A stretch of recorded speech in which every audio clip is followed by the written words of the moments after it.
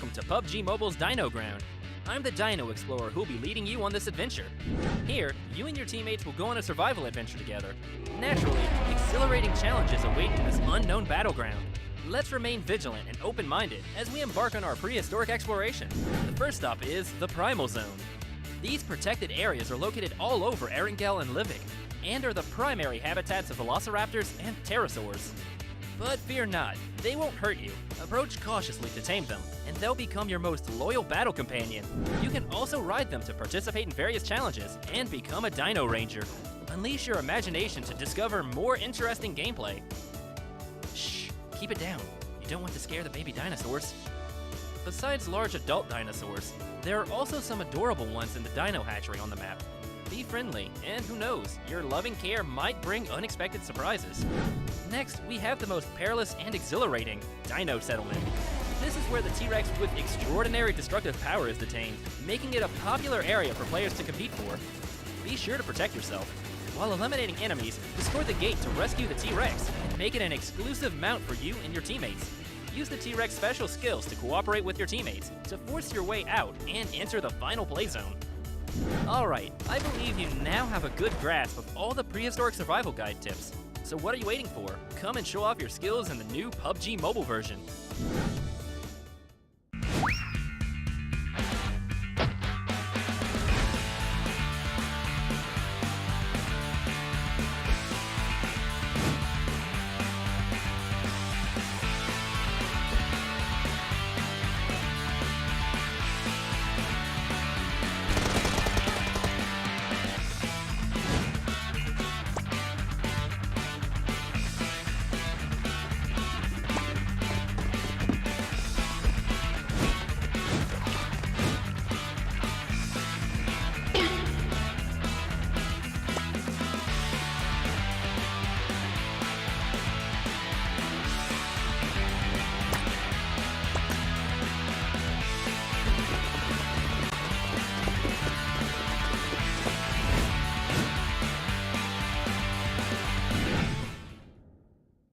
PUBG Mobile version 2.6 is coming soon. Let's take a look at all the new content. Welcome to the Dino Ground. Velociraptor, Pterosaur, T-Rex. The three prehistoric legends have arrived at the battleground. Let's see where they can be found.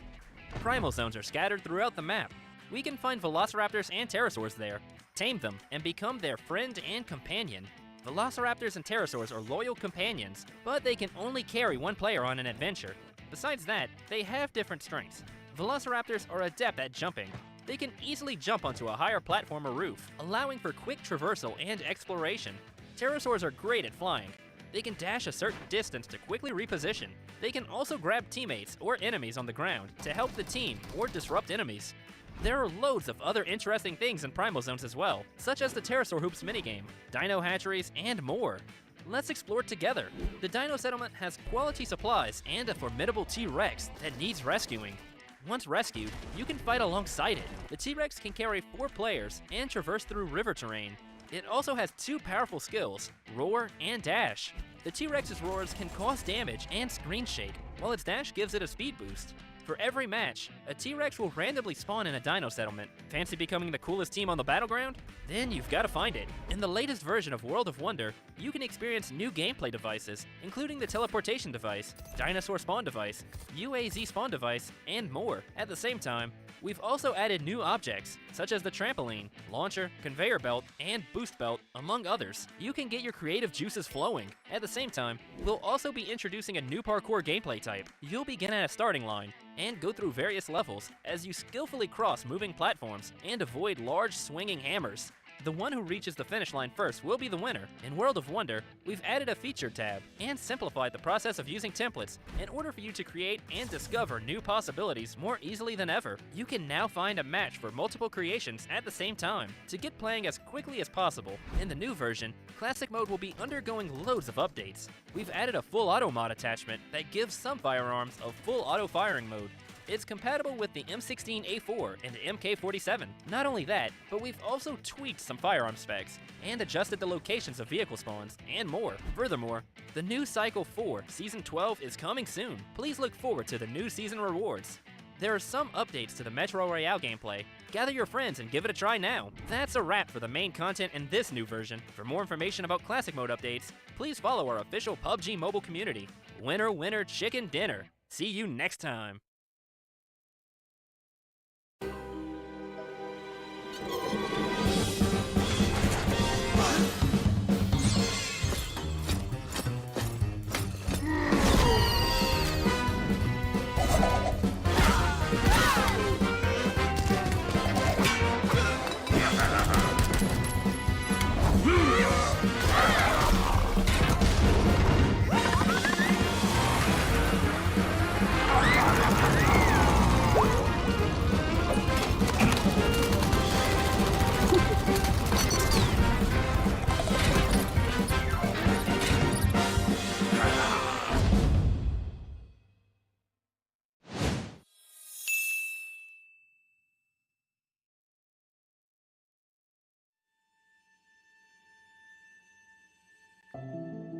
Sudah sedih lah, sebab sekelas kita orang, standar kita orang patutnya tinggi. Yang aku rasain bener-bener sedih sih. Kayak aku jujur, aku ngerasanya kita nggak lepas, nggak lolos. And kita orang tak lepas tuh buat saya macam speechless.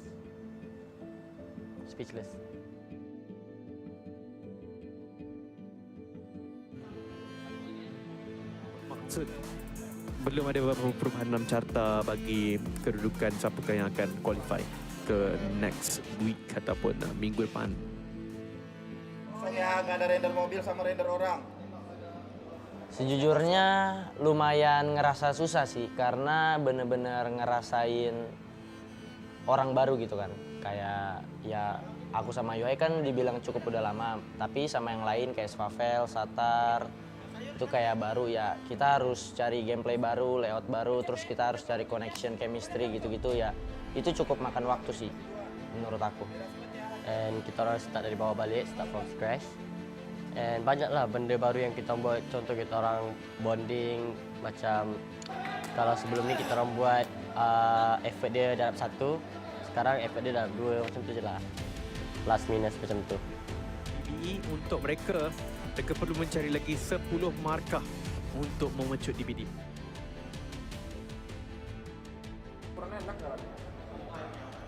Dekat Liga, masalah yang saya rasa cuma tak confidence kita orang tu macam kurang. Mungkin gara-gara kalah fight macam tu. Tapi kita orang berusaha balik untuk step up.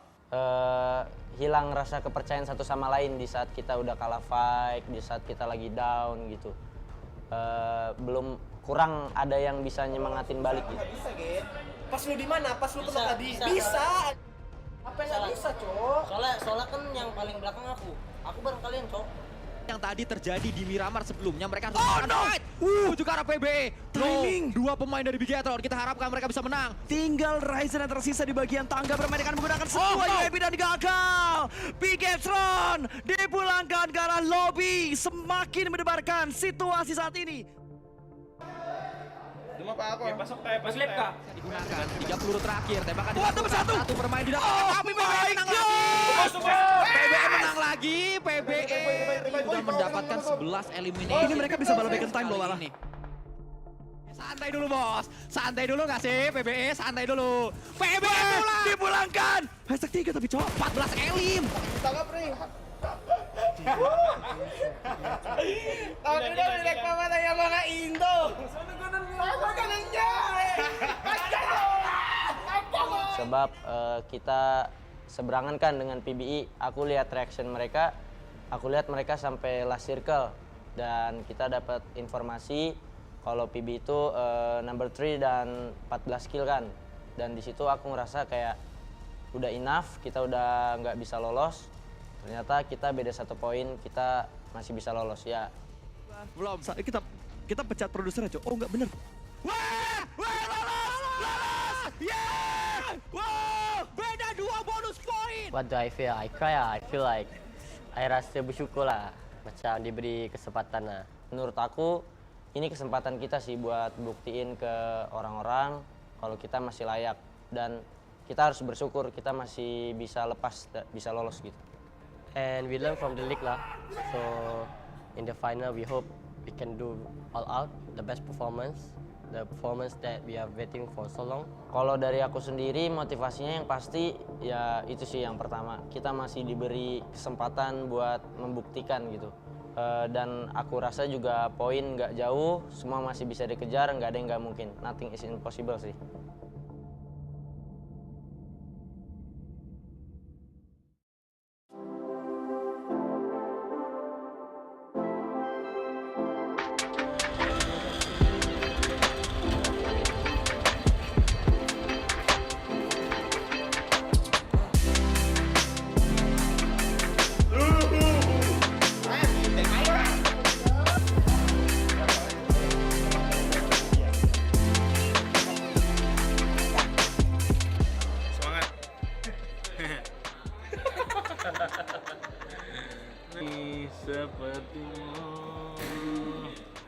Box gaming, box. Say you remember me, PUBG Mobile.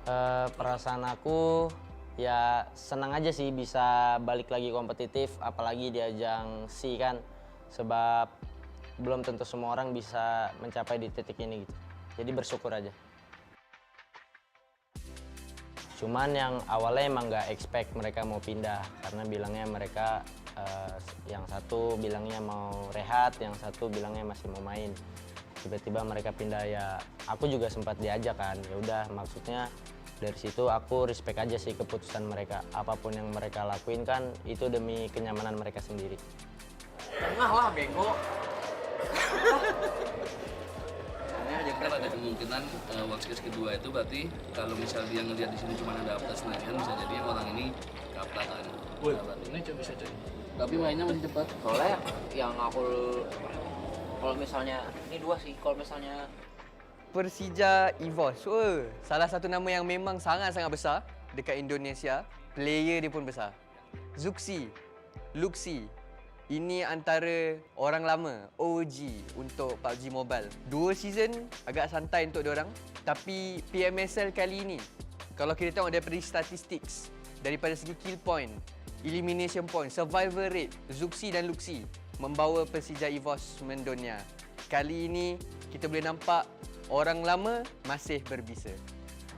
Pertama sih senang karena bisa berada di tim baru. Karena di tim lama mungkin kita belum dapat yang terbaik dan saya mau cari suasana baru di tim baru ini, dan semoga di saya kali ini kita dapat peringkat yang paling terbaik lah, karena di tahun kemarin kita tidak dapat pergi ke saya sama sekali kan. Ya semoga aja. Jadi untuk line up-nya itu sebelumnya aku pernah bermain dengan Red Face juga dan pernah juga sama Microboy, dan aku juga pernah juga sama cukup lama juga dengan Misery. Terus ditambah lagi dengan anak baru yang berpotensi yaitu Lynx. Jadi gak banyak banget hal yang harus dirubahkan di tim ini, jadi tinggal memaksimalkan aja. Sam9. Karena apa Sam9? Karena kita sering banget ketemu dengan Sam9 dan kita sering kalah di fight-nya dengan Sam9. Jadi tim yang harus diwaspadai dari Malaysia itu Sam9. 真情是因为竟然有马来队伍要拿我们华人，然后兴奋是因为我可以打 PMPL， 沟通问题是最大的咯。就比如有一个队伍在你左边或者右边，你要表达就要想一下，只想1-2秒。当然这1-2秒在游戏上是很关键的。然后打法上也是，我们只有不到15天的时间要慢慢磨合，所以能打到这样子，我觉得不错啊。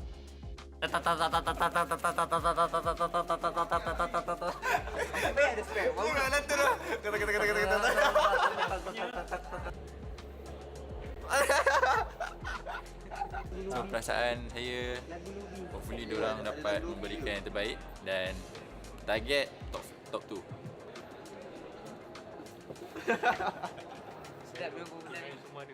Bahasa memang paling penting sekali dalam komunikasi. Dalam tim Sam9 dia memang unik sebab dia kira balance. Ada player Putra, ada Adips, ataupun ada depth, and then dua daripada player ni akan main dengan Long dengan Loyu. So ini yang orang cakap kebimbangan dan main concern saya masa Sem9 announce roster ni. Bahasa apa dia nak pakai and will it work? Adakah ia akan berkesan? Tapi surprisingly diorang berjaya untuk adapt and jadikan komunikasi itu okey. Ciao. Ciao. Gambate. Gambari. Mungkin dari Sem9 masuknya Loyu and Long dengan masuknya mereka berdua sangat impact banget. Bahkan aku sampai bakal bisa ditawarin tim PEL ya. Gila, aku kayak dua orang ini tuh impeccable banget. So saya rasa bangga dia cakap kita orang top team kat Malaysia. Saya tak tengok pun PMPL MY tu sebab saya fokus study. Tapi saya tengoklah result dia. And adalah beberapa game saya tengok. Bolehlah mengecewakan lah. Diorang tak perform sebab saya tak ada je. Diorang perlukan saya. So jangan gelak lah. Ais. It's a fact, you know. So PMSL, I'm back. Macam tu lah. Kadang-kadang kita orang explain lah apa maksud. Macam maksud certain phrase lah. Kita orang explain apa maksud dia, then diorang faham lah. So kita orang tolong each other lah untuk hadapi lah masalah tu. Sem9! Aduh! Macam mana bodoh tu?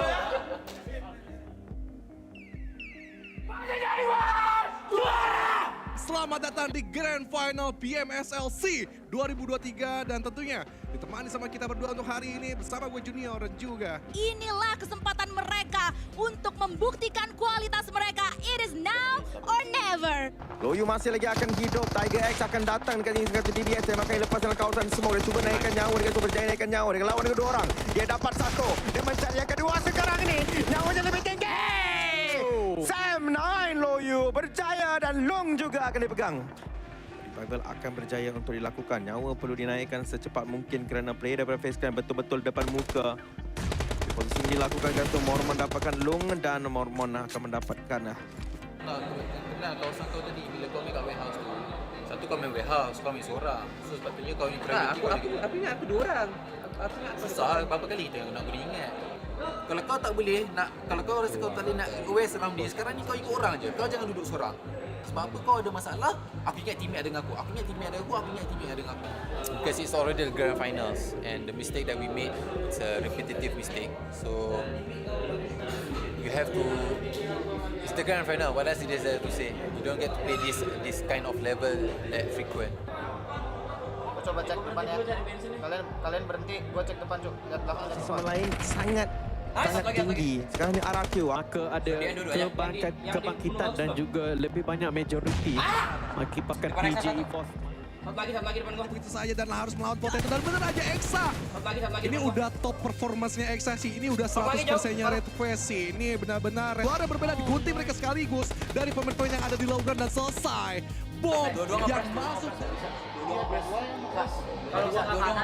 Kalau gua ke kanan, itu anjing enggak pernah shot. Kalau enggak gua udah bingung.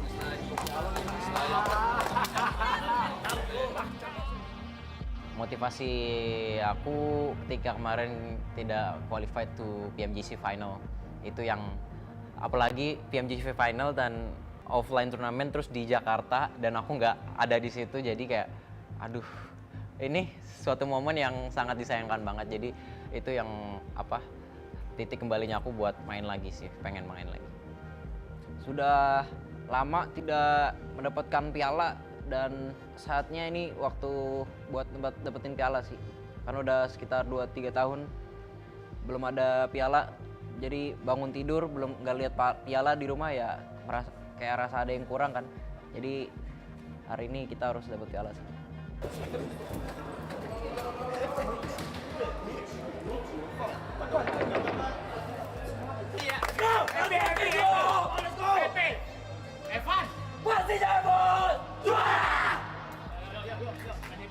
Ada satu jalan cerita yang kita boleh kata lebih cantik, lebih meriah, lebih suasana yang menakutkan. Sebab kita tahu kalau bukan DBS, bam. Habis. Ada variasi daripada penggunaan senjata tu, ni mungkin akan jadi PMSL yang terbaik pernah kita lihat. Sebab setiap player akan tunjukkan kehebatan masing-masing menggunakan senjata yang berbeza. Itu yang saya nantikan untuk Grand Final.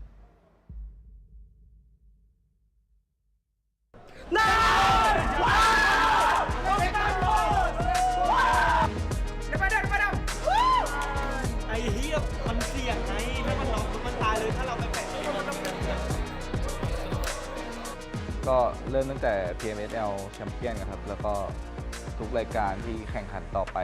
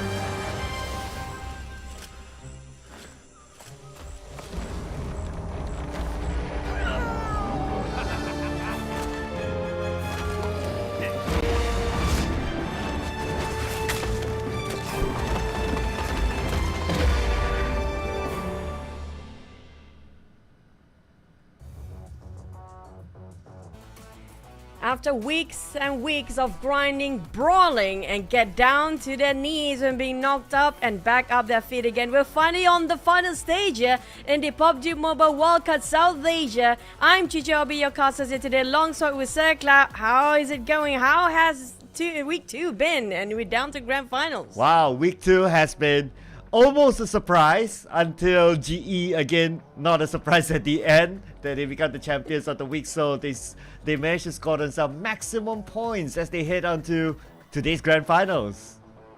And that's the first time ever for a team that get multiple times first place, 40 points as a start, full complete 40 points. And not just that, it's GE.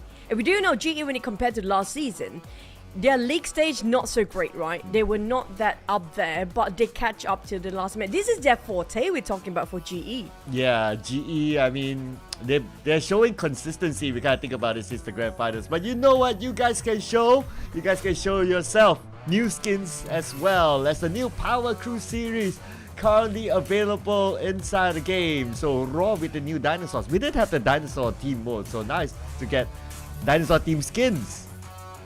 I don't know, I have a mixed feeling about this, honestly speaking. I know, right? I'm not sure that, you know, the female character there, I'm not sure, is it a pony or a dinosaur at that point? It does look like a pony.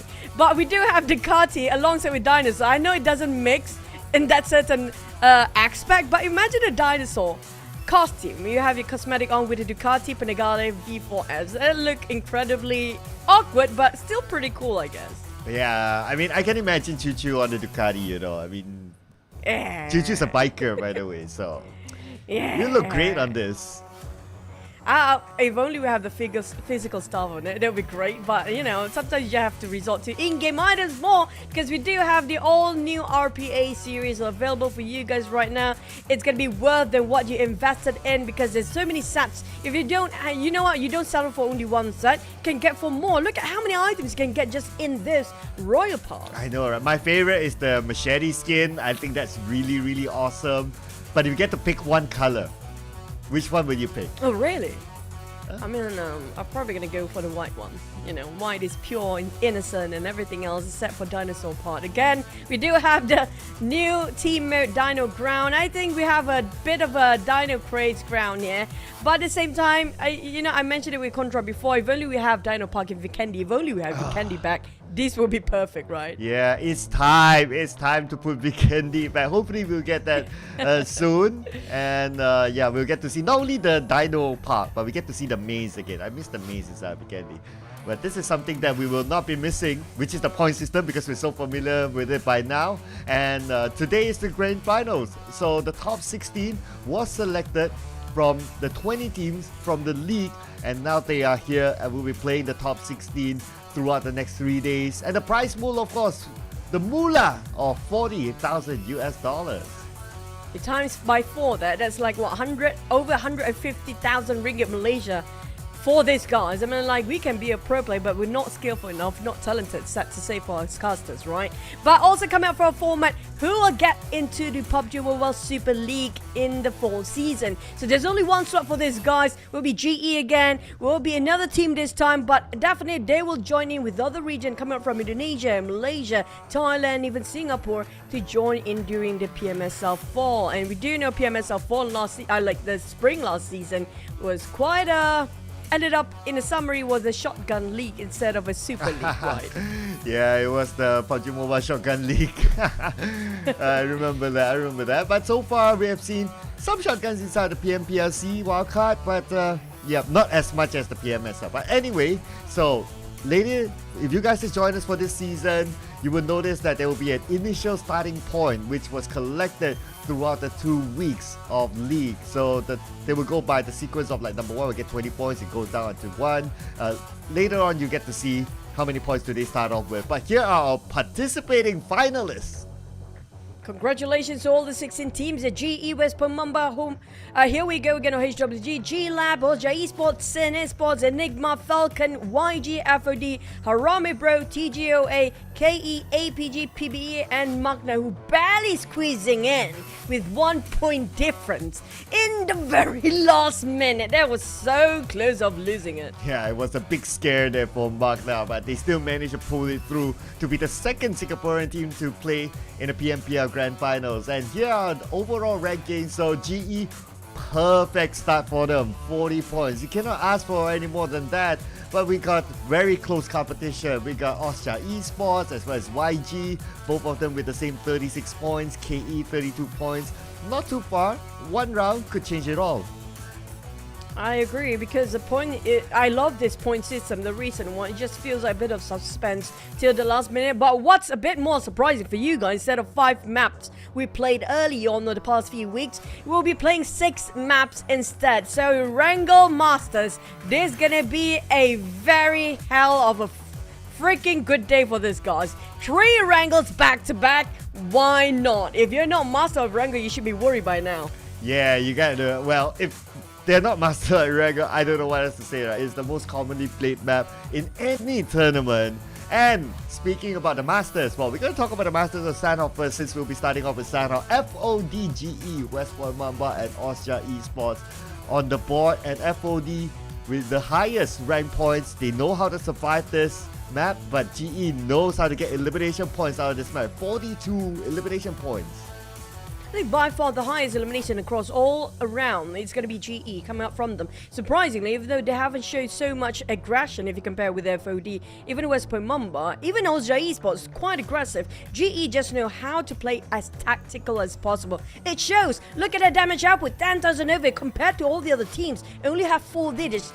They are the only team that having a 5-digit and pretty much all best team rounder as well for GE. Now this is going to be a top contender of the entire grand finals. And they also happen to have the highest average survival time inside of Sanhok too, despite being behind FOD. So it will be interesting to see what they can come up with. But of course, before we start every game, we have to come up with prediction for can put only today. one name, right?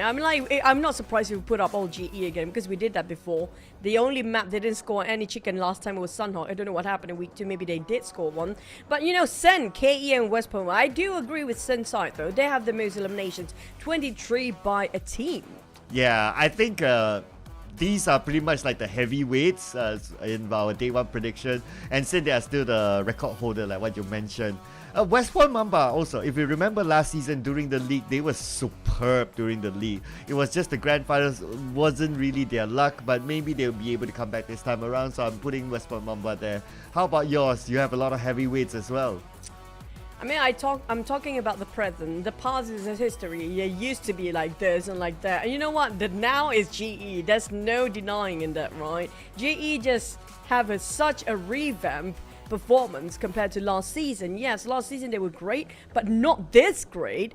But coming up from Austria Esports, they definitely have a bit of a buff if you compare it to last season. It just feels like they're more confident, and they do have a bit more tactical implying towards their playstyle. FOD on the other hand, I do believe this is a team that kind of a sort of a wildcard team. Yeah, we are in a wildcard region, but they are so unpredictable. They might surprise us during these grand finals. Yeah, I think FOD, they did decently well as well last season. So if you want to compare that, even like, you want to talk about the past, then it's going to be, well, not too bad for them as well. So these are actually the consistent heavyweights for the 2 seasons. But of course, this is only day number 1, right? So anything can happen. KE, I think they started off week 2 not so well in the first few games, but they rise from there and they came from behind. So I think they do have the potential as well. So looking forward to see what these teams can actually bring forward to the table. But what do you think? Sanhok is a very iffy map, right? So do you think that any of these can take over Sanhok? I mean, like, these are the top fraggers team that definitely always maintaining themselves at the top 5 almost every single week that we've gone through PMPL for this season. But the one that we don't mention enough when it comes to single player quite strong performance, including YG and APG. Now don't forget about those 2 teams. When it comes to getting into grand finals, you have a different vibe entirely. You have this nerve jittery and whatsoever, and these are the teams that really perform well when it comes to first day. APG and YG, right? But the problem with them is having those consistency going up and just instead they are dwindling down. So if you talked about consistency, I mean, like this 16 we predicted on, they definitely do have that, but maybe they will have their engines a bit later to start compared to the teams that really have a bang as a first start, but they start to, you know, cooling down later. But, you know, we might be wrong, Cloud. We might be wrong. Like, these might be not the teams that taking the #1 spot even. I mean, it is the prediction at the end of the day, right? And of course, we're doing it because, well, it is a prediction that we have to do it. But if I want to... We're being forced to do it. Yeah, can we say no next time to a prediction? Nah, you cannot. Unless we take out 50% of your money. But no, that's not going to happen. But, okay, so I think if there's one wild card for me that is not in here, that may be surprised, I think PBE. PBE, remember, like, grand finals last season was amazing. So, who knows this time? But I have to, you know, as another factor into it for PBE right now, it's not the same lineup as last season. That's the thing. If it's actually the same exact, roster as last season, maybe you can have a say in that. But it's an entirely different roster. Yeah, it is. Ever since the SEA Games, they changed their roster. Interestingly, then we got an Rankit went to another team, so they were no longer together with the PBE. Yeah, the new roster didn't really seem to work out for them, so I don't know. I'm not putting too much hope, but if they were to come up with a surprise, well, it's always nice to see a Cinderella story surprise, right? And speaking of Cinderella story, now imagine if Magna Esports can actually win this one after being pushed down so far down there, and the only Singaporean team that's squeezing into the grand finals. The only team from Singapore. Yeah, I know, right? I remember back in the day, back in season 1, we always want to see a Singaporean team do well. And honestly, I'd still like to see that, you know. If Singapore, namely Magna now, can really come up with a surprise, becoming the champions of PMPL SEA Wildcard, I mean, that will be history for the Singapore region. I agree. I mean, like, we want to see something new from them, and maybe right now we're going to see something new from the Myanmar, Cambodia, and even Philippines, because we're going to head into Sanhok very soon. Speaking of which, this smallest map, who will get the first chicken of the grand finals? Let's have it a go.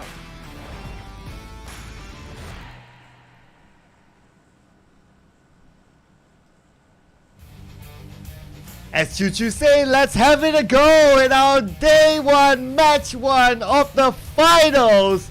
Here we go, Sanhok. And as we talked about PBE, they're the first team on our visual.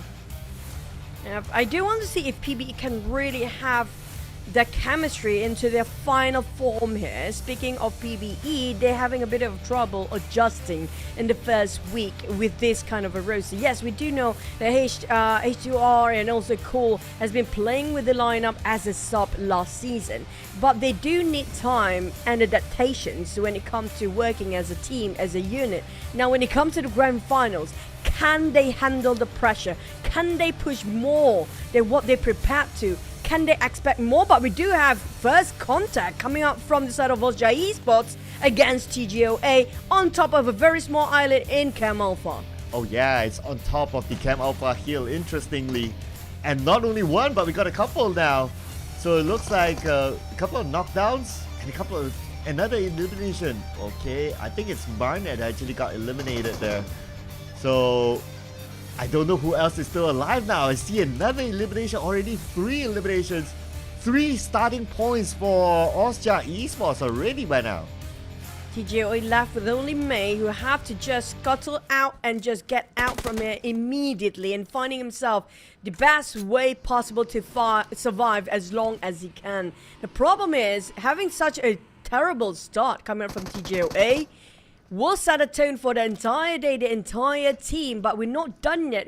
We talked about Magna before, and now fighting against YG. And YG, they are the team that really are thirsty for blood. They will go and force those fight and brute force their way. Toki fight back, and Manet and also Boy taking each other down. No trading done. This is a huge win from Magna. Oh yeah, absolutely. We did talk about like how it would be great if they can get a win here, but okay, that's a trade back there. Boy will be eliminated by Andrew, but that means that they know exactly where Andrew is, and Andrew is the last man for YG. No, there's another one. Not too sure where he is, but Andrew tries to fight. Andrew gets a knockdown. No, he didn't. He gets knocked instead, so he is out. But Loki is there to save Bernard.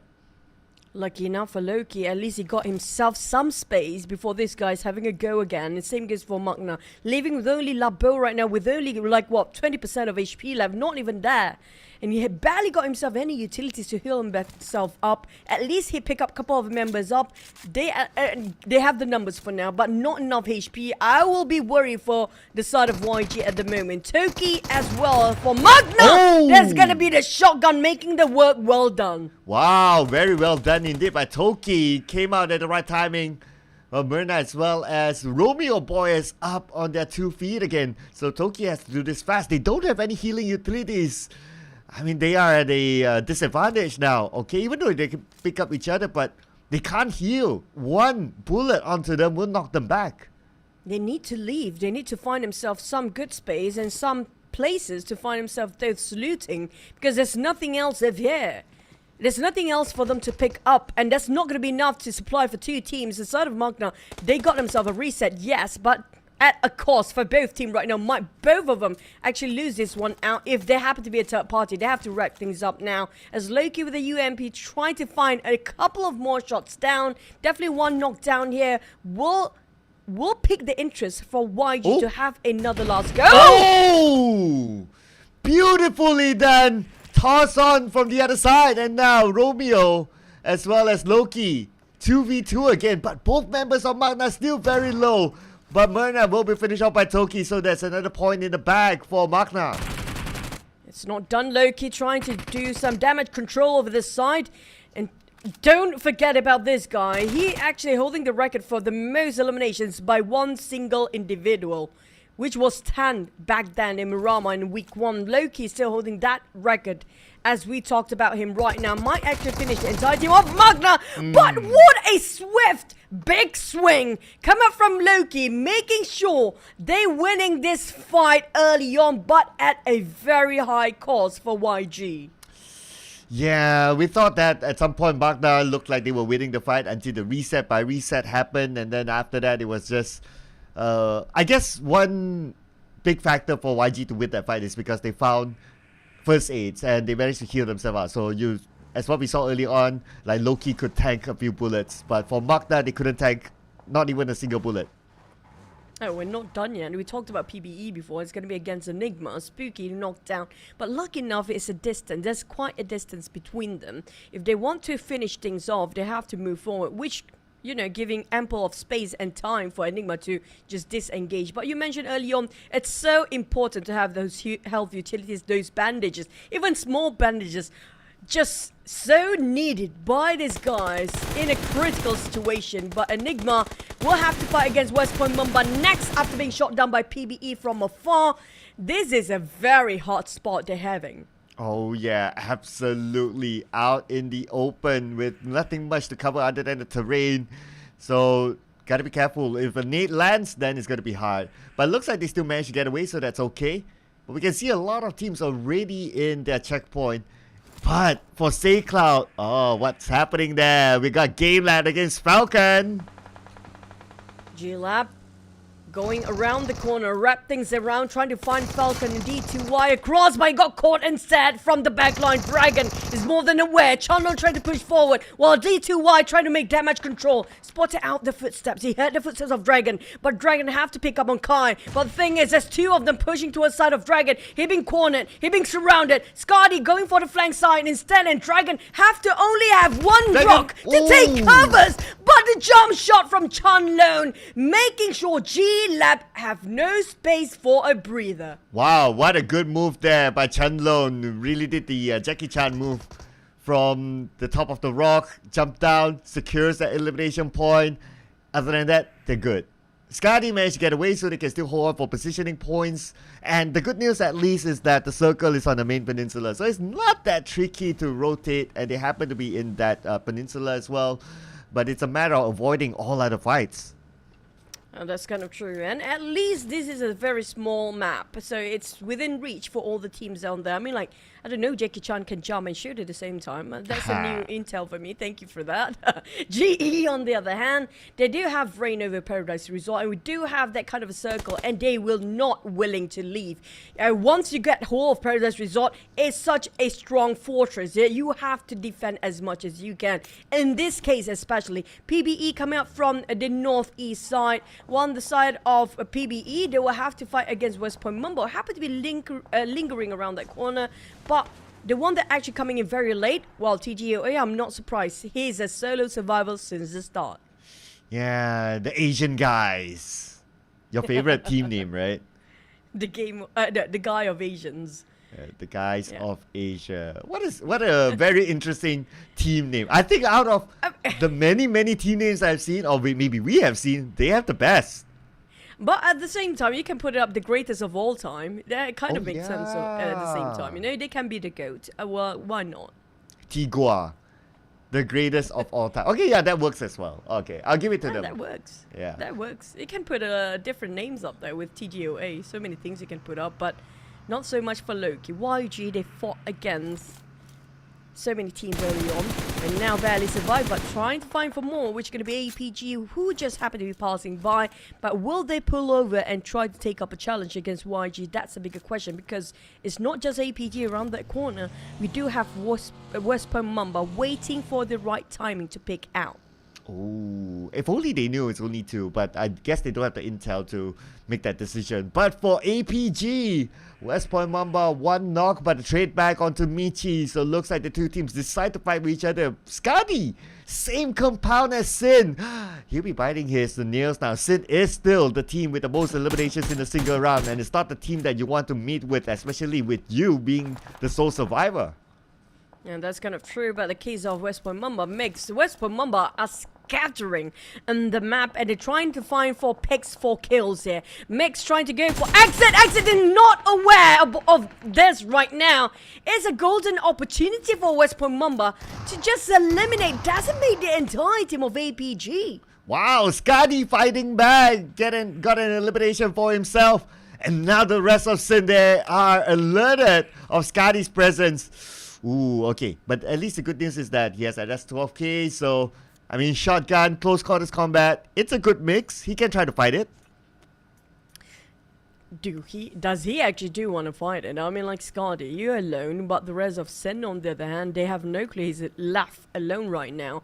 And Skadi knows this definitely best because of how he knows he doesn't have the number, he doesn't have the firepower to just, you know, clutch it out by himself. All he needs to do is just wait out in a different corner, an awkward corner where nobody will check him out, and just wait for another team to pass by and take the advantage of being a third party, because right now Sen feels like they are the one that kind of hesitate to make a move. All of them are pruning inside of their buildings, not aware that G-Lab is only one-man squad here.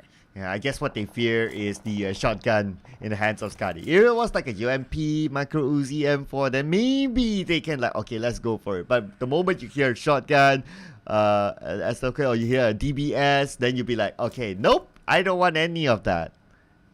But look at the odds, Cloud. We're talking about GE being the, you know, the masters of all across the map. And this time they're taking even the circle on their side here with Paradise Resort in their hands. Look at Zai just lurking around that area just to find if anybody try to pass through. But Sen definitely spotted out the last player of TGA. That was the last one. But Scotty is also the same boat as May right now. All he needs is just, you know, waiting and patiently just hoping for another team passing by. But can he just delay the inevitable or just avoid it completely?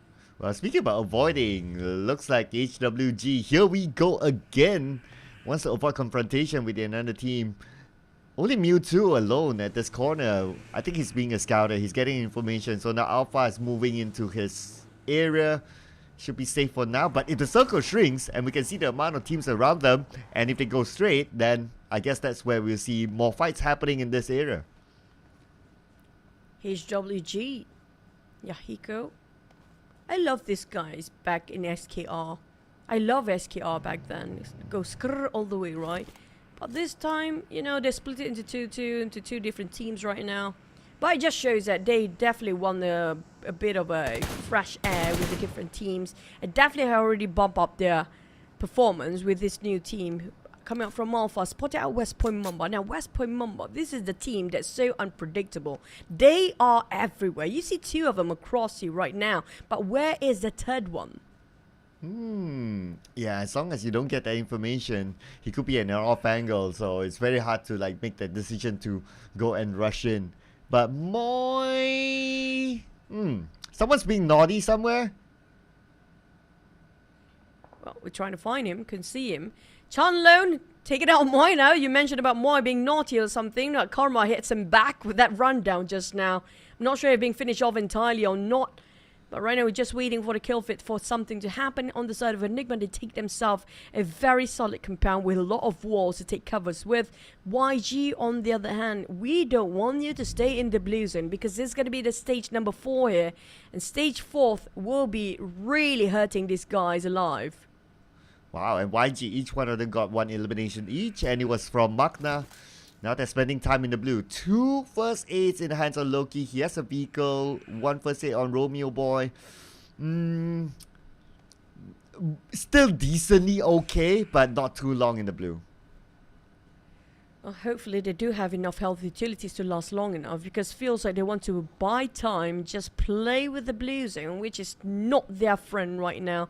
Same goes for the side of Sen. Holy Lanju, and I think it's going to be FV left with those two, but it's not going to be a Paradise Resort, but GE not that far either. PBE taking the center at the intersection between Paradise Resort and just next to them, they do have Enigma, which FOD taking a different corner, coming up from the southern part of the circle. But here comes Gritting from Sin, taking a bit of a spray towards a team that right across them, which could be Falcon, who are trying to get into the northern side of a circle. So we can see here, a lot of teams still on the outside of the circle though, interestingly. I guess this is where we always talk about like, okay, which stage will we see a lot of fights, right? I guess this is where stage 4 we'll see a lot more fights. Probably at the 10-second-ish mark as teams will start to move into the circle, and that's where we'll start to fight. And we got a good number of teams as well. They're close by with the circle, so they'll be gatekeeping those teams from coming in. 13 teams in the 4th circle, there's quite a lot still. Sen is still trying to fight towards Harame Bro. Mem is taking the front line. Lanju trying to go for split ways with V. But do they have the numbers? Definitely not on the side of Sen. But Bro, on the other hand, they do have a full squad to fight against the 2. But lucky enough, there's going to be slightly a bump or elevations of those hills to buy them a bit more time and coverage. But not so long as Imam sprays straight at V and finish it off. Really clean execution. Holy Lanju quite panicky right now, knowing for the fact it's going to be an entire squad across him. So you need to figure out how to build this place with the vehicle provided, at the same time not being spotted out and being burned off by the blue zone at the same time. Toss a grenade just as a distraction, and he moves away to the other side. Whereas a mix, looks like he got knocked down, eliminated by the top KE, opening their account in our first game for today, and they are still on the outside of the circle. One of the teams that need to fight their way through, and looks like they'll be interested to take this fight against West Point Mamba. Davan as DIGL being the front line as always. GE waiting at the other end. KE trying to take down on GE's eye. He's going to be greeted by the vehicle. Kaya not spotting them out, but he knows exactly where he stands. Toss over the molly to just fish him out and flush him over. But at the same time, GE is composing calm right now. They know for a fact, you know what, we got this compound. We're not going to leave. But there's so many teams just compressing on different angle to a side of GE. They are the center of attention. Oh yeah, GE right now have pretty much a fortress at this kind of circle, but very likely the circle will move away. So not sure if KE really want to force the fight or they want to go through that route, but looks like they have to, as the circle is just above them and they need to go past by GE. But GE will meet up with Austria Esports. 3 huge teams close by with each other. Too close for comfort. Ozja Esports, on the other hand, praying the Blue Zone is not closing their end first. While Master Smile trying to open up the space for the team, try to zone out any other players right across him, trying to find any sort of eliminations while he can get. While we do have KE now breaching into the Paradise Resort just on the southern part of GE. Now GE, how did they respond to this? Because two teams compressing both sides here, they're definitely having a tough time. Oh, but Sin having the toughest time as they got eliminated with one elimination point. Now Smile shoots onto the upper ground. And Smile does connect, but not enough to knock anyone down just yet. But YG, wow, playing as a duo. 5 eliminations already. They managed to get an extra one. Smile being shot at from behind. Smile needs to dance as Smile still survives.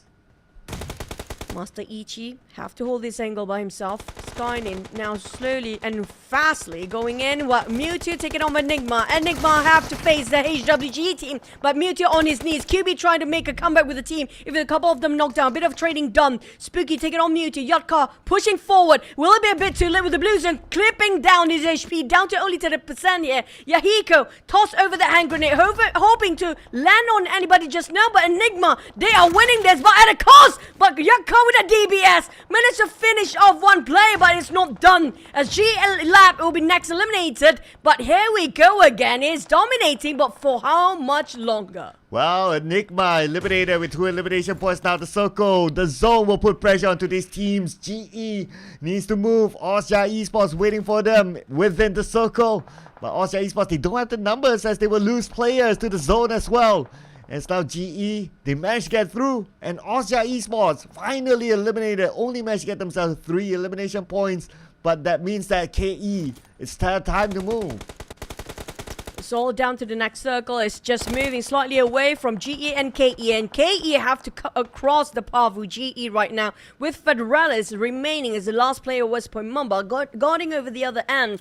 Well, Harame, bro, they do have the entirety of the circle on the left side. FOD left alone, easy in the center, while Falcon and Bro having a bit of exchange of bullet, while GE still try to stop KE from advancing, denying their entrance here. But for how much longer? As we talked about the Blue Zone start to shrink, less than 20 seconds, they have to leave now. They cannot expect to wait any more longer. Oh, Zai, 40% health, switches to West. West shoots, West gets shot back. 30% health left, still in the fight with KE. KE on the outside of the circle. And now the zone will close in, putting pressure onto the both of them. Dava will be knocked down by YG from the other side. Ichi knocked as well. Ichi will be taken now. West will reset himself, but he's still on the outside. KE is not done yet with GE. Smoke dissipates. It's a clear view for the side of KE if they want to shut everybody down. But on the side, Boshon is on his knees. YG climbing up behind the necks of KE. At the same time, Federal is waiting to be the third party. As PBE taking on YG. YG having a bit of a problem. They have too many angles to cover themselves on. And they have only one player left. GE, on the other hand, still holding the ground strong. While PBE rushing straight into Harame Bros compound. Falcon start to move as well. Federals happen to be stuck in between, but at least they still have smokes to cover themselves in. But PBE finally being eliminated out of the context right now in the first map of the grand finals. Wow, Federal is the sole player of West Point Mama, showing why he's the MVP. Secures that elimination point, and now KE is still next to GE. They're shooting each other as GE secures another elimination point. Now 3v2. As the circle still moves away, but they have Smile within the circle still. So GE still has the advantage over KE. GE is playing the tag game. One person to get into the circle just for the safety insurance for them to get at least some position in ranking, while the others have to fight whoever trying to breach into their compound just now. And Small and left with only West to actually survive till the last few minutes, but Federalis couldn't hold on much longer. As YG finish him off, there's going to be West Point Mama plays at 6th place, but KE on the other hand, never mind West! Where did that bomb come out from? It's going to be ranged across downtown all the way, tossing to us across the street. Oh boy, Sean tries to get across, but he's shot at Master Smile from the other side. And Smile will be eliminated. Now GE is out at number 4, 3 elimination points. KE taking out the blue. This could be between the pros as well as Falcon for our first chicken dinner. 4v3, Falcon do have lesser number in this case, but Cloud It's gonna be a rock in between, couple of structures and vegetations to take cover, but not gonna be enough. Cloud just spraying over, but few on the other hand see them true and straight. Now Dale trying to go for the flank. They want to finish and a wrap from Harami Bro, taking the first chicken in the grand final. Wow, Harami Bros opening up their account. A team that had quite a comeback in week number 2. And now they are getting a good start here. My goodness, Harami Bro representing the Philippines region, taking home the first chicken dinner inside of this first map. What a good game this was for Harami Bro. They were on the other side, they had the high ground, so they had a good advantage against other teams trying to come to them. Yeah, but speaking of few, I feel like he's an old friend. I'm waiting for Alas to actually play for Harami Bro for now. We haven't seen a lot of Harami Bro because you have to give the spotlight for as well. He knows exactly where to stand, to be the front line, to be the entry frag. But the support coming up from the entire team, Rage just now, there was a big nade stopping GE from breaching them on the flank side. They know exactly how to just maintain their position with all angles covered flawlessly. I mean, like, we talk about all the other teams, but who would have known it's gonna be Harami Bro taking the first chicken for the stage. And we have Range as our MVP, 4 eliminations, 542 damage.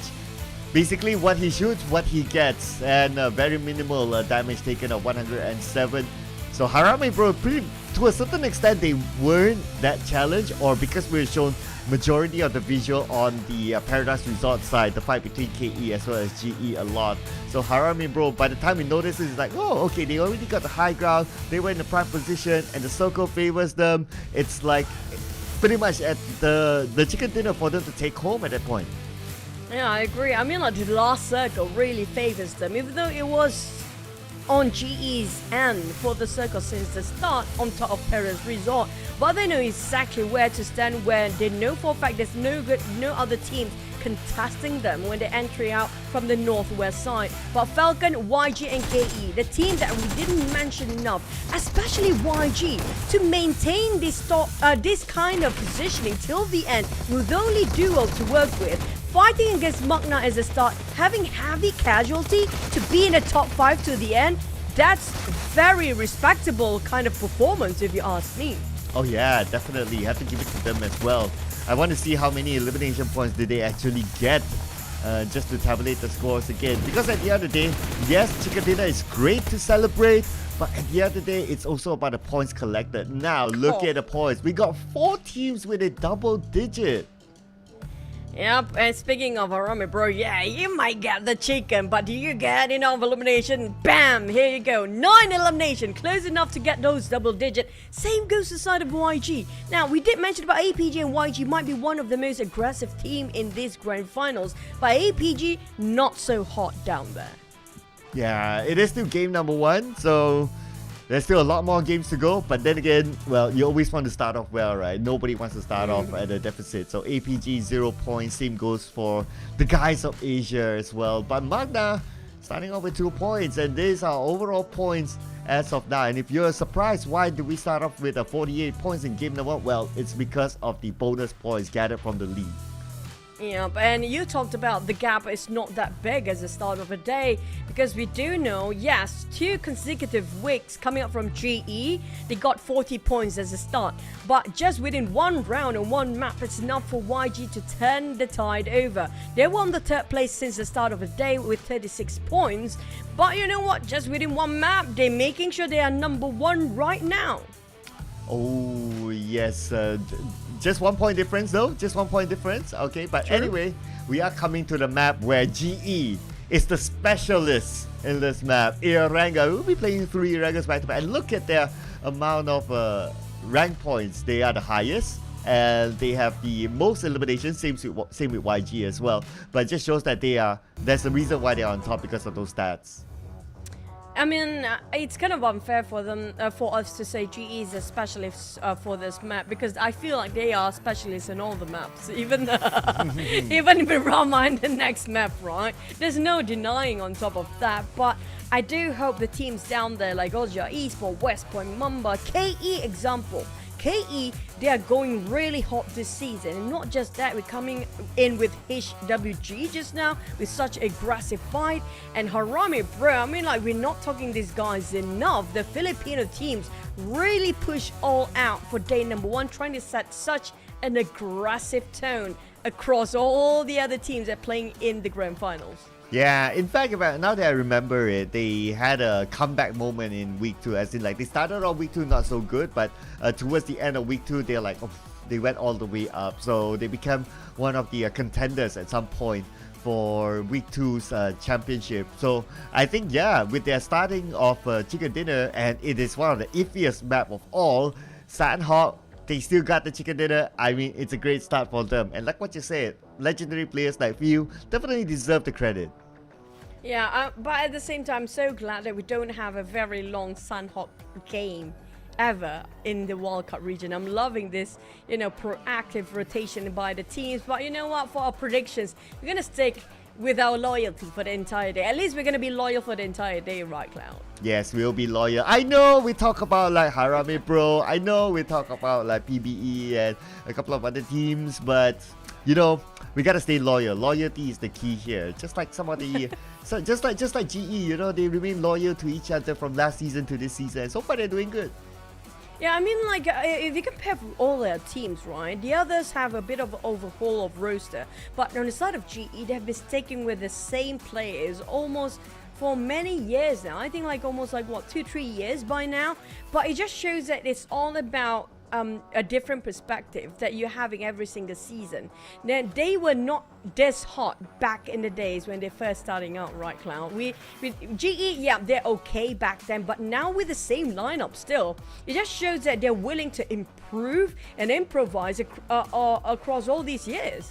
Yeah, it feels like there's no reason to swap their roster based on their performance. I mean, perfect week, perfect league, last year's champion, last season champion, perfect league, and now, yeah, it's only game 1, but they're still up there. So definitely no reason to relook at their lineup. And plus, if we kind of think about it, they had a struggle, they had a tough round because the circle went away from them, and there were like 2 different teams beside them, but they overcome 2 different teams to get into the circle at some point. So I guess it just shows that the quality that GE is able to dish out. I agree. High caliber of plays, of how you can adapt yourself with such a very critical situation, even though they have been pressured both sides or different angles entirely. It's all played, it's all, how we call it, experience in play for these guys. Because if you don't have experience enough, you don't know how to handle those situations. You get panicky, you get a bit hesitant, not confident enough to play with that kind of compressed and stressed out pressure. But on the side of the other teams though, like example West Point Mamba, I can feel like they're playing a very different game in the grand finals. It feels like they are scattering just to find intel and information to know exactly which teams are where and how many teams are there in certain particular angle. And then they, you know, from that they reassess the situation and just regroup in a different point entirely. I mean, that's refreshing come out from West Point Mamba. Yeah, it's nice to see that, right? And of course, I guess it's something that maybe they have fixed as compared to last season. Maybe they found out that, oh, last season this was why in the grand finals we didn't do that well, so they made a change of the way they play, and so far so good for them. Even like for Federellis, he's still performing. He was the MVP of last season, you remember, and he's still in the running to be the MVP this season. So lineup wise, solid. Maybe just a fix of tactical here and there, like what you pointed out, and maybe they might spring a surprise this time. And their round 1 wasn't too bad, like what you mentioned. I agree. All they need to do is just maintain consistency, especially in the same map of Erangel. We do know for a fact the next map, it's going to be Erangel. It's going to be triple Erangel. Not less than that. And not just that, can they overcome this? Because we do know there's sort of a trend here. If there's a team that's quite dominant over Erangel, feels like they are the one just, you know, taking over the majority of Erangel today. And we know for a fact that's going to be GE for now. But Ozja Esports, these are going to be one of the team that we should look out to, because they will be super aggressive and trying to force those fights early on. They love those brawls, they love those CQC, even forcing and even flushing people in their compound. So I'm waiting for the next Erangel. It's going to be an explosive one. Yeah, I think so because we have 3 Irangos to play, right? And different compared to the league. The league, you need to like readjust yourself every round because it's a rolling group. We have groups of 5 that time, but this time around it's going to be the same 16 teams, and basically it's going to be a rinse and repeat. The only difference is the flight path, number 1, and of course the circle. And speaking about the circle, hopefully we get our favorite military base circle. I managed to get Good one luck. last week on week 2. That was good enough. But now that we're in the grand finals, yeah, with the 16 teams, I'll be looking forward to see how these 16 teams will overcome that kind of tough circle. For me personally, I do want to see back in week 1 will KE versus Orange Bro till the end of the day into the grand finals here, because we had that kerfuffle in the week 1. Will they try to bring it back in the grand final to settle the scores? But also coming up from the next map, I have a feeling we might have early skirmishes from Myanmar Esports and even TGOA. These teams, they love those early fights, early brawls. But the thing is, because of how they're so aggressive trying to find those fights, that's why they barely make it up to the top 5, you know. Yeah, but I guess maybe this time around, because you're like fixed 16, then everyone will be like, okay, we kind of like get a feel of like where we want to start. Maybe we want to avoid early fights and so on. So I guess that we might see that, but you know, anything might happen because we are still playing the first Irango map of the grand final. So you never know if any team wants to be naughty and just like, oh, from the start of the game they want to try to just disrupt other teams. Yeah, that could happen as well. And if that happens, maybe it will be in Pachinki, will be one of the hot ones. Yeah, if not Pachinki, then I remember that one of the other hot ones is in Ferry Pier as well. Well, Pachinki, surprisingly, is not as hot as it used to be back in the days. We're talking about Pachinki will be one of the places that people want to avoid, but maybe as a second checkpoint, just to cut across towards a circle, right? But yeah, I mean, like maybe in PMSL we get to see a lot of fights over Pachinki because it is the center of a map and it's pretty easy to go anywhere from there on. But also, I do want to see you guys at home. Can you predict the right team for this one to get this chicken away? Because it's quite difficult for us to pinpoint, because I feel like the wildcard region right now is way stronger than the last season, even though it's the same year.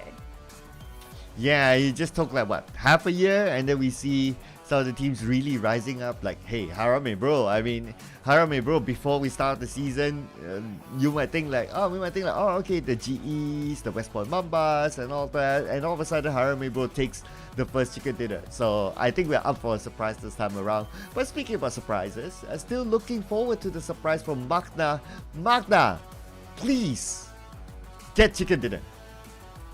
Is there some sort of a behind-the-scene deal that you talked with them before? Feel like there is. Well, no, actually no. Not for Magna. If for FV, maybe, but not really a deal though. It's just like talking to some of the people. But for Magna, not yet at least. Speaking of the other teams, you don't have CFU Gaming, FV, MPX, Hyena, Raven, and Vipers Clan. They're being relegated during the league stage. But I'm surprised FV, MPX didn't make it though, because they're supposed to be, you know, the roster where we do have pro players from Malaysia scene adding up to MV, but it just didn't turn out so well. It just shows that wildcard region these days, it was less than half a year, Cloud. That was like 2 months ago for our spring season. And this guy's just having a different ball game entirely for the fall season. Oh yeah, how time flies, right? It's only 2 months ago now that you kind of think about it. And not only they had Magix, they also had Juggy, who also played in PMPL Season 1 back in the day, so with Divinity, so definitely no stranger to the pro scene. But unfortunately, I mean, maybe it just luck or something that just didn't favor them and they happen to be out. But hopefully we get to see them back in the future. But you know who we will see after this? It's our top 16 teams in the Southeast Asia Wildcard. Let's go.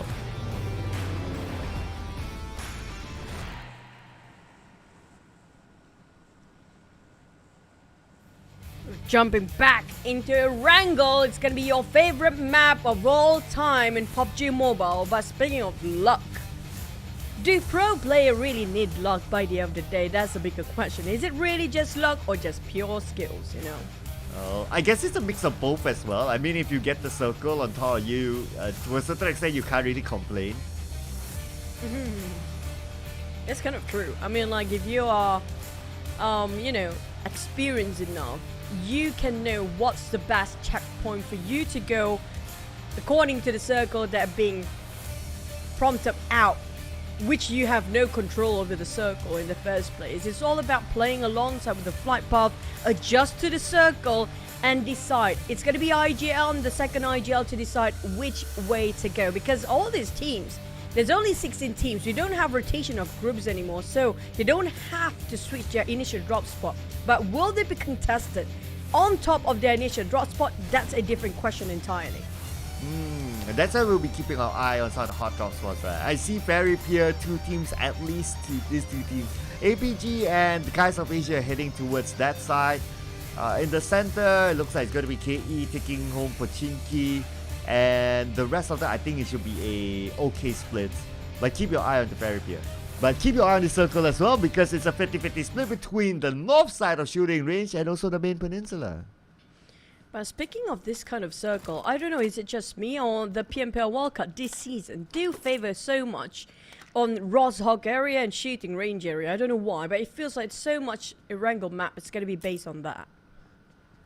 Yeah, I kind of think that there's a high possibility that as well that it goes there. It seems like when it comes to this 50-50, just so happen that it always goes up. And if the teams do choose to go up, I think it's also better to go up. And if they need to go down, rather than from main peninsula to go up the shooting range, just because of how the choke points work. That's kind of true. It's kind of hard. It's easier to go from north to the southern side. I agree. And there's so many teams in between as well. And there's so many rivers, so many junctions in between. But you know what? Don't forget about a latest skin out there. So make sure you have your Ducati prepared for you when you wear those skins. Then you're swagging your way into the game itself. But on the side of Falcon, now this is going to be another team that we didn't talk enough just now. Falcon, Harami bro, there's even PBE. You mentioned about PBE love those early fight. We can see that in the last Sunhawk map. But will it be the same case here when it comes to Erangel? I wonder if they want to do that this time around. Because to a certain extent, I feel that PBE's confidence is not as like last season. Like last season, we can see that confidence level is really off the roof. Like you just need to like let go Mon Boy and he will do his thing. And as long as you keep him alive, he can not only frag, he can also survive for the team. But this time, it doesn't feel like the same PBE as before. Although we still have sort of the top player for PBE, that is Mon Boy. But it feels like he's playing very differently this time. I don't blame him. You have a different roster entirely. You have to adapt and adjust about how their playstyle will be. But it definitely will cook up something that really hot coming out from PBE. Hopefully they have enough time for that, because we do have only 3 days of grand finals. If you cannot adjust to it within this amount of time, then you're doomed, because you need to adjust as fast as you can. But the side of KE on the other hand, I mean, like Boyshan always the first one to open up defrag for the team, and if he's being knocked out early on, they will have some difficulty for KE for their front liner, because always Boyshan the one that actually make the first contact for the team. Yeah, Boyshan, he got himself a couple of MVPs last week, so it definitely shows that Wifey is very important to the team. Totally agree with that. I think for KE, overall they work well as a team. Like we can see that they know how to move together. And I think that's the good thing about KE, that what I observe is that whenever they move together, except for doing the looting phase, obviously. And when they move together, they have strength in numbers. So when you are like 4 and then you saw a compound with only 2, obviously the numbers will win. So I guess that's the formula that KE, as long as they can stick to that, they'll do well. I agree. When it's looting phase, every man for themselves, you know. It feels like I got this, you don't, I'm not gonna share.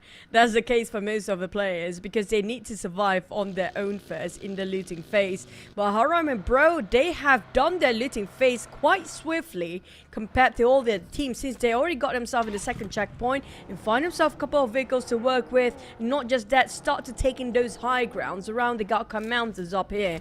And if they are correct, based on calculation, it's gonna be more than one team just around this corner.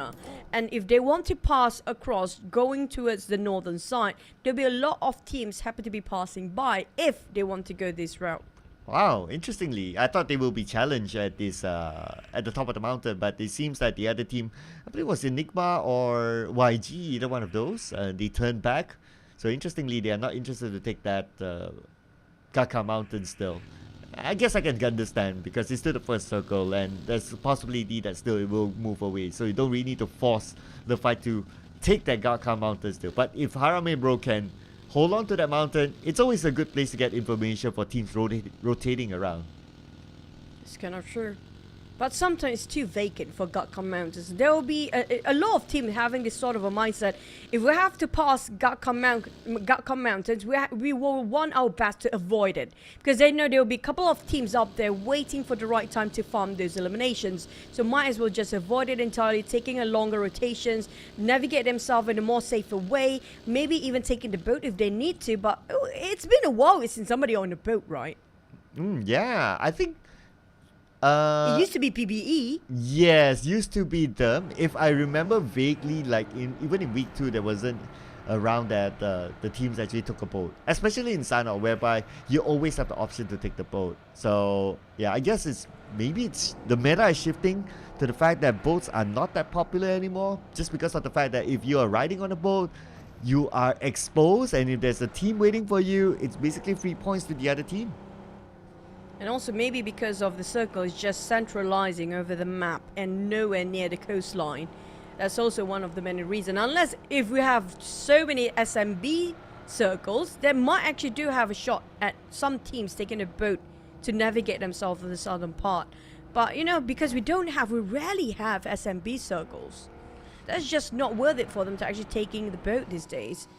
But coming up from Federales, definitely they're trying to get themselves a second checkpoint. But G-Lab, they love playing in the blue so much, including the last Sanhok map. I mean, like G-Lab, they are sort of an opportunist team. They try to take advantage being the third party, playing alongside with the blue zone and playing at the rim of the circle. But it's just because they're putting themselves in a pressure with the blue zone at the same time.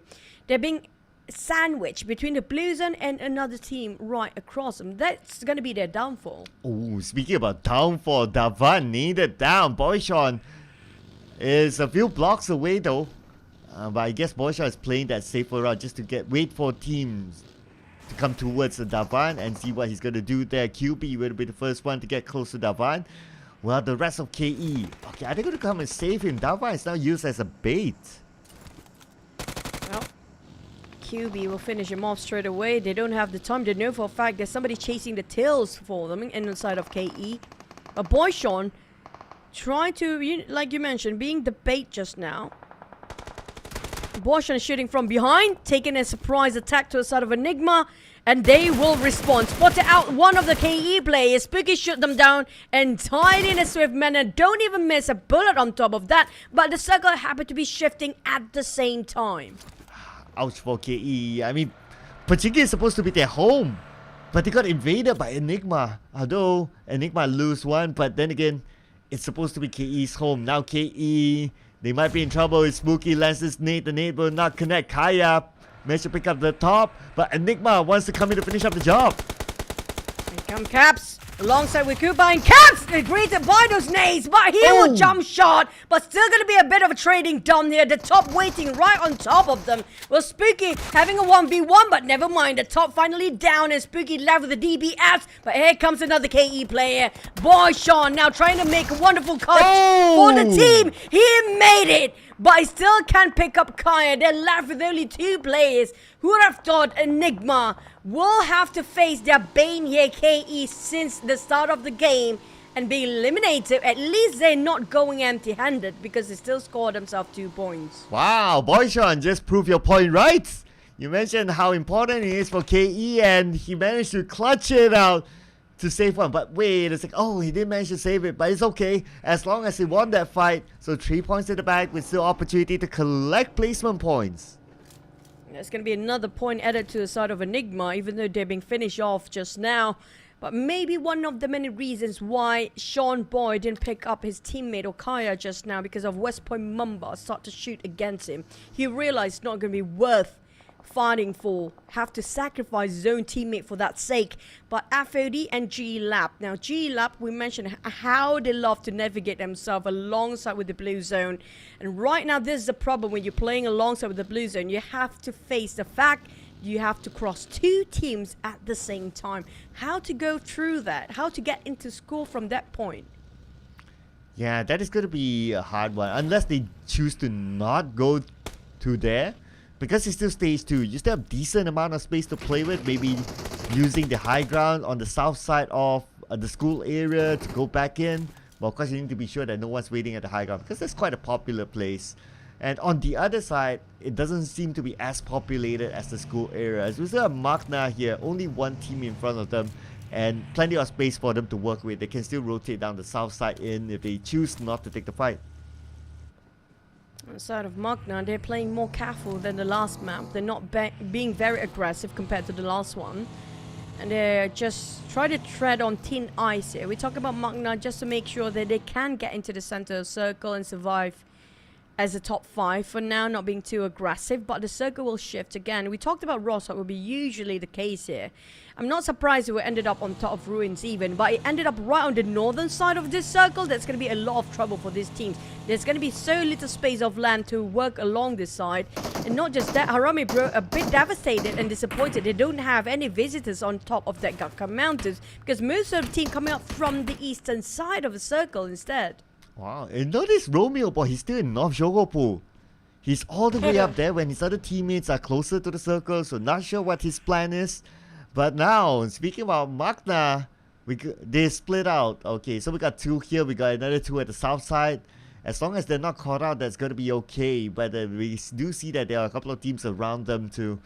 But the good news is that they're within the circle, so no big moves yet from anyone. Everyone's waiting for the next phase. Magna, this is a very dangerous game they are playing. Yes, they do have the compound of ruins, but it's a ruin for a reason. And there's not much covers for them, as well as kind of a maze if they happen to trap themselves in that certain area. TGOA taking their navigation towards Pachinki for now, maybe trying to find more couple of loot while they are on the run and on the go towards the circle. But we do have Esports still not willing to leave Pachinki just yet. They're waiting for the right time to show themselves. If there's anybody else, will take Pachinki as their second checkpoint here. Oh, speaking about that movement, okay, so the guys of Asia moving away from the Pachinki hills. I guess that's because the circle moved up north. So they're going to take the high ground route into the circle. That gives them the advantage of scouting. As you can see here, they can actually oversee Austria Esports just below them. So they kind of have that information. They probably saw like their vehicles and their compound. So it's like, okay, nope, their compound's occupied. We're not going to go there. Sin, on the other hand, a team that likes to rotate a little bit later. And one of the reasons how they got their 23 elimination, the highest in the single round, is because they come in late. But when they come in late, they win all their fights as they head into the circle. So if that formula works for them, I mean, I really want to see them do it again. But at the same time, it will work if you go unnoticed by these guys. But the problem is, Sin already given away the positions to some teams down there, including GE, if I'm not mistaken, who tapped them quite early on just now. G Lab is pretty much like how Sin's play. They love to play very late, but not too late. But Sin knocking on the side of GE's door. Zai will leave the compound immediately, knowing there's a full squad coming over the side on a very hot pursuit. But Zai, can he leave the compound safely? At least nobody can take him down just yet. Never mind, take that back. Moy just shoot him from afar with his rifles. Ooh, circle to the left, and look at the amount of teams still on the outside of the circle. On the right, the great migration, like how you like to call it, will happen. And especially on the North Bridge, we got like what, 5 teams there? And we got teams that can still gatekeep. Man, it's going to be huge up in the north. Side of G-Lab, things have never been easy for them. Greeted by PBE the moment they're trying to get an entry towards the side of a circle, with newbie left with 10 HP percent, and they definitely got a couple of first aid, yes. But the problem is they don't have enough men, not even enough ammunition on that DP28 just now. But Sen now trying to challenge GE once more. They take one out before Zai is out of the equation. Now Sen trying to wrap around this building, but greeted by Master Ichi with those nades. Now they're down to only 3 players. Make it 2 as Moy trying to work this DBS out, work it, and just boom, gone. Holy Lanji will try to pick his teammate up while tossing a couple of a smoke grenade to make sure he will distract the other teams, giving false information. But FOD having a bit of a rush from West Point Mamba. Oh yeah, 2 points in the pocket of West Point Mamba. When another fight is happening elsewhere, as Newbie will be gunned down by Easy from FOD. And Nang X taken out as well. FOD becomes the first team to be eliminated. Looks like Game Lab managed to defend their ground, but it's going to be Sin versus GE. Moy with the DBS. Now going up to the second story. But the problem is he needs to save his teammate, but at the same time GE is just overwhelming them.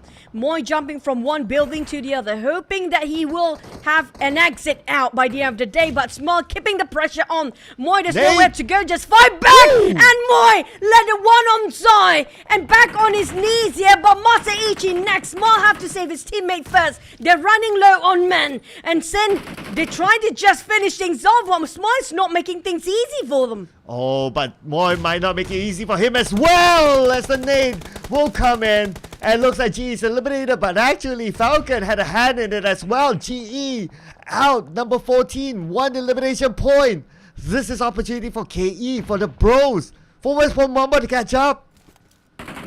But at the same time, Sin is not done yet. After they're done with one of the best teams out there, which could be GE, Falcon will be their next target, who's a bit busy against YG. This is the opportunity for Sin to take advantage of the third party. They have no clue. Sin just finished just now. They want to have another go. Falcon now going towards the side of YG, trying to force their way, brute force their end into that side, but Monette taking on one of our Falcon players. YG is just too busy with Falcon. Sin, on the other hand, might actually take this opportunity and win this over. Oh yeah, things are gonna get wet in the water towels.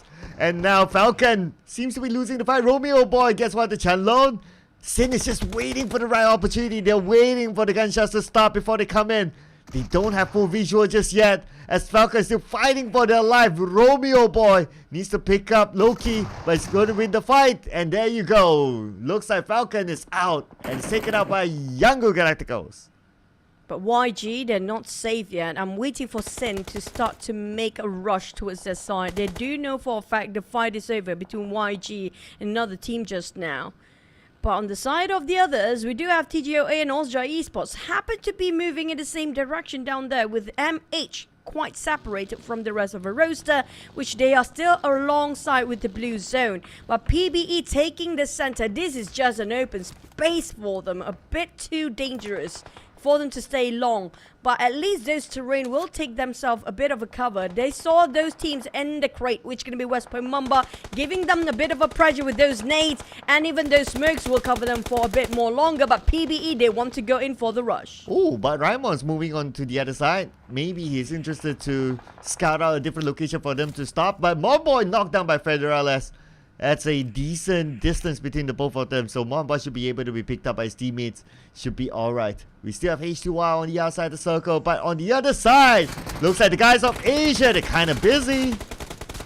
Busy with the boys of HWG. Now here comes HWG, greeting them warmly with those sprays. Finish off 2 players of TGOA in a swift manner, and that's the last one. MH will be going down.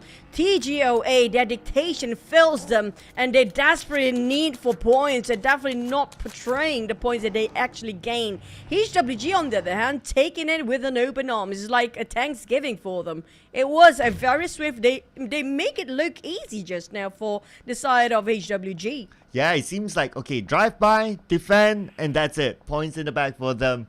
Now, Scry knocked down by H2R. Looks like a PBE is not done yet, but this time around they secure the elimination onto Scry. So now they move their attention from West Point Mamba onto Osja Esports somehow. It could be a long-range shot though because it was used by a Mini 14. Now Moy knows that someone's on the rooftop. Nate tossed into Myrna Boy. But that second nade, will it land? No as well.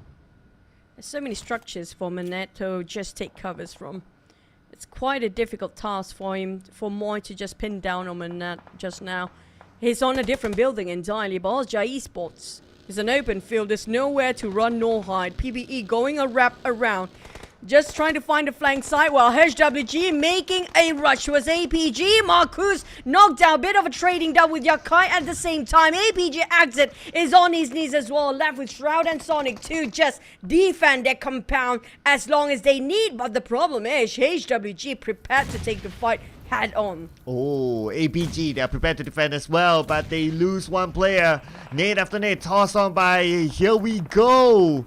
And now so far we have not seen any more elimination points just yet.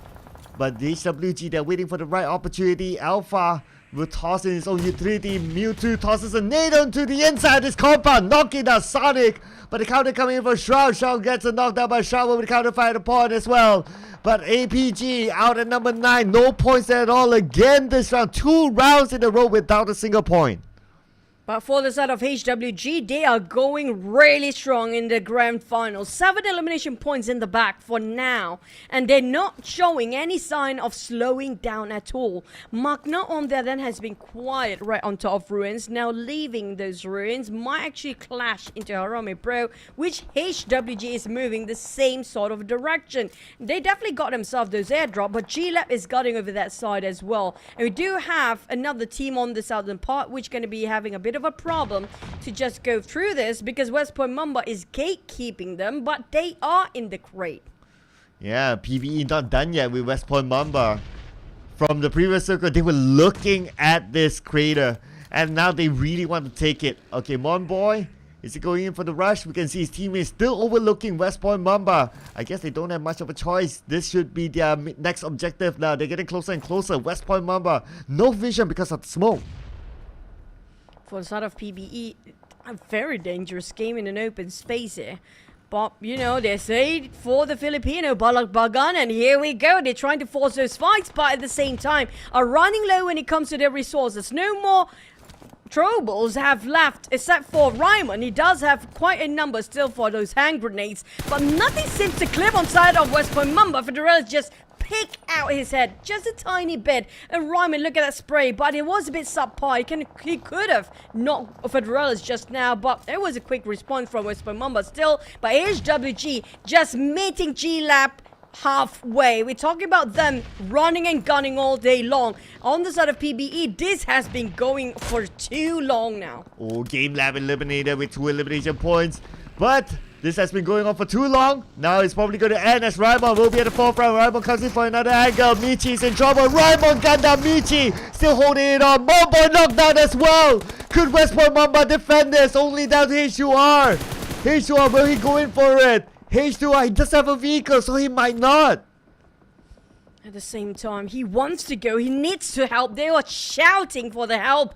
But at the same time, what words? It's going to be HWG coming over this side as well. Bro, having a bit of a problem. Imam just trying to survive being shot down from afar. HWG just sandwiched Bro 2 ways here. While the others, YG taking advantage from afar. HWG spotted out West Point Mamba, who's still in the crate. Finish off PBE just now, who tried to rush in, but this down to only a month. HWG pegged their target first, and it's gonna be West Point Mamba under their radar, under this ADS scope that they have on top of West Point Mamba, but they have to be aware. Magna is coming up from behind. He just swiftly having a swing for Alpha 7. He just easily shut down both teams at the same time. Yeah, beautiful flick there by Alpha, and now at least they have 11 elimination points. The last we saw them, 12 elimination points now. For Here We Go again. Okay, Toki just right below him. Alpha, he probably saw it. Did he miss it? Oh, from our view we saw it, but he did not. HWG, what can stop them? They are going it again. And for the side of West Point Mumma, they're like zombies. It's going to be back up on their feet. Yardka, on the other hand, not happy about this. He wants to just pin them down as hard as they can. But Sen is a bit too busy against Michi. Holy Lanju, the last survival player of Sen, now trying to just get out from this scuffle. We're talking about him being pressured by the blue zone and now being bombarded by Michi. And the pressure is on for Holy Lanju. West Point Mamba split it into two here, but Holy Lanju with a DBS taking down on Michi. That's going to be just really tough for West Point Mamba to hold their angles with one player knock on the different angles entirely. Oh, Magna still not done yet with here we go again. At the same time, Michi eliminated by Holy Lanju, so looks like Michi lost that fight. Holy Lanju still has it. Mewtwo will be knocked out by Toki with the DBS and long range comes in from Alpha. It does come down to Toki, but Toki, he's super duper low right now. He tries to get away from his enemy. And now Toki, can he survive it? No, Alpha got him finally with a DBS from that range. Alpha 7 is just so good at this point.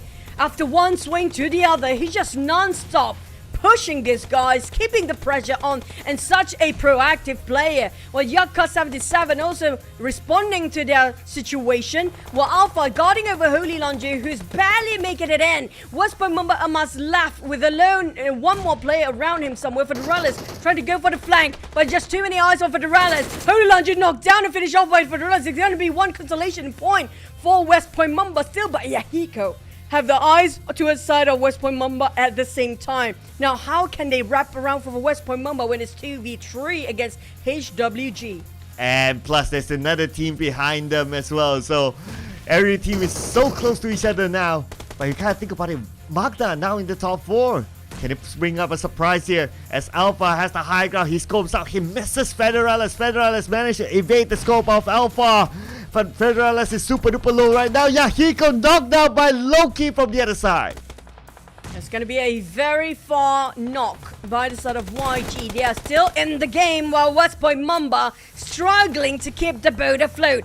Must have to pick up Federalis. He knows for a fact they don't have the numbers. Magna now distracted YG from pushing to a side of HWG. While Manette have to respond to this. And boy, might be knocked down. Manette, such a good player with those terrain and finish off too by himself with the help of HWG. Alpha 7 snatch those eliminations in the last minute. But HWG Alpha 7 now being knocked down. West Point Mamba, surprisingly, they are still alive. Oh yes, but for how long? As now they'll be sandwiched between two teams. Young Galacticos coming in as well from the other side. And they have eyes onto... Wait a second, it's not West Point Mamba, but HWG. They're putting focus onto the team that has more players, but the name for Loki nicely led on to Yahiko, leaving Yaka all alone.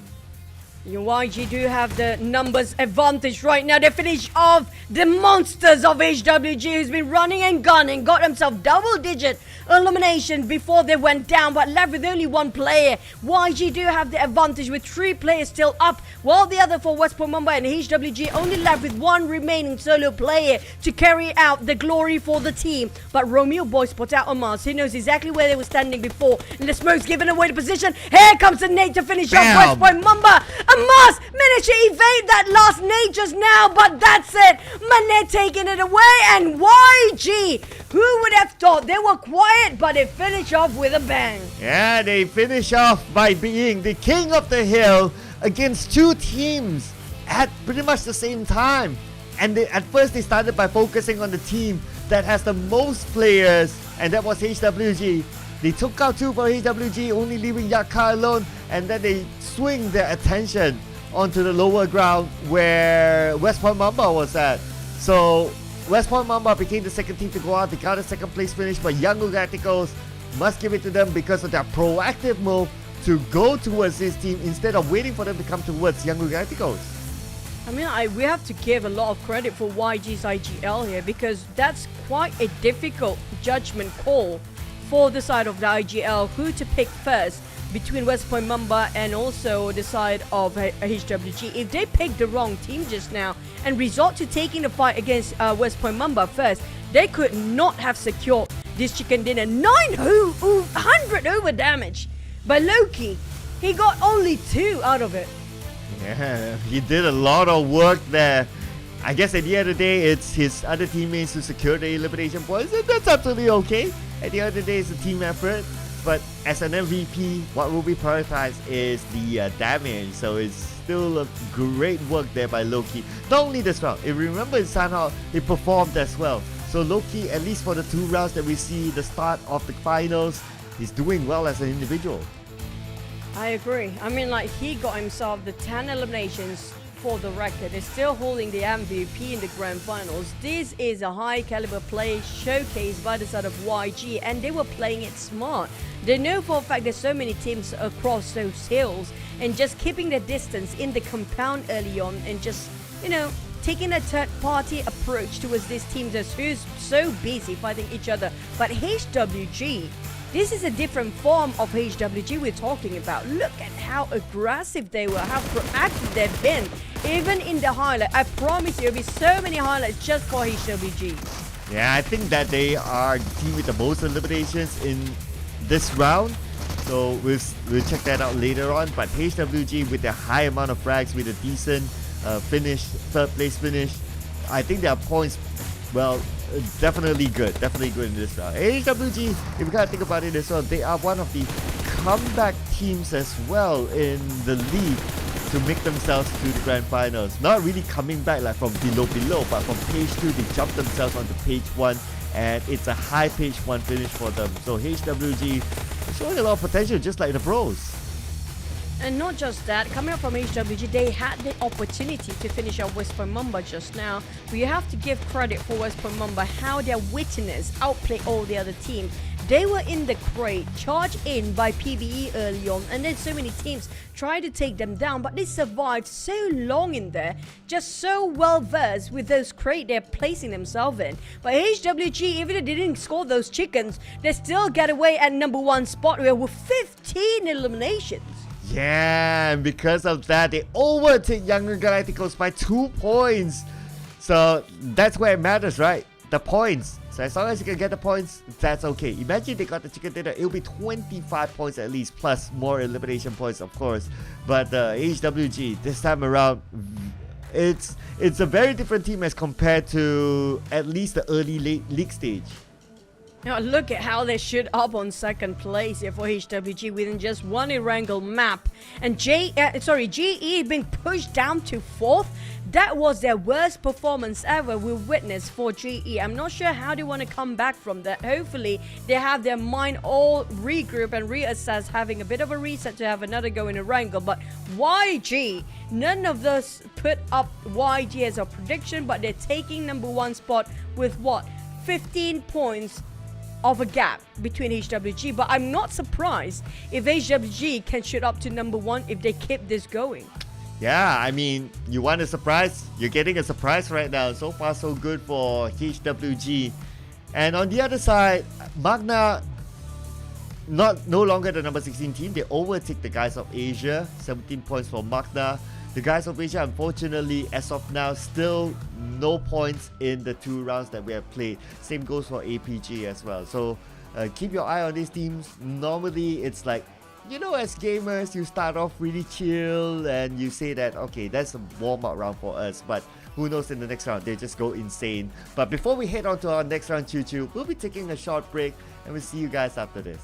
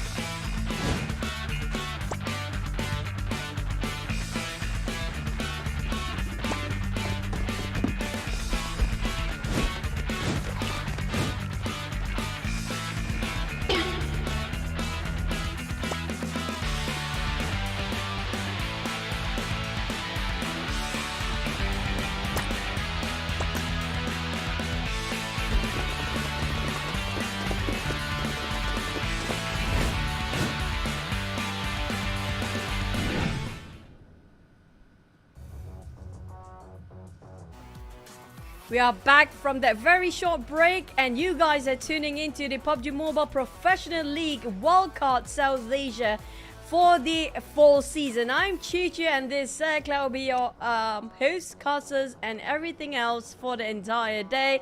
It's been a while we actually shared. That's right, Cloud. Oh yeah, because the last 2 weeks it was a rotation with other casters. So shout out to Tash as well as Contra as well, who was with us throughout the league.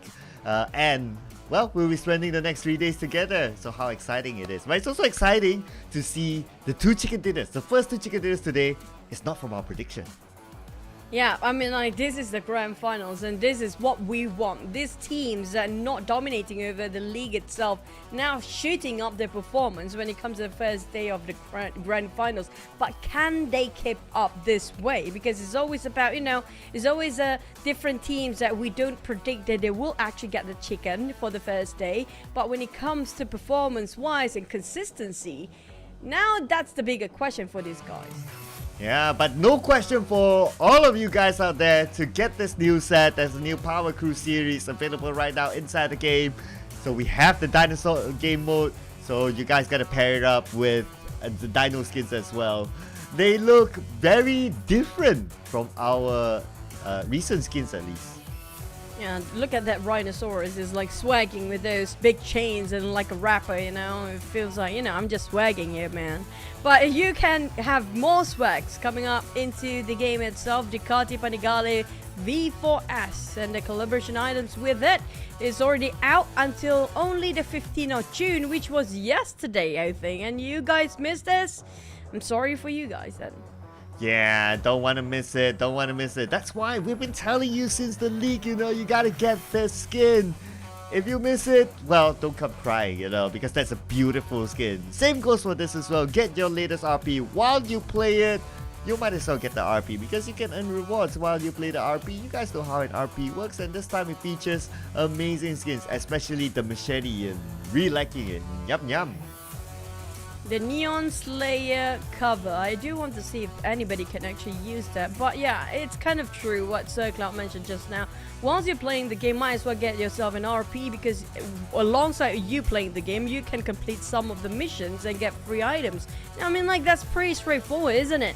But back to as a new team mode, we do have the Dino Ground, right? The Dino Power. I mean, you guys tell us, how many bullets does it take to take down on a T-Rex? Do tell us that, because we need to know. Yeah, I don't really know. But okay, that's not for us to know. That's for you to know and for you to tell us inside the comment section, because we'd like to find out as well. So tell us your experience. How does it feel to play the new game mode? But how does it feel to see 2 teams right now getting the chicken dinner? Will it be a different team? Will it come from a different region? We're coming back to Erangel. We'll be playing 3 Erangels back to back this time. Yeah, why you just scored? I mean, like, hell yeah. You know Loki, he's played in the PUBG Mobile Pro scene long enough and finally start to try him and taking some fruit, the sweetness of that fruit labor. He has been invested for how many years, but can they keep this going? The consistency that needed in Erangel, which is going to be our next map. And speaking of Erangel just now, it was quite a slow start. If you ask me, it was really respectful for all the teams out there, not trying to breach in or try to fight way too early, because we talked about like Magna, right? Even like teams like HWG who love early fights, but definitely were fighting for HWG. Yeah, it was a harmonious start. Let's put it this way. Very harmony. But I guess that's what happens if you have the same 16 teams. So they're like, okay, we know where to drop that's like free and easy. And they were kind of like, they have this truce to each other to like, okay, let's not invade each other at the start. So maybe that's what happened there. So I think we can expect that in the next round. Unless maybe if the circle is like really if the flight path is really at the side, then you might see some scuffle for the vehicles. But other than that, I think for drop spots, we will expect this irregular drop spot to be fixed throughout the finals. Yeah, it's like there's this line, don't cross my line, and this is my line, that is yours. Don't cross this, okay? Respect that territory. I mean, like, don't start doing something out of the ordinary. But speaking of which, it's also based on the circle, really, because the circle we do have kind of centralizing to a sort of a Roshawk and around ruins. And I'm so sad for the teams that taking themselves up to Gapka Mountains have nothing out of there, because everybody wants to avoid crossing Gapka Mountains because they know somebody will be camping up on top of those mountains. But I do want to see one SMB circle just to make things a bit more challenging, right? They want to have early skirmishes as well, because it was just too peaceful just now. Yeah, it was too peaceful. Come on, we love our military-based circle, so give it to us. We got, at least this time, as compared to the league we only got 2 Erangels a day, but this time we got 3. So we have a better possibility of getting our favorite circle of all. But of course, the players will hate us for it. But hey, you want to be the best, you got to be up to the challenge, right? Yeah, that's kind of true. But we do have a lot of shooting range / Roshawk circle, even school just now. And I'm hoping it's not going to be north and center sort of a circle. Please, we need something new. We need, even I'm not complaining if it's happened to be like Ferry Pierre or Quarry or even Primos at this point. Like, that's going to be good enough for us. But not something just too in the center. Because just now you saw, it's just evenly distributing all the teams down there when it's in the center. Yeah, and not the Medusa intersection. I think that's common enough by now. It's like, oh, it's going to be there again. And it gets almost the same feel of how the previous circle was. So give us a challenging one. If we ever get a Zarki, we always remember this. If we ever get a Zarki, the door is that way for us, of course. But the door is open for our players. Head on to Erangel 2.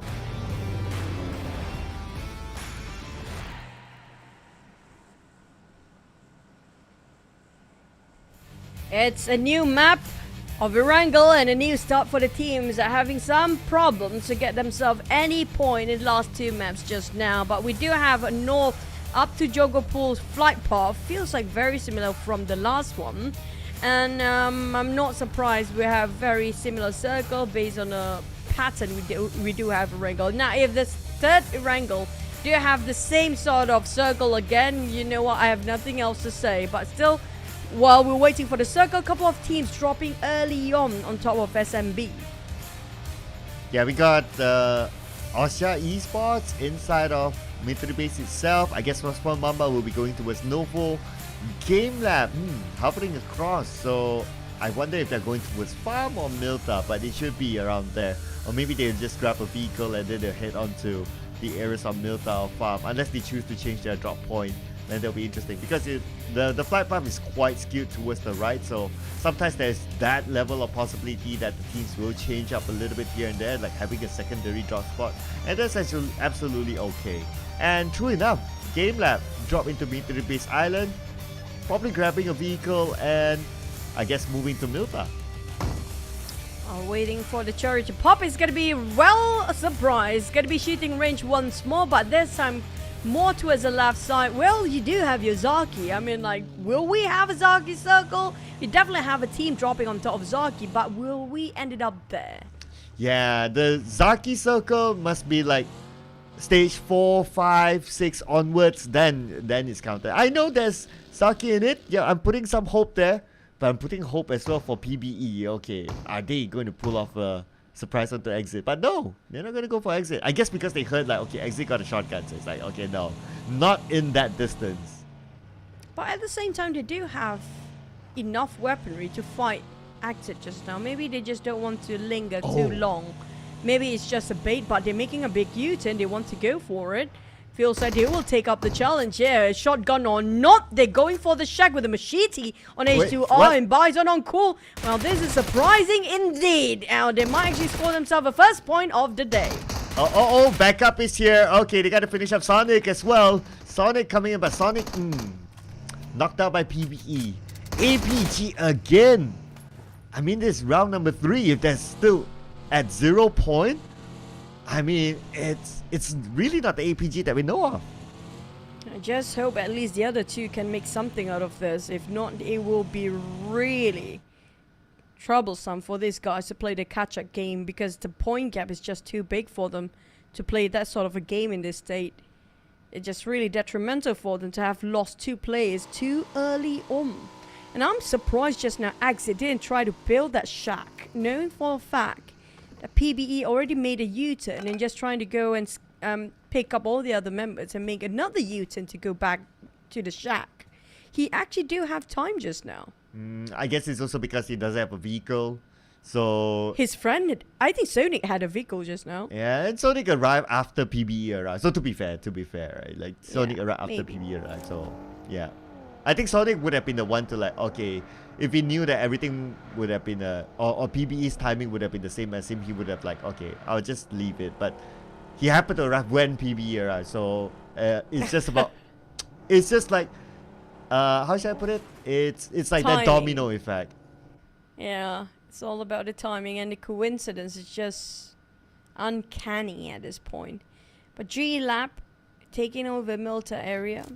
But, you know, G-Lab will... I don't expect G-Lab to have initial aggression since the start of a map, because they do love playing a very slow rotations, and not just that, playing alongside the rim of a circle, just trying to take opportunity while they can.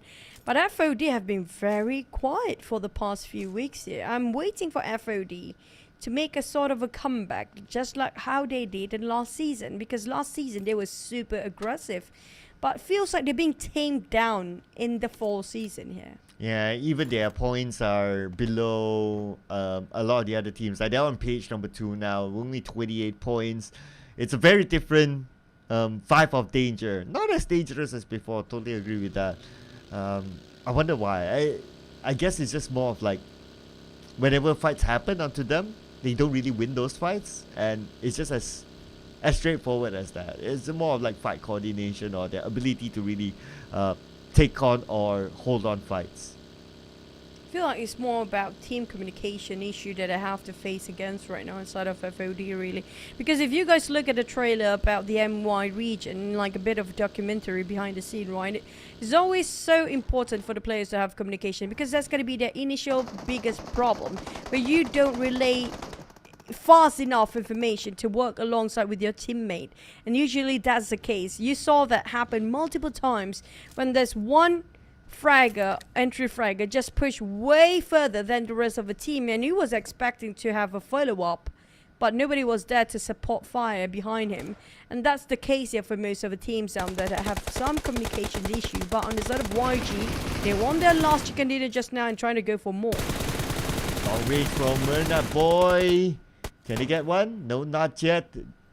They try to stop KE from coming in, but KE managed to get across. So KE is okay in the compound, but someone's knocked still from the bros. Seems like out in the open. So for him to be picked up, it's pretty much like a bait now. It's all about, you know what, the bros are not so much bros right now. They know for a fact it's going to be a bait taken if they want to save his teammate. Outside of YG, it's going to be a free elimination. Mem will be one of their first entry fragger. And I have to say, this is going to be detrimental to the side of Arame Bro, because usually Mem is always the one that start the fight first. And just like how I mentioned about Boyshon on the other team, it's the same case. But Manette finish off with Mem, and YG are running and gun. But West Point Mumba, well, they're trying to go for the second checkpoint. So far, they have been picking their points and their terrain very smartly. We're talking about them. Don't have a lot of compounds. They do prefer the open grounds and open field for West Point Mumbai instead of going indoors or into the building to take the fight or just trying to defend themselves. They prefer the open space. And it's quite difficult, if you ask me, to defend in an open space without any cover. But these guys will be one of the teams that can actually deliver that. Yeah, and I guess that's why they are on top. And I do see that improvement from last season as well. Like if last season, if you remember, in the grand finals, it's they will be somewhere in the middle at some point, and then now this season it's like, oh, okay, they're still up there. 17 points difference than Yagu Galacticos, 2 points difference than Here We Go Again. So doing decently well this time. And Federalist, he is still the man. Consistent so far. From last season, he was last season's MVP, and consistent performance. Like in Sign Out, we saw like he was all alone, and he still managed to get that one elimination before he goes out. So I guess West Palmamba, you know what, they really need to keep him as healthy as possible. The same case for YG Loki, but at the same time, it's really tough to depend on one player. It's great that you're that one player that's so reliable for the team to depend on, to have the shoulders and ears on. But at the same time, there's going to be a lot of pressure for Federalists. Even on the side of YG, it's going to be Loki. They need to diversify their play style. But will we have a Zaki circle? That's a bigger question. Because we might actually do have it. This is going to be the first time in ever history of PUBG Mobile if we ended up right on top of Zaki. Never we have this kind of circle ever. Wow, okay. It's still on the route for Zaki. Okay, holding our breath right now. Okay, but players need to hold their breath as well because now the circle is tucked at the corner and the great migration happens at stage 2. Can you imagine that? Just because of how the circle is put up at that top left. This is one of the most challenging rotation for these guys because we never expect it to be Zaki. And today is going to be one of those blast day for us, not for the players, of course. It's a torture for them. But G-Lab, how do they respond to this? Do they want to go straight into Zaki? Will they play alongside with the blue zone? We got to wait and see because just now the migration happens. And this is just the stage 2, Cloud. We're not even at stage 4. But due to the hard shiver circle all the way up to Zaki, imagine the bridge right on top of Jogopol. How crowded it must be. Oh yeah, absolutely. The choke points will be insane at this point. I wonder how many teams are there, but looks like we have teams clashing right now. Young Radicals and GE. One of the 2 top teams around. And imagine trading it off with each other. And now Toki from Magna as well, feeling the wrath of Enigma. HWG start to fight again, taking on TGOA, just like how they did in the last map. And Mewtwo taking on Amura. That's going to be the end, or maybe the last one player left, which could be May again once more with a DBS taking a fight, but the DBS fight, here we go again. And they won again. He didn't even manage to pull the trigger, unfortunately. Mayw will be taken out. The guys of Asia. Another round without a single point for them. Now rooted at number 16, unfortunately. So it's going to be 3 rounds without points for the guys of Asia. It's really tough to beat them, but inside of Magna, feels like they're having the same disparity on their side as well. Because Magna shot down by the side of Alja Esports, left with only 2 players. GE, on the other hand, need to leave this compound. The bunkers are not helping them, instead just digging them into their own grave. Is YG being surprised by the attack from Harami, bro? GE, on the other hand, barely make it out alive. Yeah, unfortunately, they'll be playing the rest of the round without a smile. Literally, now that they'll be playing as a trio. And West Point Mamba still finding their way, making the rotation, but they're being shot at from the right, from multiple teams, all having their own compounds, including another team at this right corner. And now West Point Mamba, like what you said, they like to play in the open fields. They have managed to park themselves. And so far, they will use their vehicle as a bunker to defend the circle. That move on the right side of Zaki, also a very rare circle. This is like 1 in a million circle, honestly speaking. We barely get to see Zaki, and this is the first time we're showcasing around Zaki. I mean, like, that's more than happy. We're more than happy to take this circle. But the guys on Jogopol, on the North Jogopol, how crowded will it be? APG, HWG is there. There's going to be one more team down there. And FOD just gatekeeping to the side of West Point Mamba. They do have the compound to work with, but they are on top of a very busy intersection. Because there's going to be some teams coming out from behind their backs. It's going to be right on top of those hills. But outside of FOD, Nang spotted out West Point Mamba, focus on that side. But there's too many windows in this building. If he's not being careful, he'll be just tapped away from Harami, bro. We can see him through from their angle. Yeah, and his teammates are on the other side, or on the other building. So if he needs to be picked up, then they need to travel across, and that will put his teammates at risk as well, exposing themselves.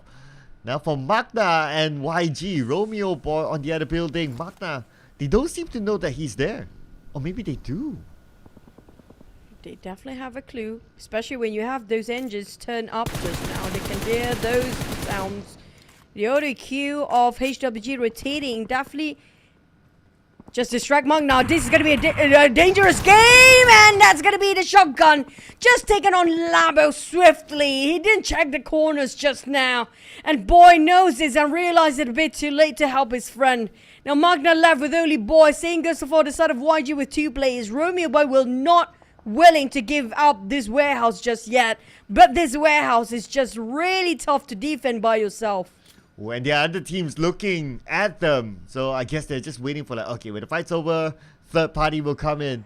Now 1v1 between Boy as well as the last member of Younger Galacticos. And the fact that, not the last member, the second last member in fact, not too sure where the other one is at.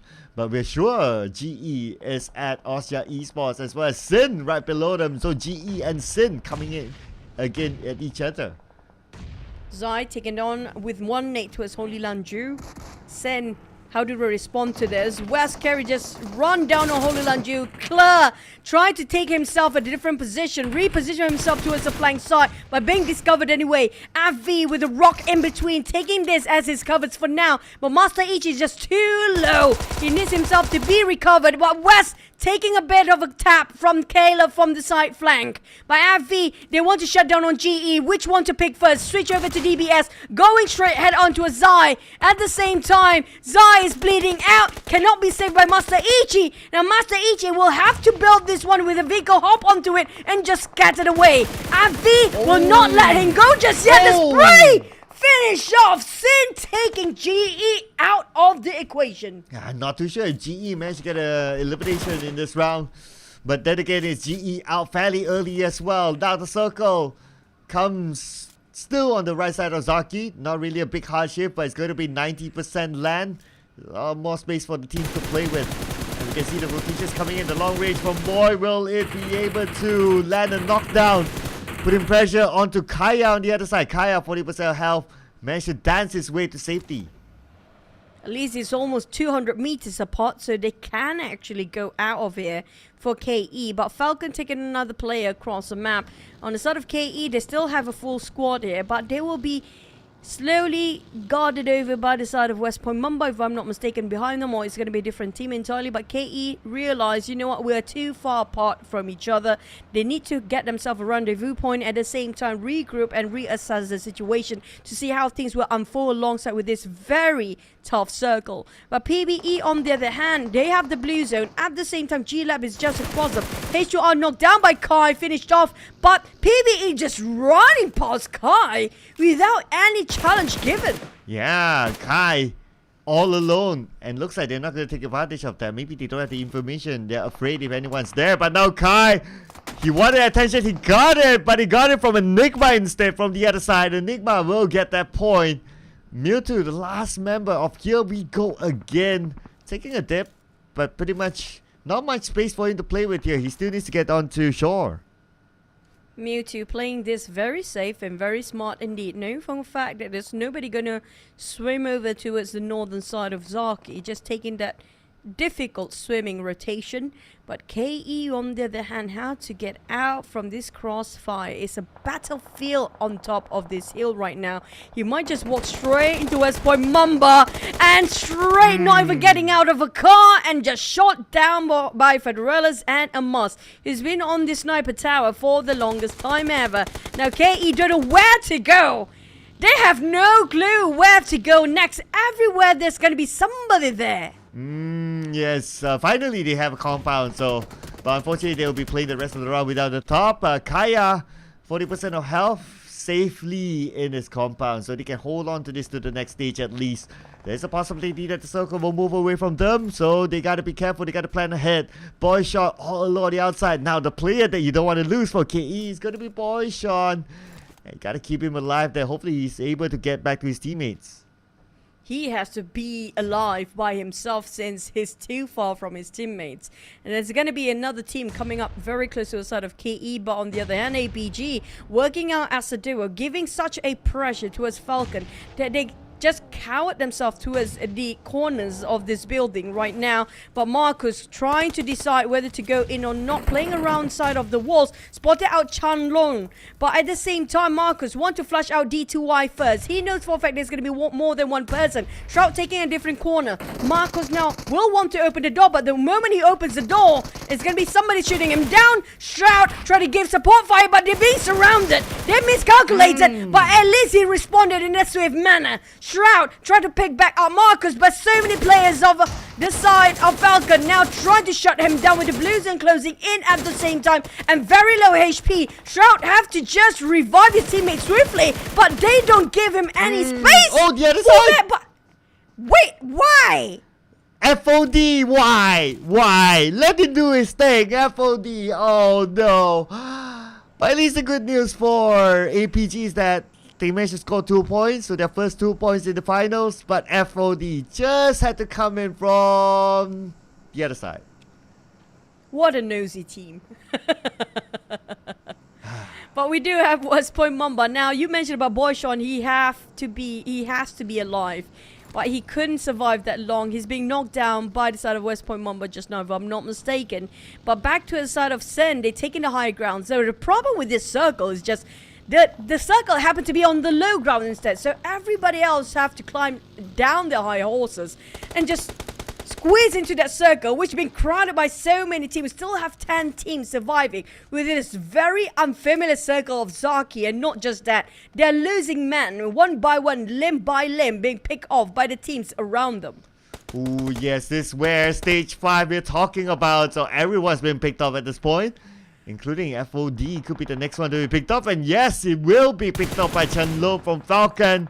His teammate is just too far away to back him up, and the terrain isn't helping. But now the focus is on to getting into the circle. FOD, they have a marker, but they would still be sharing the same area with Falcon, so a fight is inevitable between these two. Especially they took the point from Falcons under their noses just now.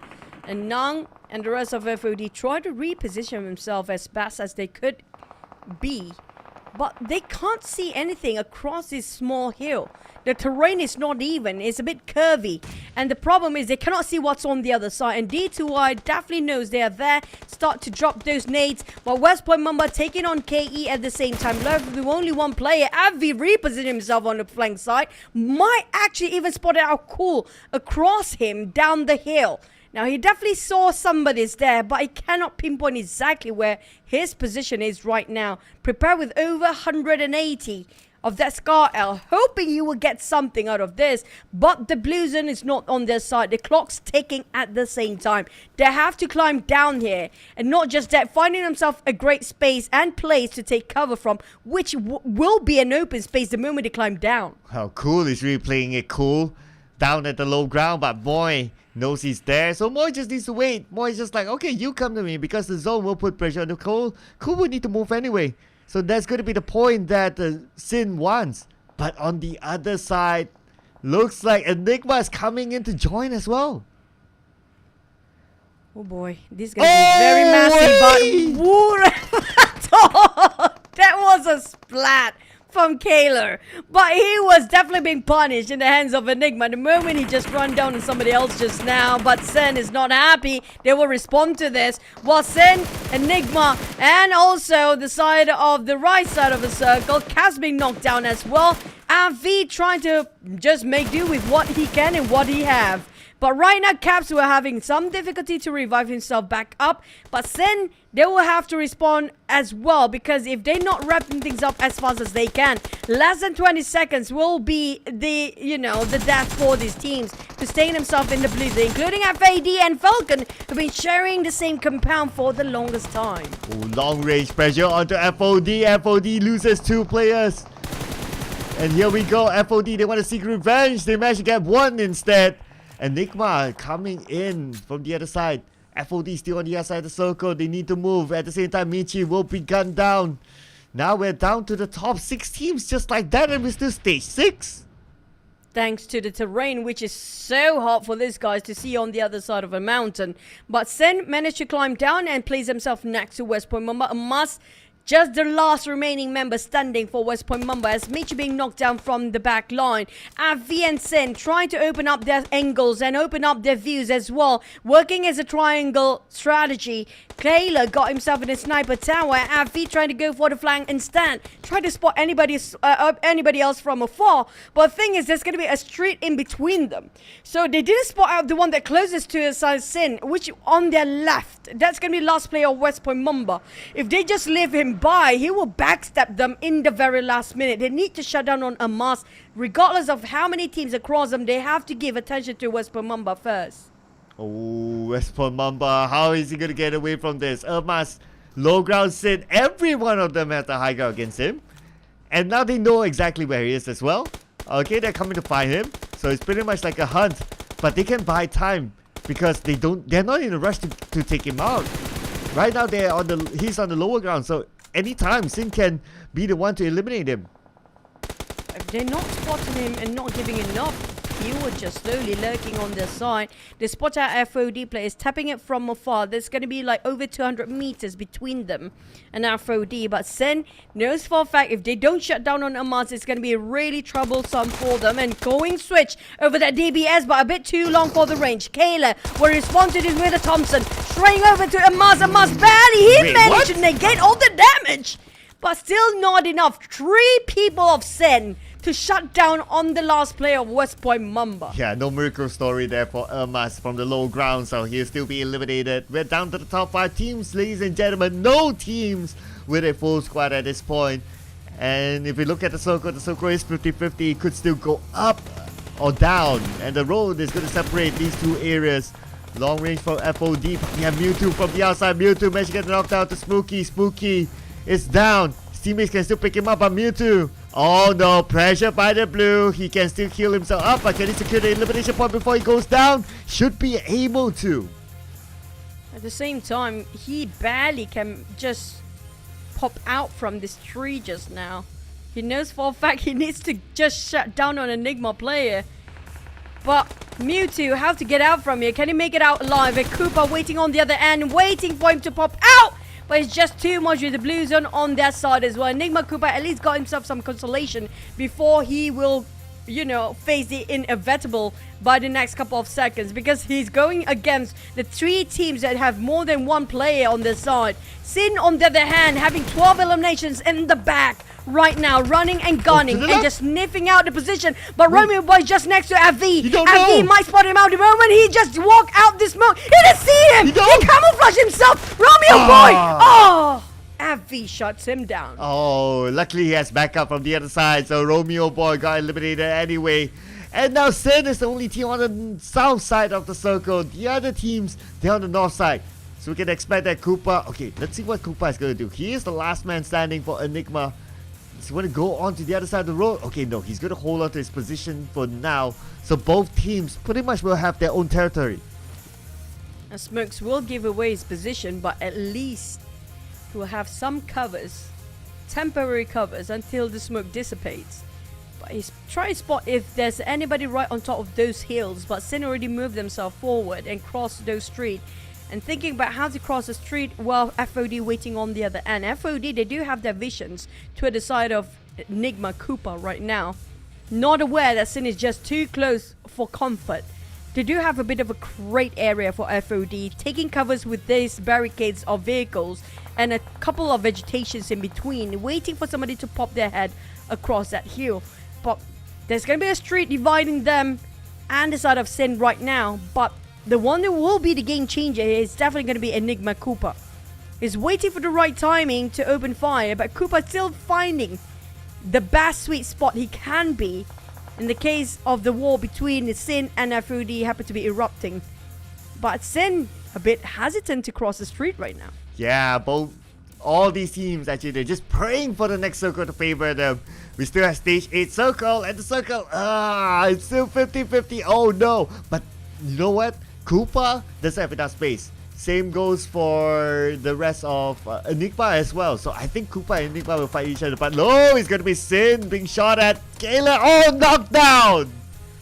That rock is not going to be enough for him. They do have some elevations on the side of FOD. Spotted out Kayla, knock on one. It's going to be FOD taking more advantage when it comes to firepower. 3 versus 2 for Sin. But Enigma, nobody spotted him out just yet. But they do have one player to gatekeep to the side of Cooper. Now Easy will take the challenge up to the side of Cooper, trying to shut him down, and that spray happened to be a bit subpar. Easy have to let him go. While the side of Cooper just happily driving away, but Cooper caught himself in a trap. While Sin do have their members on the other end, but Cooper prepared himself with a DBS. Joseph will try to take the long fights from here on. Moy on the other hand try to fish them out with those nades, but he will not take in the bait just yet, as Easy repositioned himself a bit nearer, but almost got himself exploded with that vehicle just now. Yeah, gotta be careful there. Oh, Cooper miraculously still survived. I do a crossover to the other side where Sin is waiting. Now Sin is the one tossing nades onto him, but Sin's not gonna expend everything. You're gonna put more focus onto the other side, but Cooper is still the target. And now they know that Cooper is there. Nades are still being tossed at him. Cooper doesn't have much space to work with. It's a matter of time before one nade will land on the Cooper. It's all about timing. Wow! Right? Do they have enough? He barely make it alive. He got himself a sweet spot.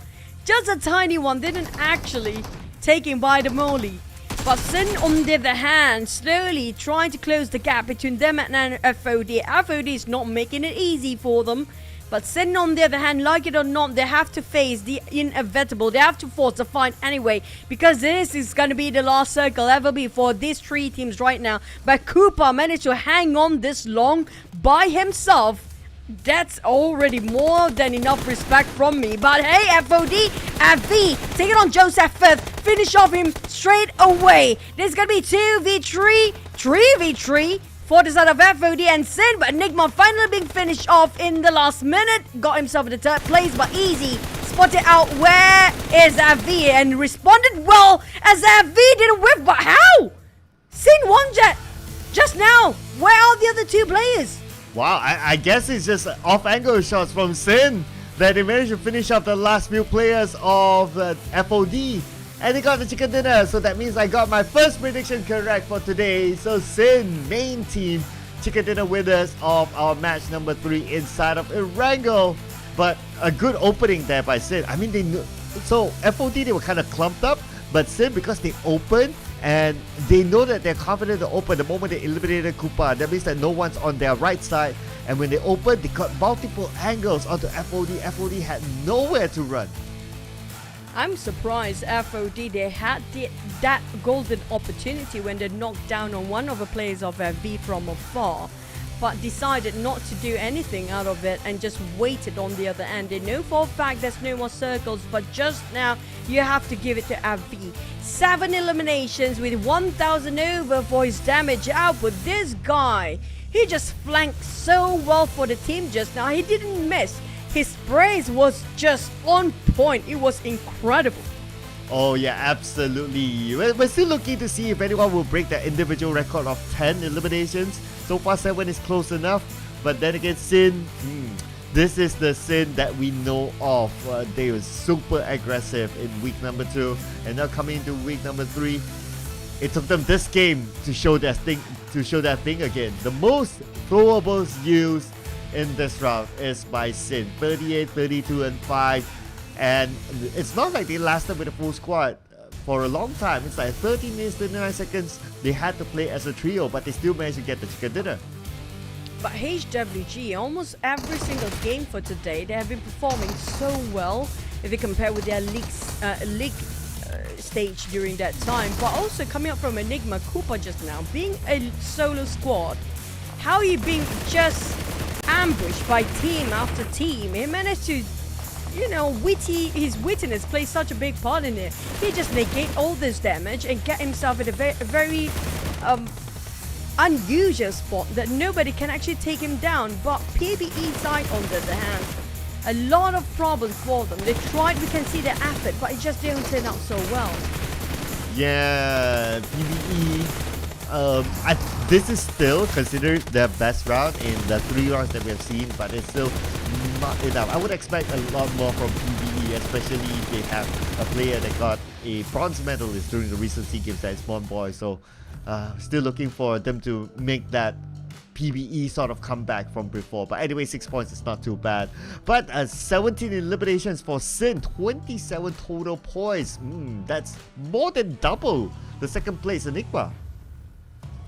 Mark 9 also TGOA. Unfortunately for TGOA, they are sort of in a very tough spot here. We're talking about multiple times the entire day of Grand Finals day number 1. They're having some difficulty to make any point out of it. But on the side of Sin, this is one scary team. They are the team that once they start to have their steamroll, you know, that kind of a run, they keep it going because they are still holding the record of the most eliminations by a team. 23 the last time we can recall it. But we're talking about Sen, they just pushed down HWG, but hey, surprise, YG, regardless of how they're not popping off as flashy as they per usual play, but they still maintain number 1 spot and still have a gap in between. Yeah, still up there. Okay, a gap of now it's 9 points. Yeah, so it could still be swapped later on, but looking at how YG is performing now, we can expect them to be up there. But we will be playing again in Erangel after this. So in case you just joined us for the finals, yes, it's going to be 6 games today. It's not going to be your usual 5 games from the league. So make sure you prepare yourself for an extra game today. So it's going to be Erangel round 3. I mean, it's going to be... It feels like a rinse and repeat for these teams. Maybe we'll get a slow Erangel start and towards like 3-4, then we'll see a lot of fights happening. So far, a lot of chickens taken over by the Philippine team so far. Out of 3 maps we've played, 2 of them coming up from the Philippine region, with Orame Bro taking the first and the third game by Sin. But YG has been very consistent for the entire day. They got themselves always the top 5 every single time, and even when they are in the top 5, they didn't go empty-handed. We're talking about them at least getting themselves 2, 3, or maybe even up to 5 points of eliminations. But Sen, this is a team that do have that kind of, you know, such a increase of performance within a very short time. Like in one game, they can just shoot it up with maybe 20-ish up to that point of eliminations. They can do that. This is Sin. But so far, the one that has been very quiet, we're talking about GE here. GE, surprisingly, they're supposed to be their forte when it comes to the Grand Finals. They love the sprint instead of the marathon. But in the league, if you compare with last season and this season, it's sort of you know, contradicting what they're delivering. Yeah, you know, it feels like last season it was West Point Mamba in the league, they were superb, and then when it comes to the Grand Finals, then it's like, it feels like GE is having that sort of moment right now. Of course, we are like just 3 games. Okay, we got a lot more games, but I mean, if you want to be the champions, you always want to have a good start, right? And that kind of start is not the start that GE definitely would have wanted. And if GE doesn't become the champion this season, meaning that they don't go to PMSL, meaning that there is a high possibility that they won't get the slot to PMGC as well. Oh, that's a lot at stake for these guys. We do know it's going to be their life is on the line as well. But Oja Esports is another team that we don't see a lot today. I mean, like, they've been eliminated way early on if you compare with KE. Even West Point Mumba, we do see them popping off here and there, especially when it comes to picking off some players when it comes to rotating. FOD, we saw their performance just now, still maintain the top 5, but Oja Esports is... I'm surprised. They are like Sen in that sense, you know. They are very aggressive. They might actually have one map that is really steamrolling everybody else. But this time, it just feels like they're being toned down entirely in the Grand Finals. Yeah, we don't get to see like how they popped off during the league stages for Osja Esports, and plus they have a lot of potential in them. I mean, we're talking about like people like Skynin, gold medalists, SEA Games from the solo match, still trying to find their mark here. It feels also like having the GE thing running in there. At least for Sin, because they got this chicken dinner, it's like, okay, cool. So Sin is out of that. But we, like in our predictions, like I think our predictions today, they are all those top guns. At least half of them, I think they're still finding their footing in the finals. Maybe just try to familiarize with the new tactic they have in the grand finals, because nobody else actually play how they play the grand finals during the league stage, because they want to save it for later. But speaking of which, we do have some big announcement on PMSL on Sunday. So I don't know what it is. We have no clue what it will be. So stay tuned. I don't know what will be. How big can it be? An announcement that can change the entirety of PMSL. Well, one thing's for sure, by Sunday, we will know which team goes on to PMSL, because all the other regions, they will end their respective PMPL by Sunday as well, which is the same day. So I guess that's one possibility. And maybe when is PMSL exactly, maybe where is PMSL, I don't know. We just need to wait and see, I guess. I feel like there's going to be a change of format, maybe possibly for PMSL, for them to actually give us this suspense, to have the announcement on Sunday. You know, we hate the fact that we have to wait something to happen to see if there's any cause of change later on for PMSL, which shows that this PMSL will be different from the last PMSL, the first one PMSL ever, and this only the second one. They already have this big announcement. Yep. I'm trying to act like I don't know, you know. It's like, yes, yes, it's going to be very different, yes. Oh, you know something. Yes, it's very different, yes. Don't leave me in the dark, man. I need to off the lights first before I tell you, you know. Okay, no, don't, guys, don't think of it the other way. PM me later. Yeah, this one is what we call side PM, you know. But for you guys out there, we don't know. So you guys gotta stay tuned for Sunday. I honestly, I don't know. I mean, I really don't know. Sincerely don't know. I mean, like, maybe Cloud do have a clue about that, but you know, I will wait after the end of the show to ask him personally what is happening. But back towards PMSL, there's only one slot available for these guys. GE got the last season, and they were not great in the last season league. But this is where it's supposed to be they are the masters of it, but it feels like they're being shut down entirely by so many teams. Just now it was Sen shutting down on GE, and not just that, it feels like GE do have a target behind their back, because all the teams try to shut them down every way possible. That reminds me, we always talk about this theory, right? Like, if you do well early, and in this case early is the league stages, like when it comes to finals, everyone's like, okay, we gotta find a way to stop them from doing well. So maybe that's what's happening to GE now. So I guess, yeah, that's the case. Maybe theory. In that case, GE need to go back to the drawing board to just reassess the situation, knowing for the fact they have the target behind them, and maybe trying to find themselves a different drop spot. I'm not surprised if some teams happen to be changing their drop spot just for this reason, because that happened multiple times for these teams. They have to resort to change to something that they haven't done before. So maybe they will bring that up maybe on the second or the third day, because we're still in the first day of grand finals, yes, but the gap is not a joke. We're talking about the gap start to widen up by now, and YG still stand at number 1. Before this, it was just like, what, 1 point as a start, right? A couple of points. Now slowly it's just opening up the gap even further, and especially if being eliminated first when you're number 1, they open up so many opportunities for the other team to catch up with you. Yeah, let's see how far the gap can be after this, because if YG becomes the SEA champion, it is the first time, if in my at least in recent times that I could remember, YG becomes the champion. So that's true. I mean, like, just to, you know, back that up, YG never been in the champion for Wildcard ever. If I'm not mistaken as well. Yeah, so that's true.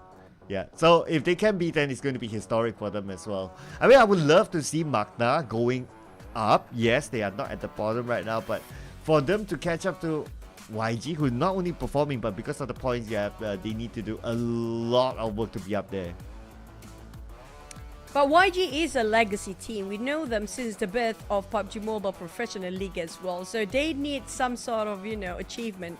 And after investing the entirety of youth in the game itself, they need to have something out of it. But speaking of the other teams as well, we don't talk enough about HWG. Now, here we go again. It's another surprising team in the grand finals. They are not this aggressive in the league.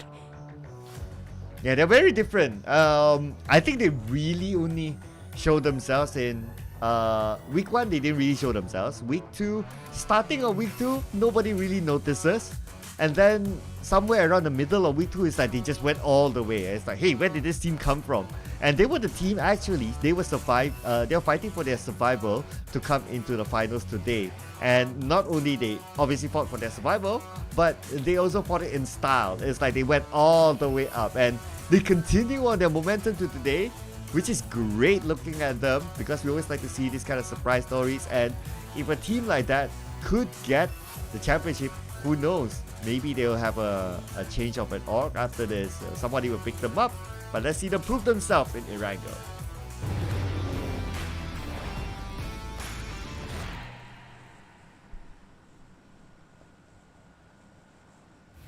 Here we go again, our last Erangel map of day number 1, the grand finals of PMPL SEA Wildcard. And this is the last time for them. We have the same flight path as we did the past few maps. It's gonna be on the Northern Circle again. And we had almost Zaki just now. I mean, like, we're super happy about that. At least we landed up somewhere that we've never seen before. Okay, so since we got an almost Zaki, now the only one that's left is military base. So I think this will be the best time. You know, we already got like somewhere in the middle, we got somewhere on top, and now somewhere at the bottom. Perfect combination. Man, I feel like we might ended up on the northern side again. I'm not surprised if we ended up on top of Savannah or shooting range once more, because, you know, it's kind of a similar pattern, so high chance it will be a very similar circle around that area. But I don't know, still a lot of teams dropping on SMB still, hoping that it will be their circle as a start. But it's an RNG thing, right? It's out of our control. All we can do is just adapt to it. You remind me of back in the day where when we cast, like, the viewers would think that casters have control on the circle. It was way back. Oh well, we do have Medusa intersection this time, not too far from south, but at least it's going downwards. So we do have something on north, something on the middle, something on the south, but West Point Mumbai having a bit of fun times with G-Lab right now. But 2 Pro have nothing on him. Same goes for Michi. At least Mix secure himself some vehicle, but Newbie got himself a Micro Uzi. It's been a while we've seen Micro Uzi in action. Yeah, it's been a while. Micro Uzi, just enough bullets for him to finish on Michi. So first blood for Game Lab this time, and Newbie secures it. Good thing he has that. If not, Michi would have gotten away.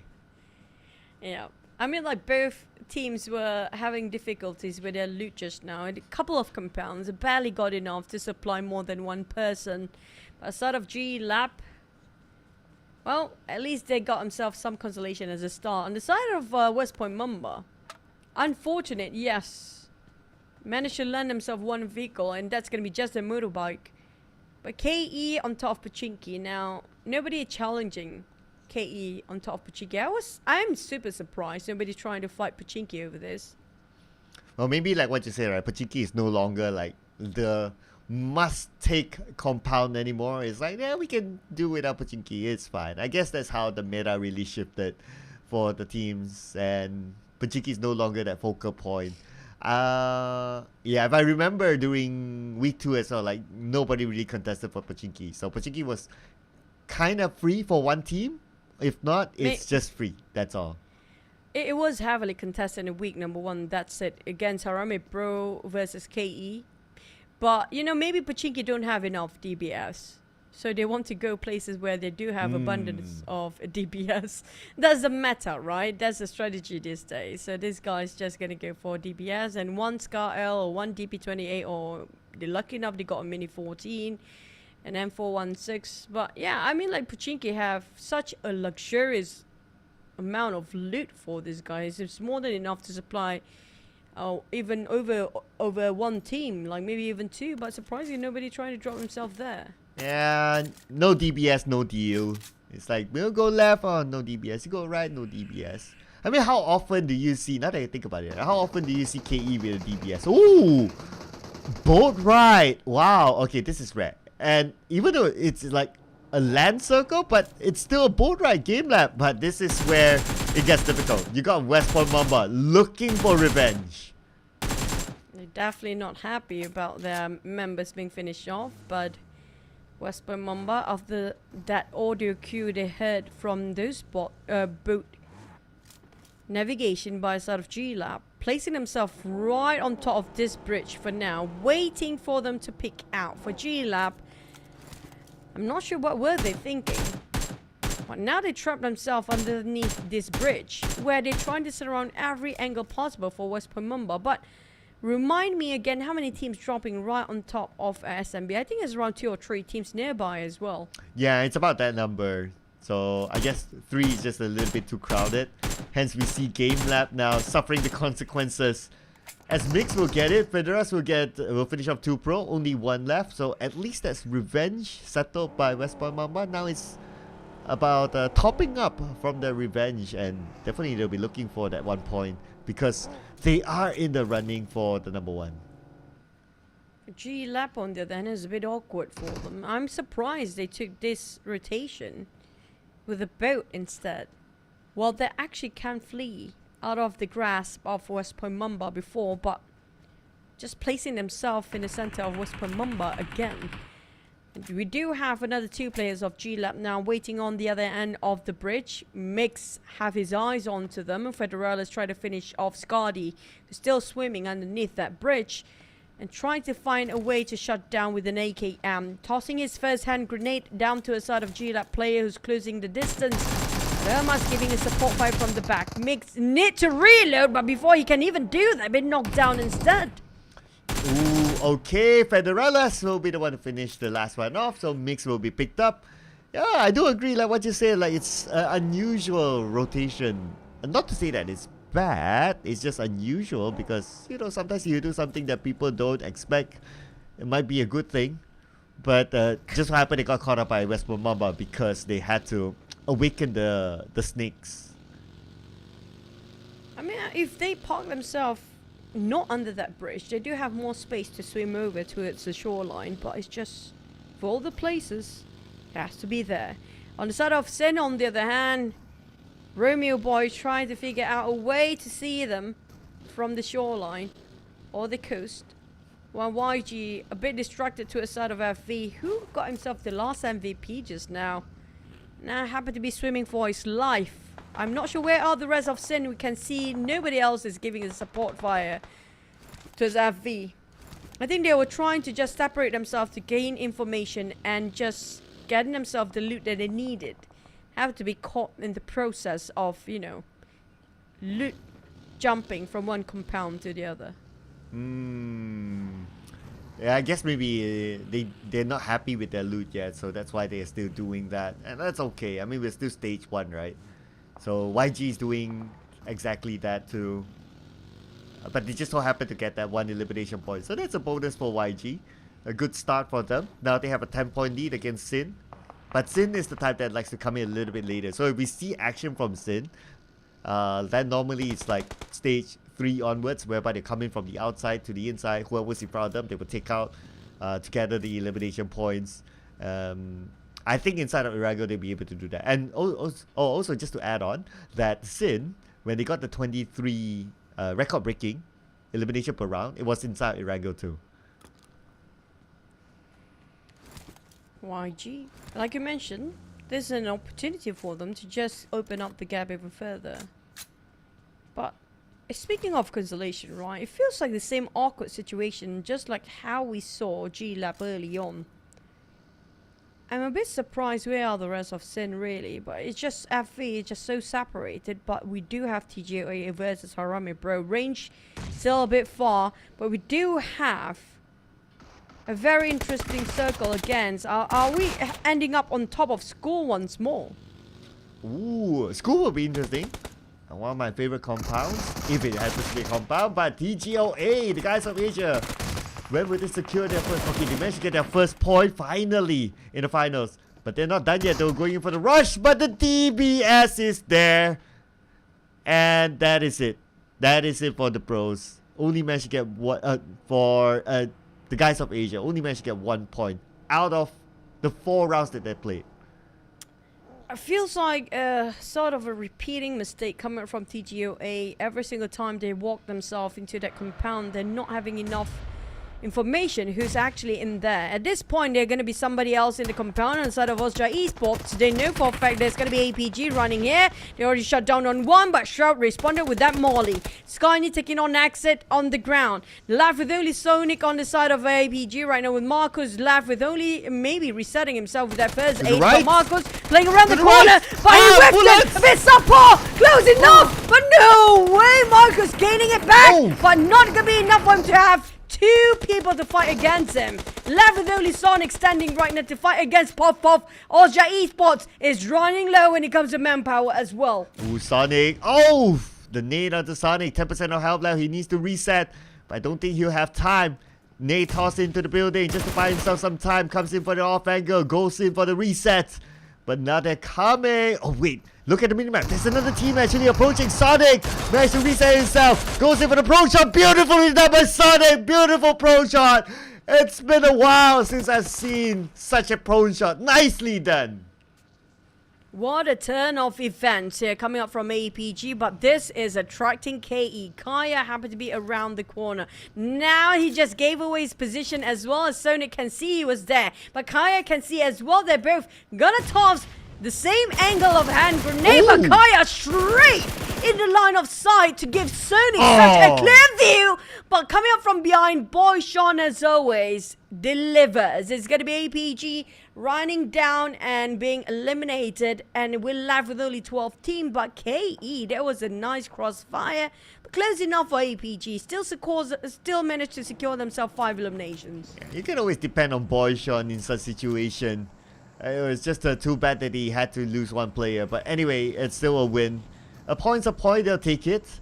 So stage 2, 12 teams. I mean, it's running pretty fast as compared to the round before, despite the circle still on the main island.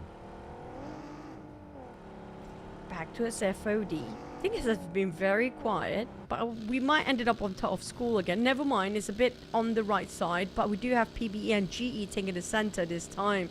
KE coming up, but look at the potato hills of Pachinki. We're talking about KE. Devon is just standing there right now, gatekeeping that side against Harami, bro. But West Point Mamba and KE happen to be moving in the same direction. They might actually have a clash right now on the southern side. And things will get super massive if they start to fight, because there's going to be more than 2 teams down there. We're talking about maybe 4 to 5 teams happen to be in the same corner. Yeah, I guess it's going to be crowded there, and it's going to be exciting for us as viewers, of course. And we got about 20 seconds before the zone closes, and I guess that's where the teams will really clash with each other. But you know what? Speaking about the teams, Magda is the only team down there in the bottom 4 that is still alive. They try to change some of their rotations. They're playing it very safe here. On the side of Sen, they're not showing any sign of slowing down, even though they lost one manually. On Holy Lanju managed to secure 1 knockdown. But I'm not sure if they managed to translate it into 1 elimination point. But back to the side of West Point Mumbai, to taking this very small apartment right now.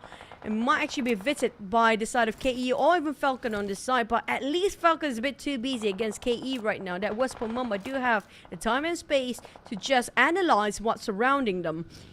But we do have another team coming up from the back, I think. But KE have to open up the space. It's going to be Enigma across them. The top just making sure there's nobody across the street just now, just in case they're being backstabbed by these guys. And also trying to find a high ground angle just to gather more information. And he does have it against Falcon. Boyshot tapping away, putting pressure on the Falcon. Falcon on the other side of the rope, but there's GE as well, the high ground. Boyshot's tap landed onto the members of GE. And KE and GE, man, if they clash with each other, it's going to be Saha all over again. And Boyshot spraying, hoping it will land on any players of Falcon. Goblin got knocked down, finished off by Mix instead. West Point Mamba having these guys rush straight into the compound right now. Will greet them warmly with this hand grenade, but that hand grenade just now will be their demise. West Point Mamba down to only 1 player left. Hamas is just too low to do something about this, but at least they managed to stand tall and defend their compound, their home ground here as Falcon. The entire team being decimated by the hands of West Point Mamba, but they're not done yet. We still have 2 teams lurking around, including KE, right across them. But lucky enough, they didn't rush in here. If they did, West Point Mamba cannot even see another day. Oh yeah, West Point Mamba. Plus the smoke doesn't help them from seeing incoming vehicles. But the good news is that nobody really rushed out to them. Everyone's just holding for the next piece of the circle. West Point Mamba still has it. Circle pretty much in the center. And GE, finally, a decent start of a round for them. They have the circle with the high ground. They're okay so far. The same goes for PBE. They have the circle too. So these few teams that didn't do well in the previous round, not too bad this time. Yeah, GE did have their circle back then as well, but it happened to be a lot of teams going in at the same time. It's just so hard for them to have a grasp about the rush coming up from very different angles at the same moment.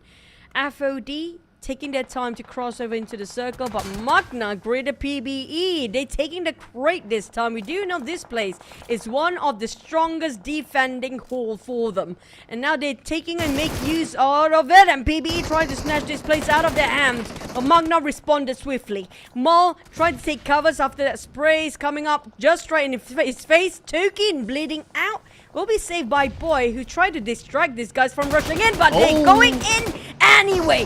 Raimon, what a valiant effort and a very bold move as well, but Boy will revive the rise of Magna. They're trying to just make sure they give support fire as long as they need. Raimon too low, but Boy knocked down instead. Toki at least back up, but PBE, they're still trying to go inside that smoke. Left with Raimon, who's trying to reset H2R, making the play in the smoke instead. Okay, H2R now goes in for a 2v1. Toki gets knocked down onto Cole.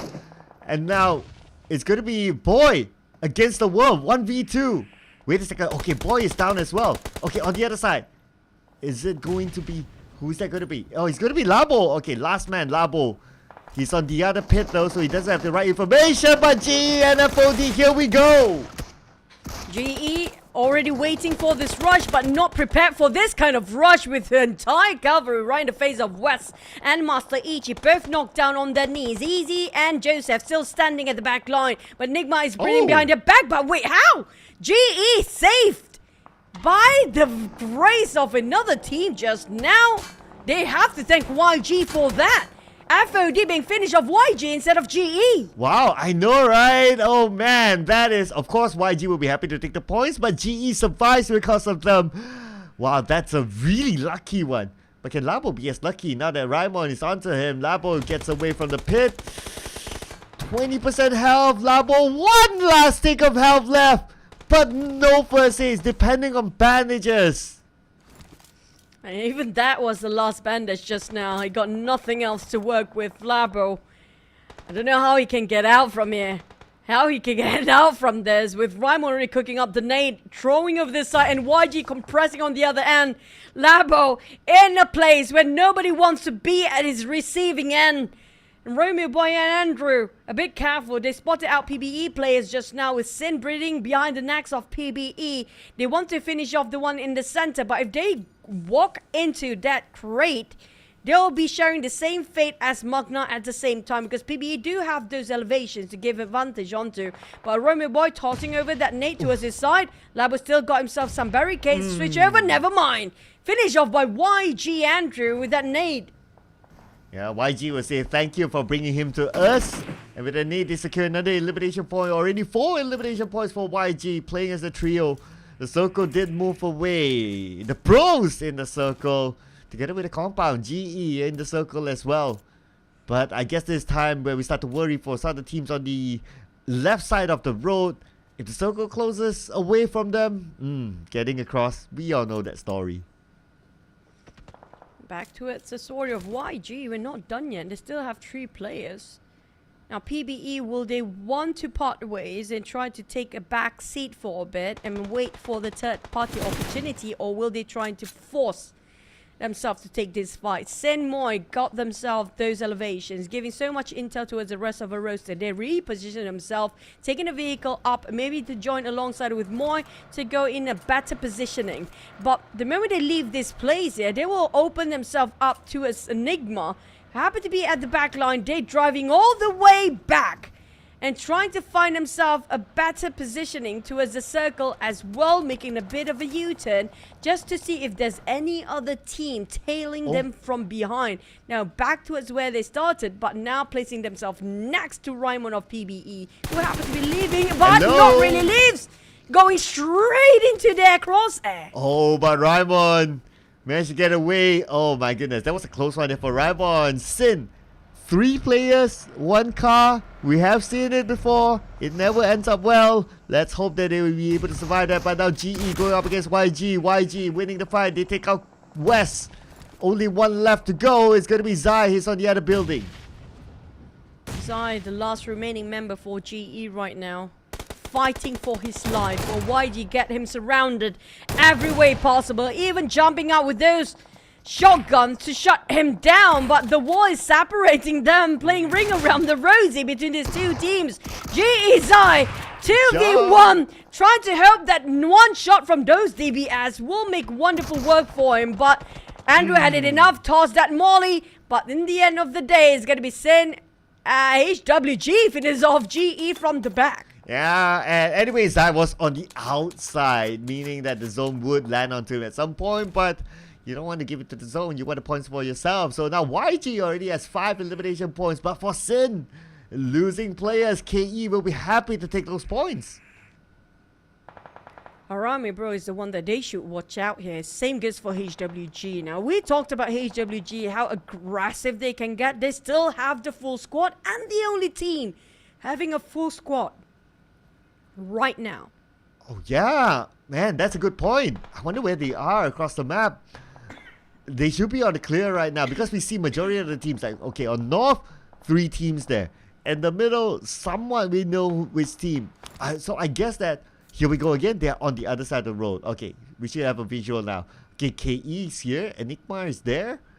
HWG, where are they? Oh, they are on the north side. Okay.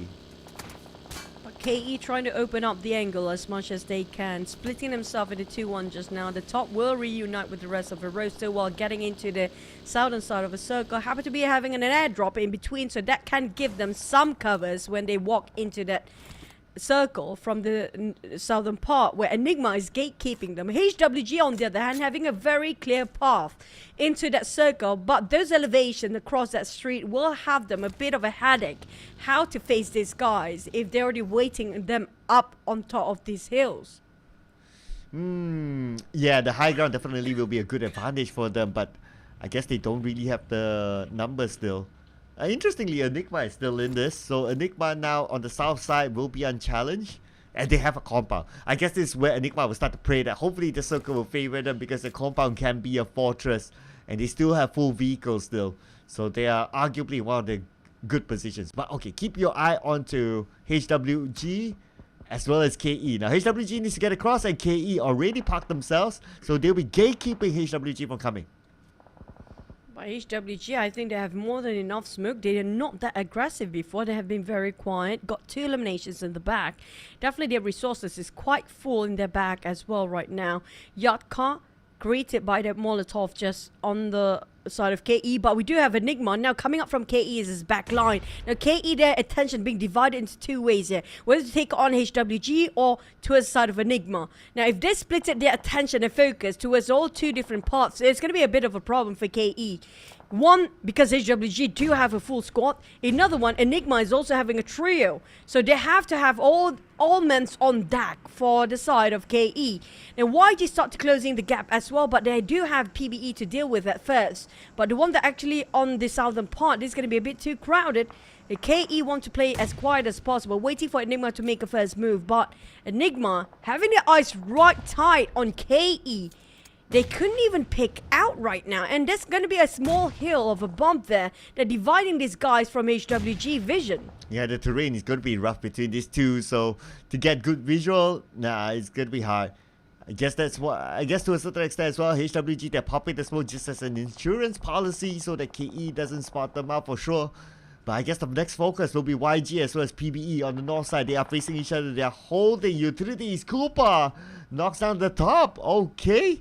That's a shot from the other side. Could HWG take advantage of this? But hey, looks like Enigma has arrived.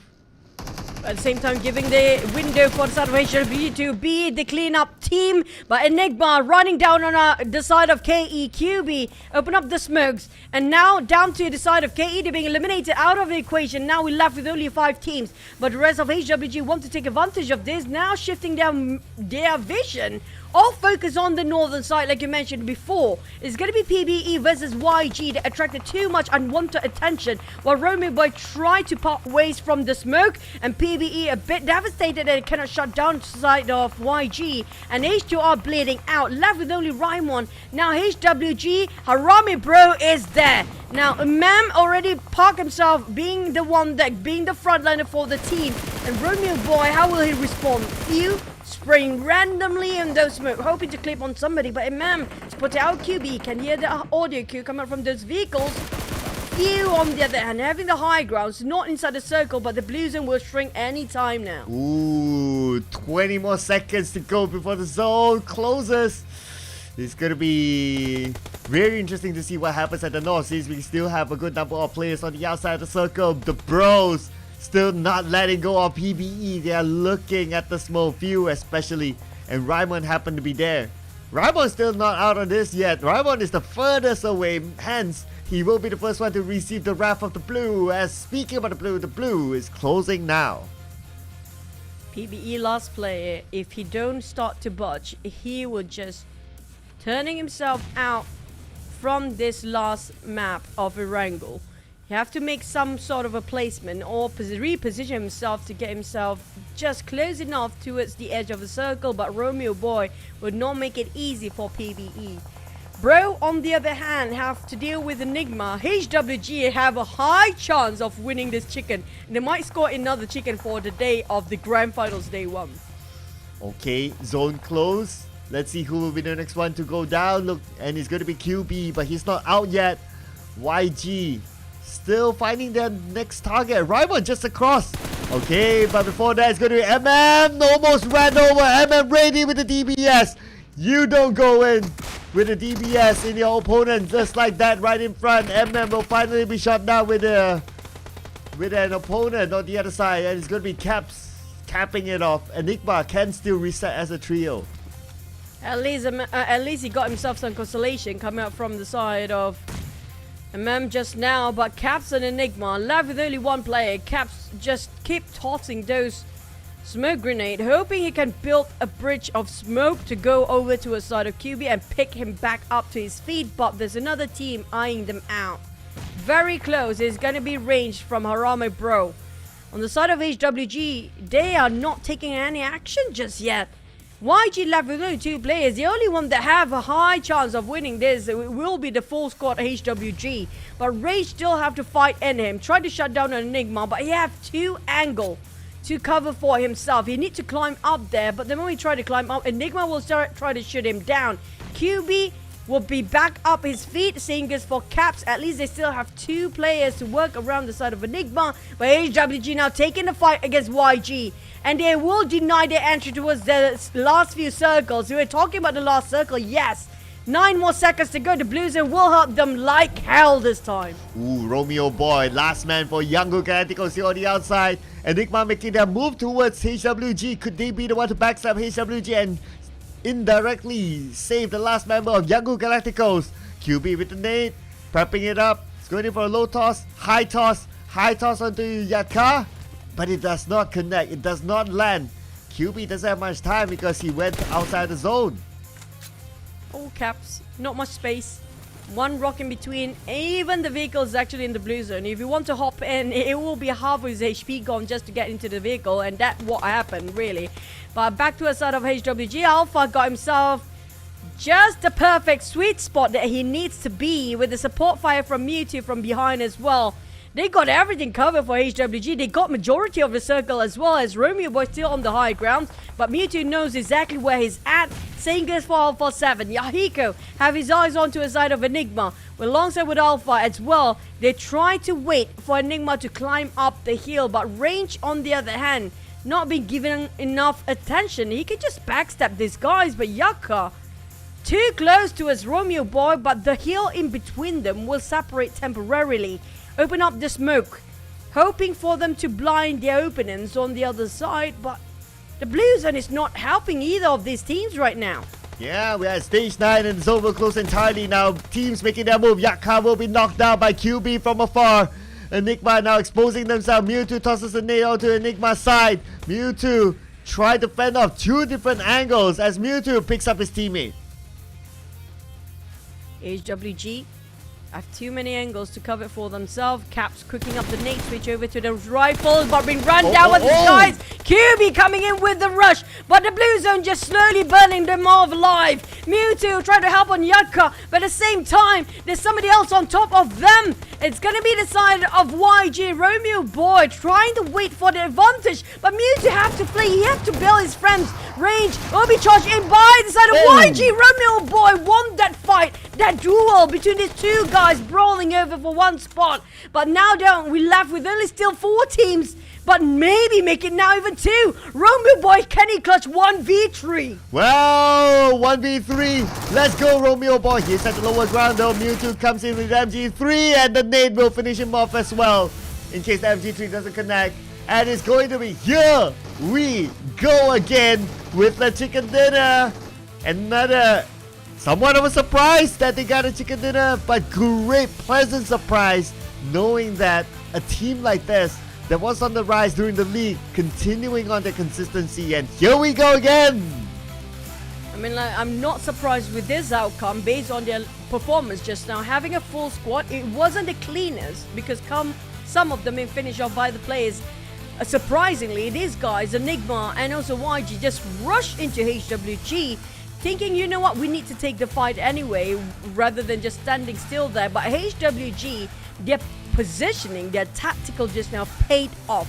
They were taking the space where nobody else is there, and they're trying to take the fight from long shots instead. I'm not sure how much the entire tabulated scores for the side of HWG for now, but Mewtwo, back then he was a SKR player alongside with Yahiko. Now finally he jumping back on the train, got himself this MVP. But you know what, he should won, he got one, but he got himself 400 over damage and 3 eliminations. I think that pretty much justified the damage dished out. Ooh, okay, Mewtwo, he's been popping up this round, not gonna lie, so for him to get the MVP, great indeed. And now, HWG, obviously they maintain a full squad the longest, but for the pros, they are still up there. Despite only having a full squad for 8 minutes 34 seconds, but they still managed to slide in onto the top 4. I mean, like, regardless, we didn't actually talk about them too much when it comes to the grand finals of day number 1. These guys don't really pop off when it comes to the league itself, but when it comes to grand finals, they know exactly what to pull out their best trump cards down there. But G-Lab, as per usual, they have been engaging so early on, but they had the upper hand before. It's just really awkward with that vote just now. Here's the highlights. At least in this highlights, we do get to see APG landing a really good fight here. Sonic, that was a beautiful pro shot, not gonna lie. But he had to go up against Boyshon, who came in from the side. If it's not because of Boyshon, that would have been a great solo showing from him. Speaking of which, it happened to be the circle in an open terrain with a lot of kills in between these uneven grounds, making it so hard for the teams to know exactly where are the others. And HWG have to be having the most man in this case. But yeah, I mean, like, it was a difficult circle to begin with, right? We do know for a fact it has been a lot of northern side of the circle, but they still scored themselves several eliminations. The last time I saw them, they only scored themselves 2 eliminations when they were still having a full squad, while they're not being disrupted by any other teams on the northern side. But they scored themselves still enough to be up there, because last time we saw them in overall rankings, they were in the top 3 still. Yeah, they are. Okay.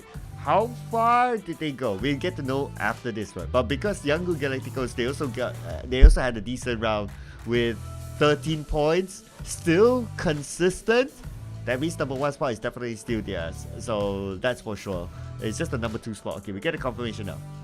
HWG at number 2 with 10-point difference from YG, and then 10 points difference with Sin. A little bit of a gap there. Last time we saw them in the previous round was 9 points in between. It's not that much of a difference. It just shows that YG and HWG having the same vibe when it comes to their objectives of the day. You know what? We don't want to be too aggressive now. We want to just play a bit more safer and try to survive in the top 5 or top 6. Then we start to fire. But the one that actually been pushed down, way down, having a initial bonus point in the middle, which was GE, now been pushed down to 8th place. This is a lot of push on the side of GE. They are tumbling down as we speak. Jack and GE went up the hill, fetch a pail of water. Jack goes down, and you guys know the nursery rhyme, okay? Goes tumbling down. But well, I mean, we are only like what 4 games, and I guess GE, you know what? GE will be happy that Erangel is done, because I think they really struggle inside Erangel. In fact, in general, throughout the day, so far it's not really their day. But after this, we'll be back for Miramar. But before that, as usual, we'll be taking a breather together with the teams. See you guys after this break.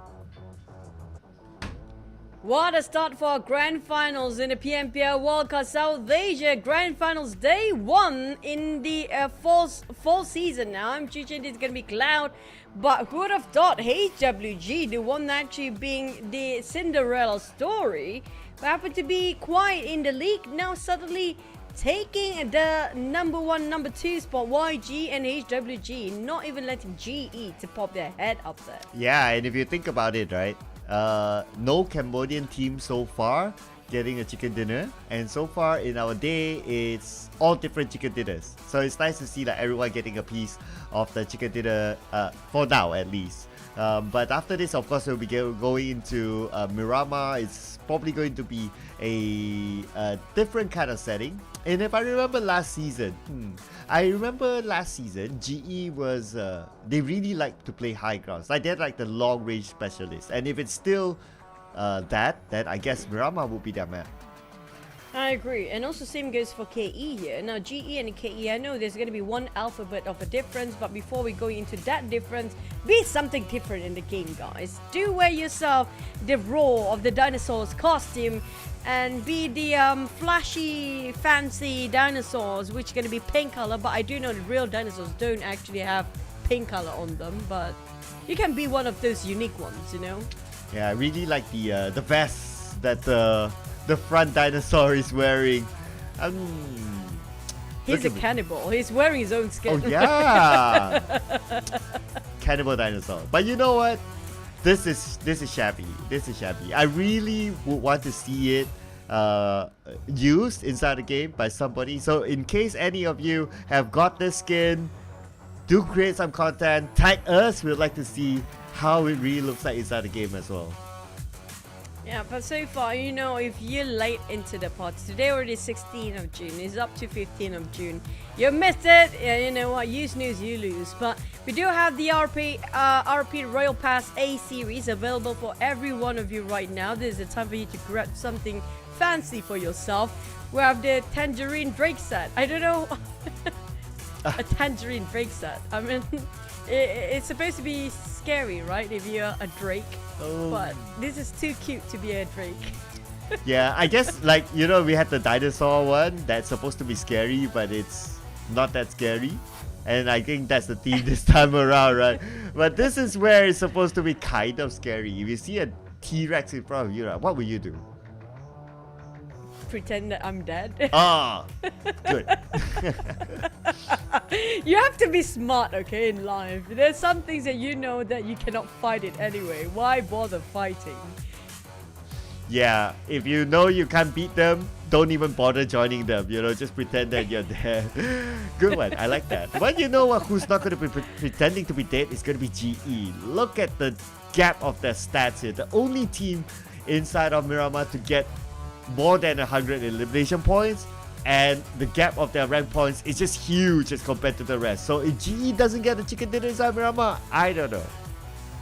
I mean, don't put your expectations too high up there, because so far the entire day, none of the teams that are actually the top performers that we have across our board right now scores anything that much. Because coming up, the Cinderella story of the rise of the underdogs, Harame Bro, YG, Sen, and HWG. Now, don't forget, HWG didn't score as much, didn't score chicken early on, but they scored such a huge number of eliminations before that. So, HWG, today is their day. But GE, like we mentioned before, right, GE, the last time that I saw them, they start to fire up is where they start to get hold of the Myanmar map. After they start to get chicken in Myanmar, that's where they start to get all those chicken in Erangel as well. It's like they needed something of a jolt to get their momentum starting. Yeah, maybe GE will be doing that. But you know what? As compared to the league, like league, you have a lot more games. You have a lot more games. You have a lot more days. But in the finals, you only have 3 days with a total of 18 games. So I don't know when would the start be. I worry that the start will be like last day. It's like, oh, we don't have enough games to collect points. Yeah, it feels like a curse of the league and the grand finals. If you perform in the league, like in the case of West Myanmar last season, they cannot turn up that well when it comes to grand finals. Is that the case here for GE as well?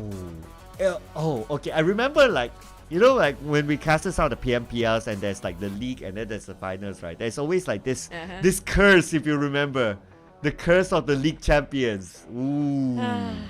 If you're number one league, great. You have consistency of 2 weeks, but we talked about consistency of 3 days. I mean, like I am not disregarding their credit, yeah. But GE, they need to make something out of this right now. This is supposed to be their map, but I'm so scared to have my expectations so high for GE because today is just too quiet for them. Yeah, I'm starting to worry for GE as well. I don't know what sort of a prediction I'll put in tomorrow, but well, today is today. It's still day one. And stats-wise, I mean, well, they had the better stats inside Iranga as well. But at least inside Myanmar, they had a stat that is like quite a gap between the other teams. So if they don't turn up here, I don't know. But like what you say, I'm putting my expectations low as well at this point. I'll be like, okay, if GE gets it, and then it's like, okay, finally we get to see something for them. But of course, it's about consistency. Can they bring you on to the following round? Will be another question. But GE has to do it inside of Myanmar. If not, it will be a disaster for them. Let's go, Myanmar!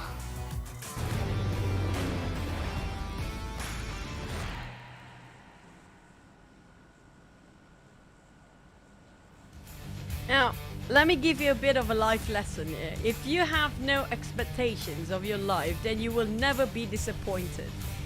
So I don't want to be disappointed. I don't want to have expectations anymore.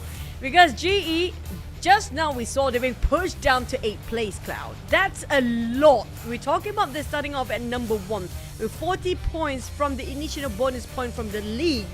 And now being placed to 8th place.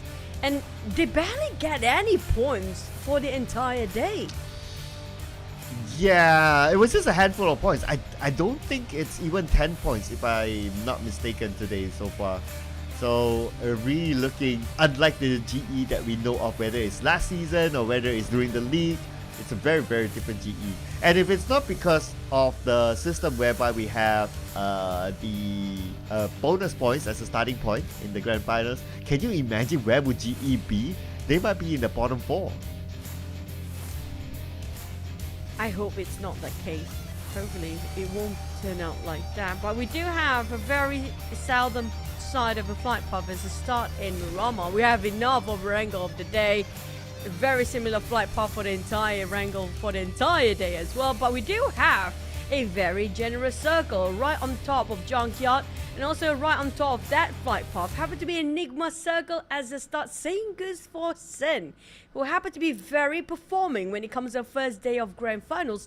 This is a good opportunity for them if they can hold their ground and slowly just trying to get as much elimination points while they can catch up to the second place here. Oh yeah, it's only 10 points between Sin and HWG, so it's very, very doable for them. But they also need to be careful of the ones behind them. Okay, West Point Mamba is only 2 points behind Sin, and then you got the Bros with 13 points. Okay, KE as well, 13 points, and so on and so forth.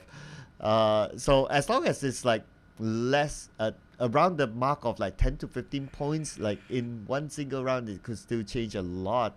And these are some of the teams that are capable of getting elimination points, including West Point Mamba, at this point including Bros, and including KE and so on.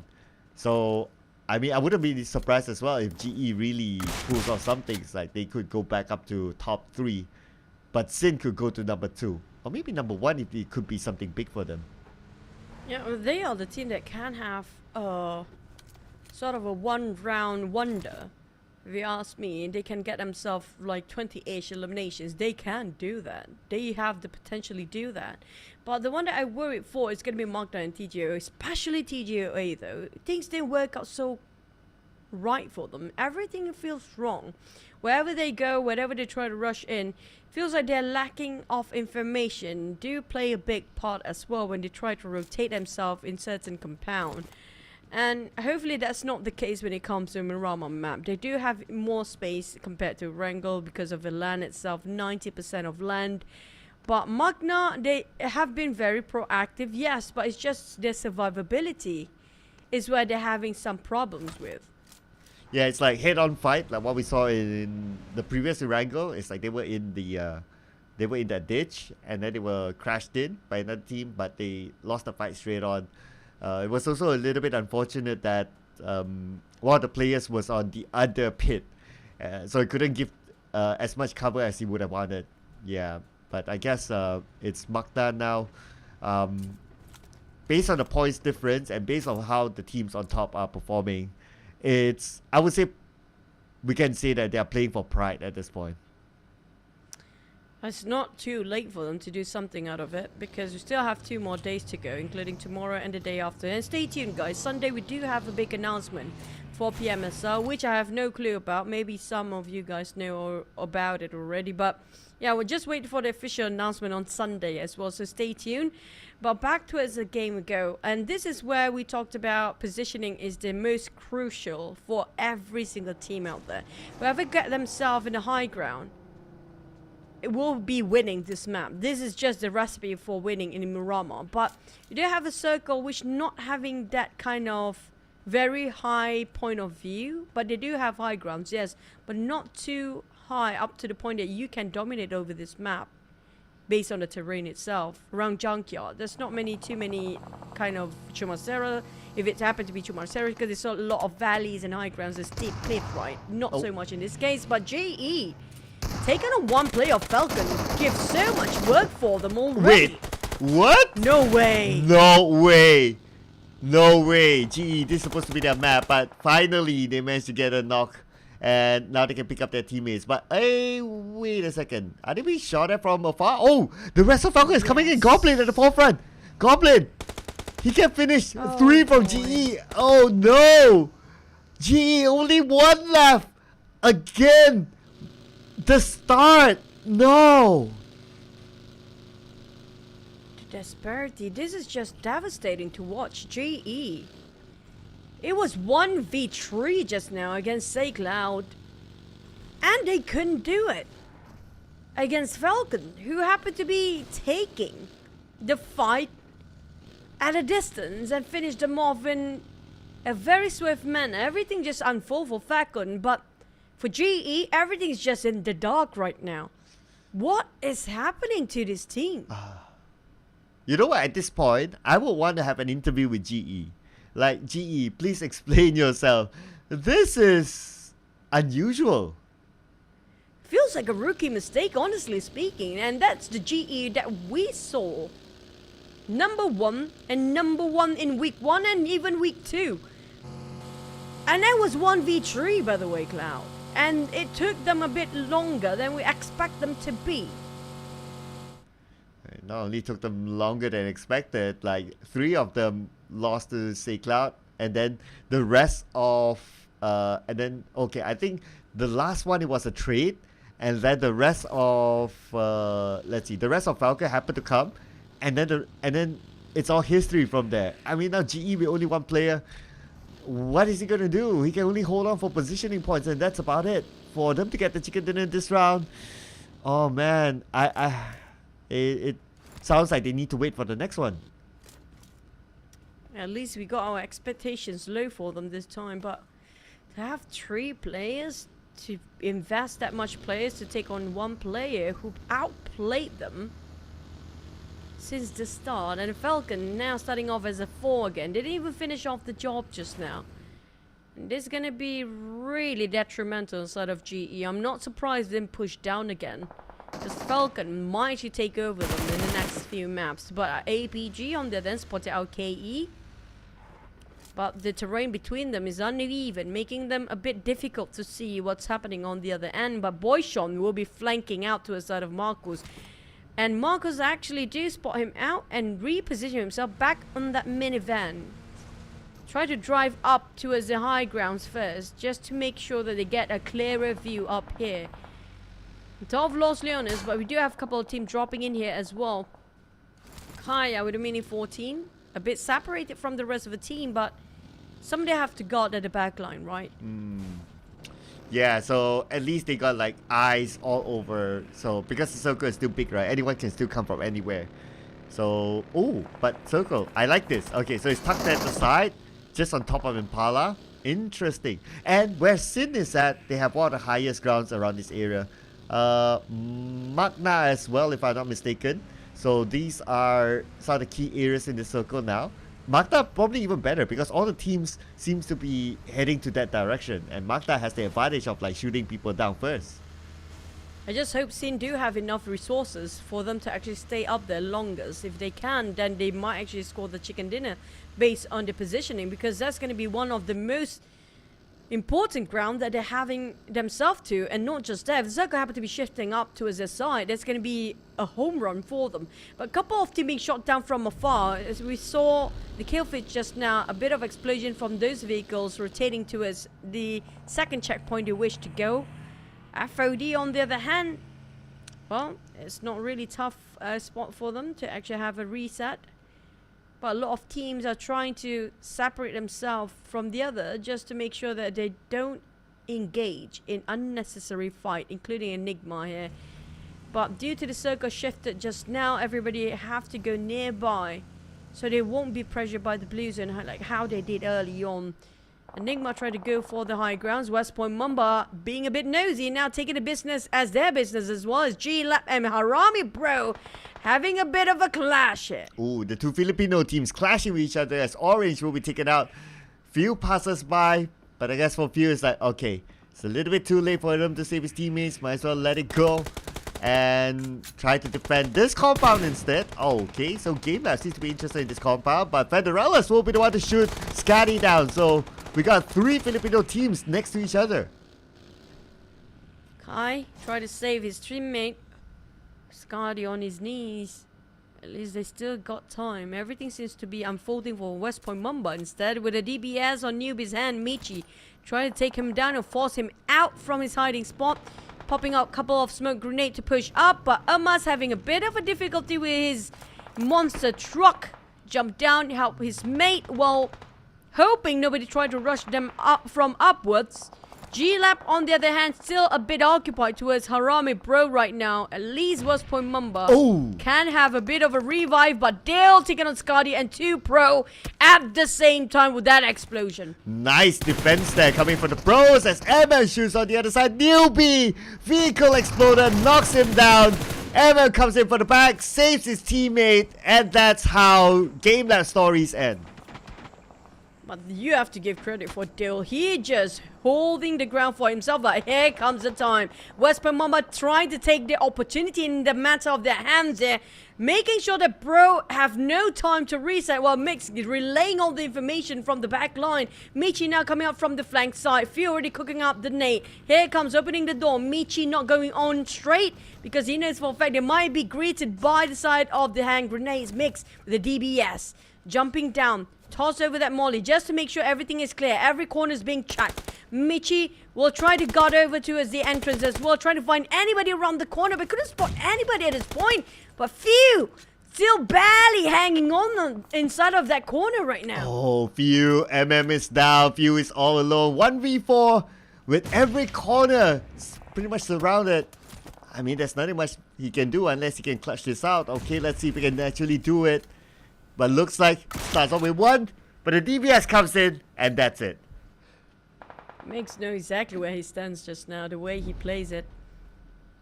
We do have Harami Bro, valiant effort with 3 scores in the back, and G-Lab scored himself 2.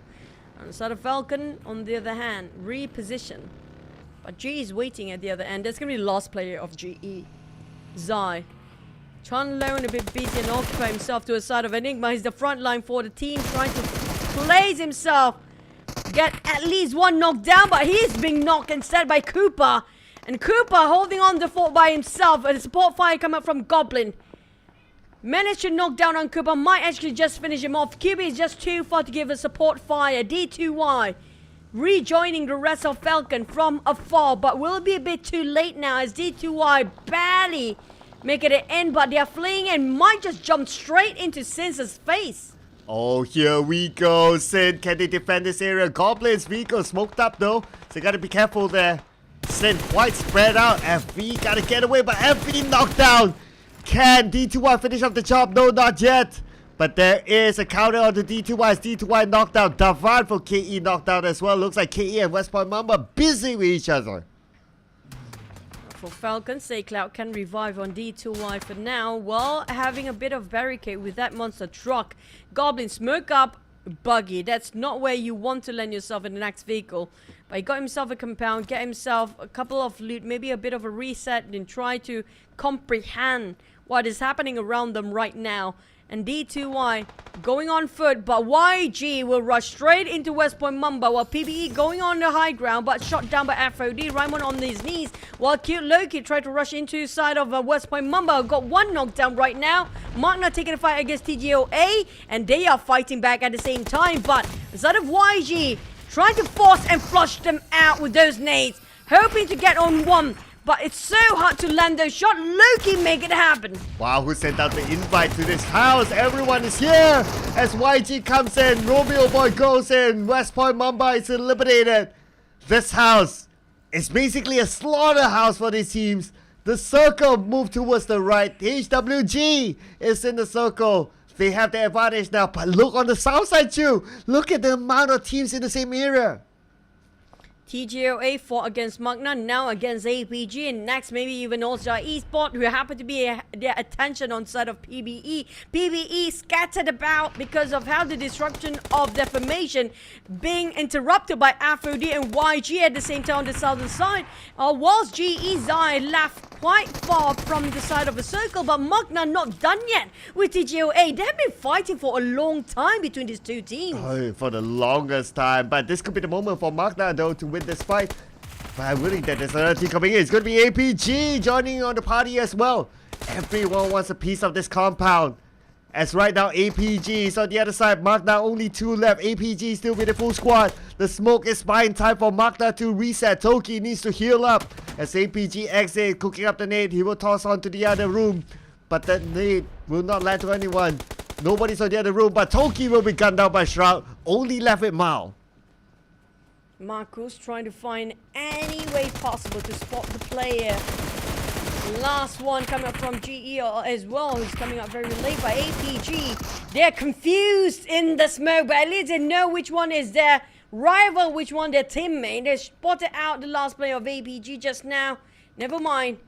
Osja Esports now going against PBE. HWG still quietly at the sidelines, but FOD starts to move as well. But PBE, they have to take this fight regardless of how they want to avoid it. They can't. And Astro Axe dropping a big one on Moonboy. They will fight back as Skynet shooting down on Moonboy at the same time. A bit of a trading done, but PBE left with only 2 players. They scored 2 right now, but Osja Esports, they still have a full squad. But FOD trying to be the third party, now park themselves, pull over towards the side between these two teams. Wow, it's just fight after fight after fight here.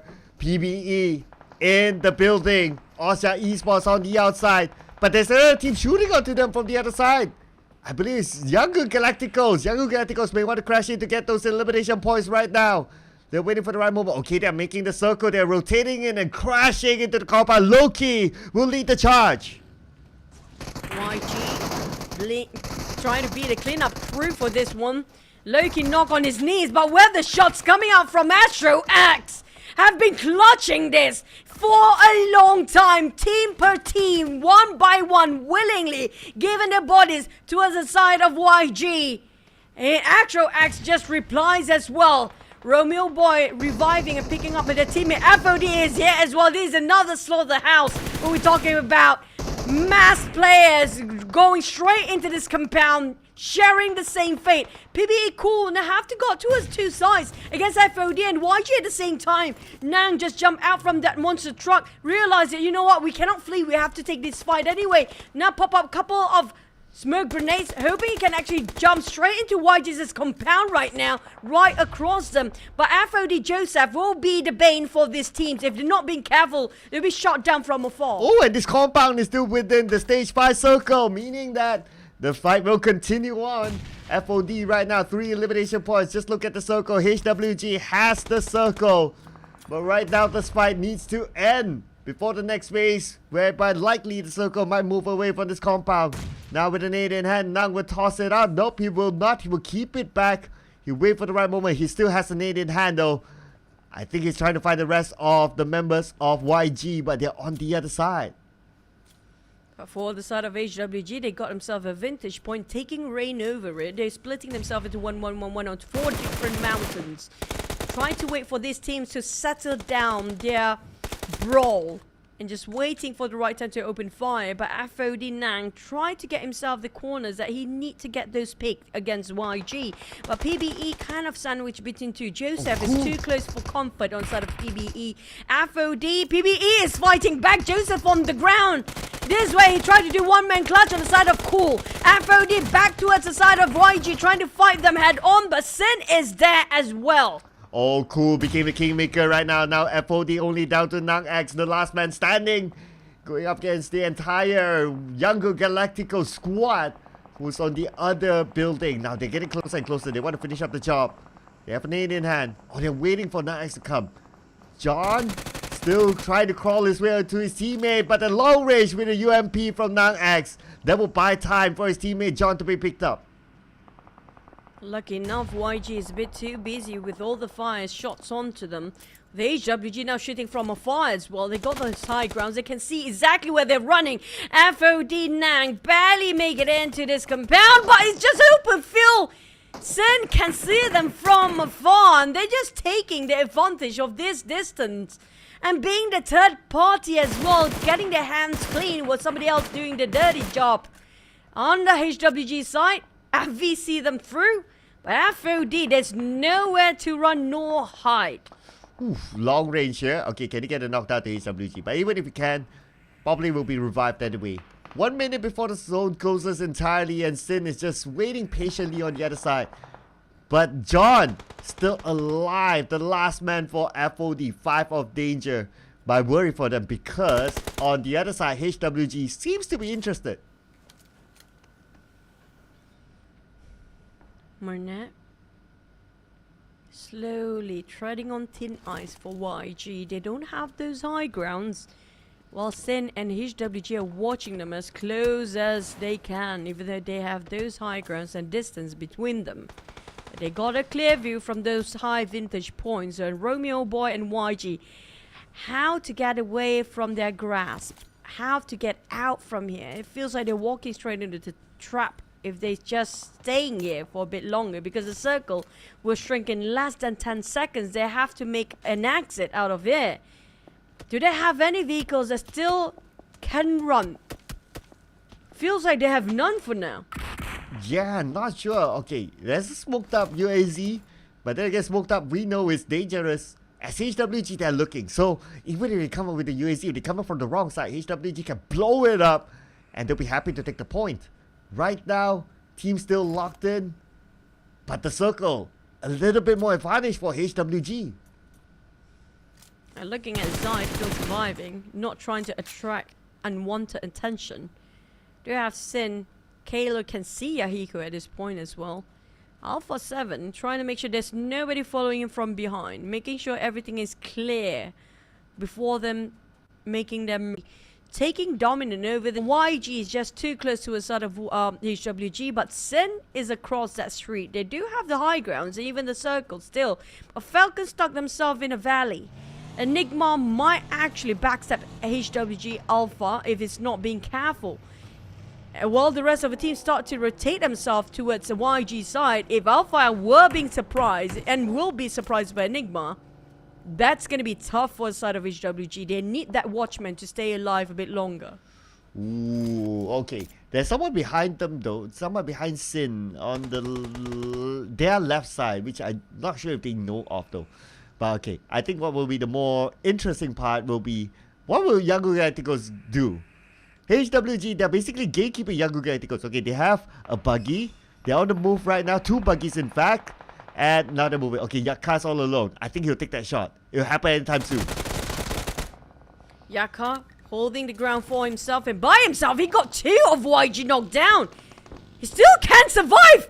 He clutched it by himself while Romeo Boy finally shutting him down. Mewtwo finally here to help, but he cannot even push a bullet out.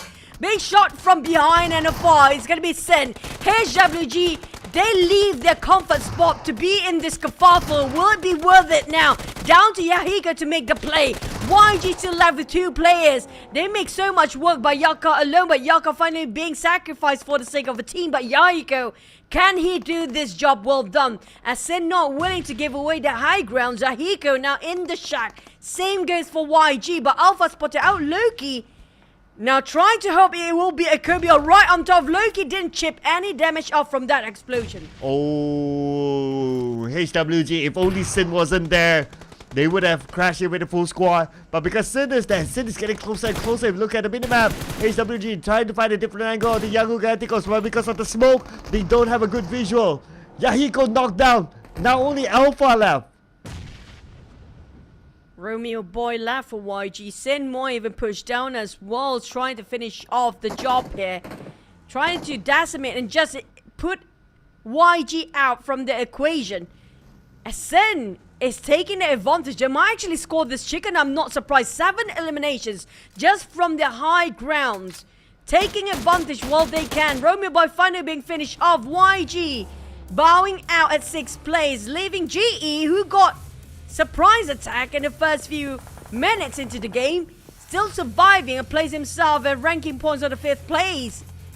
GE and HWG, surprisingly HWG got themselves that compound, but they have to leave. The moment they climb down, that's where they're being shut down at the same time. But Falcon realized they're sharing the same place with Sin, while Sin still have so much space to play with. They got the high ground, they got the most preferable conditions to win this chicken. All they need to do is just having the team comms to focus on whatever angle they're focusing on right now. Even Falcon having a bit of a problem against Sin. Yeah, everyone else is below Sin right now.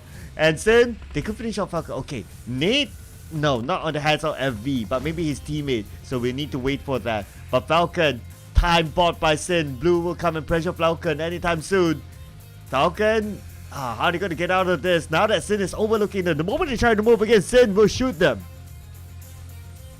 Sin, they're definitely number 1 spot right now, taking over YG with 8 eliminations.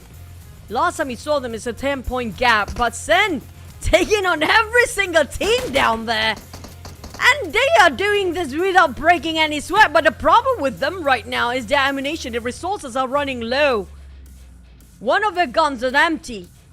QB on the other hand and Caps have to deal with Falcon before they can even deal with Sin. HWG still have Alpha on the other end. That's going to be the main fragger on that side. But where is Zai? GE Zai still taking a small shack. Well, we do have Caps dropping on one big nade to the side of one of the players. But Caps trying to shut down on HWG. Close enough. It's going to be Alpha. Caps going ring around Rosie and trying to toss this nade. But it's going to be off angle here. Alpha is just 2 HP left. Managed to have a reset. Enigma 1 knocked down. They will pick themselves back up to the feet. But Alpha 7 on the other hand. You have to just be kidding me right now. Took them so long to shut down this one particular guy from HWG. Oh man, Alpha, such a survivor. But he hasn't got himself any elimination points perhaps now. But no, denied by Enigma from the other side. So now we're down to the top 3 teams. Zai, can he defend this? Make that top 2. And it's going to be Sin happily collecting that elimination point. Sin still a full squad after FV's revive. Enigma 3. Could it be Sin? Double chicken dinner. And we're only in day 1. I'm not surprised. Look at where they stand right now. They have the compound, they have the walls, they have a lot of covers. Compared to the side of Enigma, in open space, but at least those terrain will help them for a bit much longer. But at the same time, QB shot down more from afar. They don't have any sort of troubles for now, but those SLR make it work for QB. Okay, managed to even up the odds right now, 3v3. But I guess both teams, they still wait for the circle. But now that Caps knocked down Holy Logic, this could be the moment for Enigma to get across. By Enigma, I don't think they have a vehicle, but because of this kind of angle, okay, from our view, it does look like Enigma has a good angle to actually get across. Nate will be tossed out, and now at the same time, Holy Legend will be picked up, so they will be back 3v3. Enigma trying to spreading out the formation, going for a 1-3-1-1-1, surrounding the compound of Sin right now. hoping it will be a clutch for them against the number, but at least it's equal out the odds with one knockdown just now, with Moy being finished off. Sin down to 3. Equal fair ground for both teams. But AFV do have the high spot. They do have this rooftop taken over by AFV. But at the same time, the circle will shrink. Now there's going to be no more circle left for these guys. Enigma have to push forward, like it or not. But if Sin's side being finished off by the blue zone first, they have to get out of it. Yeah, this will be the finale, ladies and gentlemen. But Sin is surrounded by Enigma. Look at Enigma's cover. Even up on the high ground on the other side of the road, there's one player from Enigma. So Sin needs to be able to pick them off quick. But if they don't, Enigma is just going to close in onto Sin. And now Enigma pretty much have all angles covered. The Holy Legend tries to get away. Spooky sees him. Spooky, will he pull the trigger? Spooky not pulling the trigger yet. Discipline. But then on the high ground on the other side, looks like Spooky finally pulled the trigger and FV punishes him. Looks like Caps down first. QB might be next. Holy Lunge just drives straight into the side of Enigma. One more player down, Sin.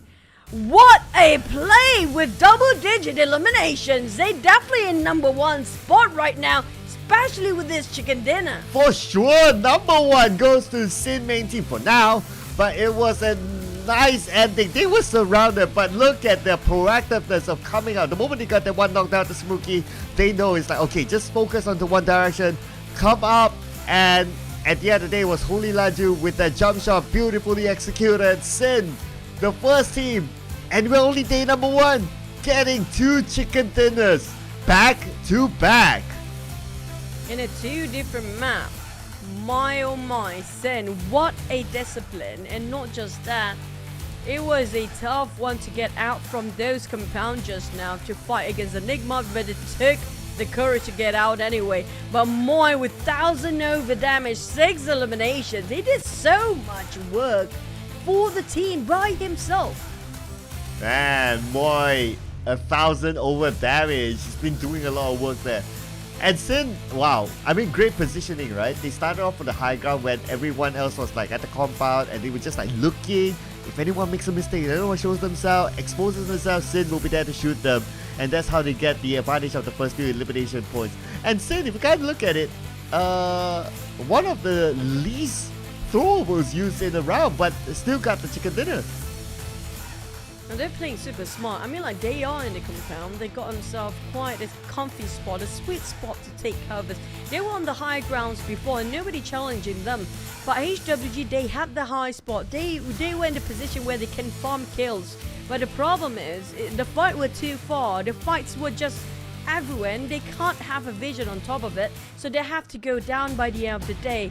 But speaking of this round itself, I feel like especially GE a big question mark. Something is so wrong with this team right now when it comes to grand final. I don't know what's happening on their end, but this is supposed to be their main map for GE. But for the others though, Sen especially, who would have thought they are the first to have a back-to-back chicken dinner and a huge volume of eliminations as well. Yeah, definitely more than 10 eliminations in total after that finish.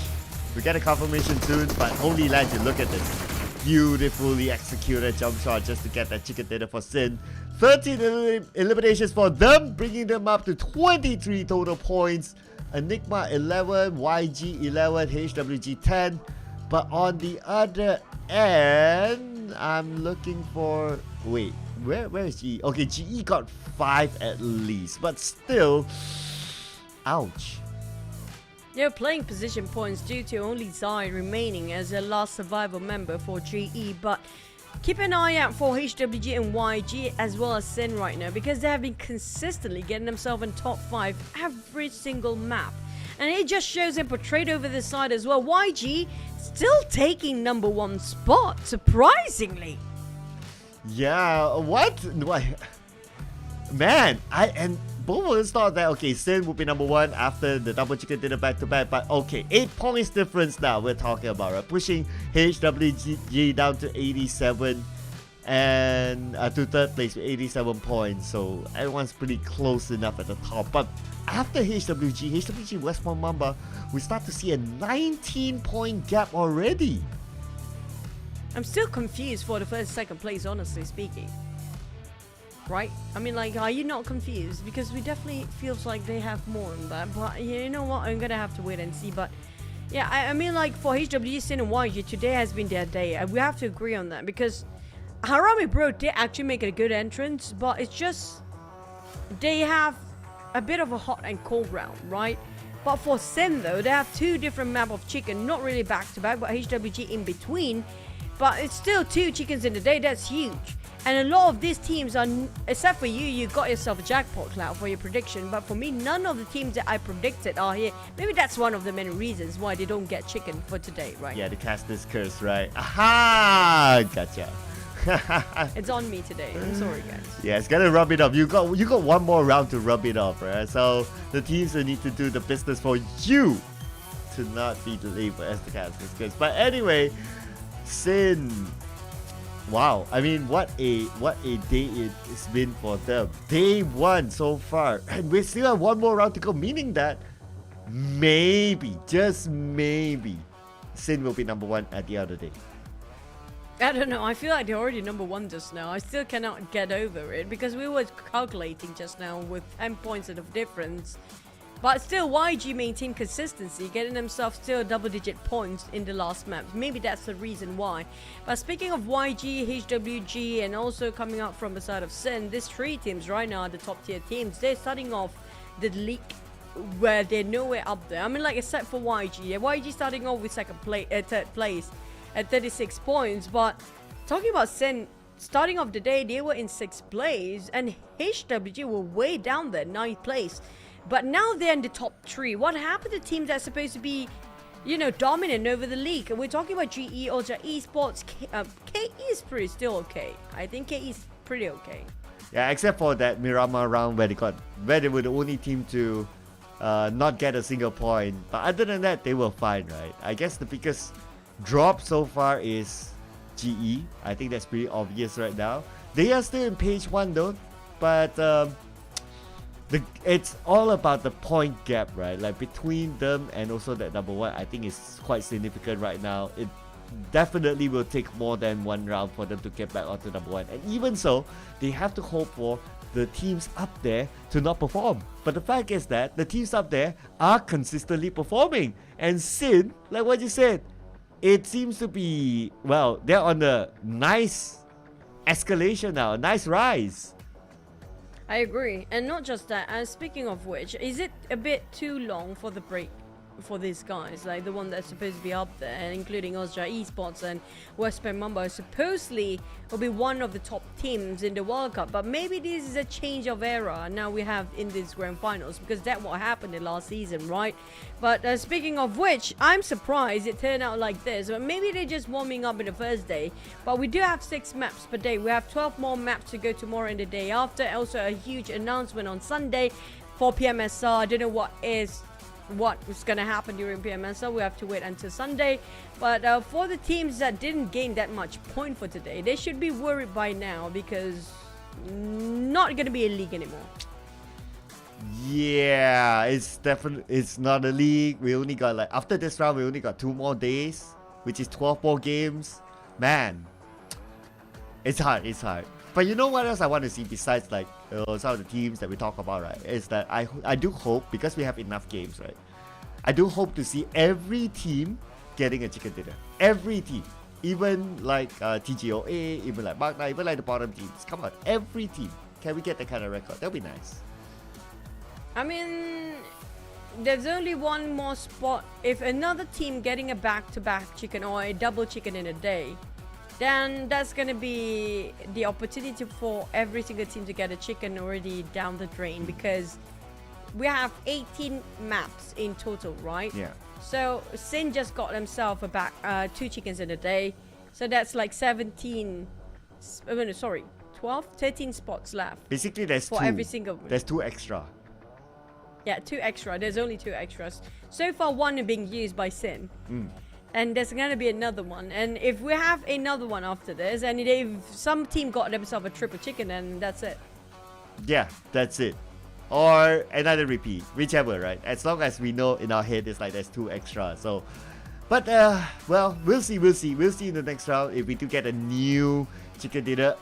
Maybe GE finally living up to their stats. You know, I mean, I don't want to bet on it anymore because it feels bad. I feel like I'm doing the curse for them. That's why I don't like predictions as much, right? Because we feel like we're partly responsible if they are not performing that day. I mean, like, you know how it feels sometimes. Yeah, it's on you now. Okay, unless they can get a chicken dinner after this. Oh, okay. Well, we'll hold on to that. We'll hold on to that for one more round at least. All right, until the game is over, there's still opportunity. All right, just putting it out there. But hey, it's surprising that the Philippines rising up to the occasion when it comes to the grand finals. I feel like they have been hiding their best strategy and tactics just for the grand finals. That's why they've been downplaying during the league itself. You know, you just need to get into the grand finals. That's it. That's what the league is about. And when it really matters, like the grand finals, this is where they put out all the best cards, especially the Philippine teams right now. Yeah, so far they are doing so well. But speaking about, like, if you group by region, right, the Cambodian teams so far no chicken dinner yet. And Cambodia during the league stages, they're doing fine. In general, I'm talking about. So it's a surprise to see there are no Cambodian teams with the chicken dinner yet. But who knows? That fate could change. In our last round for today, head back onto Myanmar.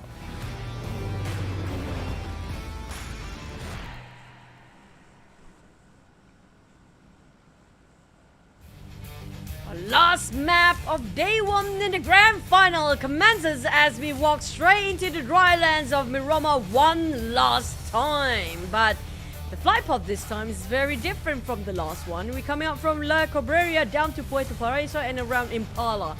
And it's always about the circle, you know, accommodate with the circle and the flight path.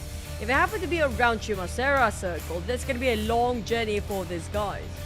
Yeah, and going to be very challenging for our guys as well. But of course, we like challenging circles. We got closer in Impala, so I'm kind of happy.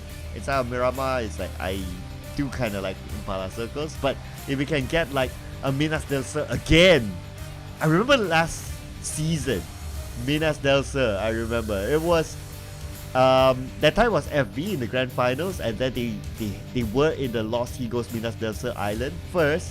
But they failed to defend. So there was kind of like a plot twist there for the team that went through first. So hopefully we get to see a repeat again, see what kind of plot twist will be served this time around. Yeah, I think I was with you that game. Yeah. We did have that one Minas del Sur. That's the one-time thing, right? There's only once in a lifetime opportunity, like how we saw Zaki early on. But we do have Monte Nuevo as high chance of that circle will be in the next one. Crater Fields, we do have a couple of teams including YG passing by it, and a lot of teams dropping quite early on the northern side, so a lot of them are very near or even inside of a circle from the start. Now, speaking of the start, we did have a very tragic start for GE. I don't want to remember that, but it just keeps playing in my mind about how 1v3 failed terribly in that round just now. Yeah, I guess with a kind of start, I would expect that for GE to be playing a little bit more passive this time, you know, because of confidence, right? And it's the last game of the day. You don't want to like repeat that sort of thing, that sort of disaster again, and then you have to go to sleep with it and try to come back again tomorrow. You will spend like maybe at least the next 12 hours thinking about that. So I think this time around we may see a more passive GE gameplay. I just hope it's not more passive, because passive didn't work well for them for the entire day. We only get to see the League GE again, but maybe because of the change of a strat for the other teams, make it so hard and difficult for these teams happen to be up there, including Osja Esports even. Not even having a breakthrough for day 1 grand finals because of a change of all the other teams' dynamic, even their playstyle. Making such a ripple effect for the other teams that supposedly should be up there. Well, coming up from West Point Mumba, I'm not surprised they are scattering in the map right now, because as a start looting phase is always you are your own person, you are your own man, you have to survive by yourself while trying to find vehicles. But TGO8 do have 2 players going straight into Michi, and they start to open fire. That's going to be first contact with West Point Mama Michi versus 2 players of TGO8, and at least For TGOA, this round is going to be a good start for them. Yeah, first blood. Finally, we see something positive for the guys of Asia. Now 15 points in total. And they managed to get a point onto one of the performing teams as well, West Point Mamba. But now that I think about it, right, I noticed that West Point Mamba, every time, I think there were a lot of times where, as a start, they always lose one player. Well, I hope at least tomorrow we're going to have a full squad working out until the end for West Point Mamba then. A lot of case of Day 1 Grand Finals, I feel like they're still adjusting and trying to familiarize the rotations of all the other teams out there. Even though it's just going to be fixed 16 teams, but we do have a very harmonious start when it comes to Wrangle, right? But in case of Myanmar, it's a very different story. A lot of players been picked off one by one. But for the side of FOD, they've been pushed down to 9th place.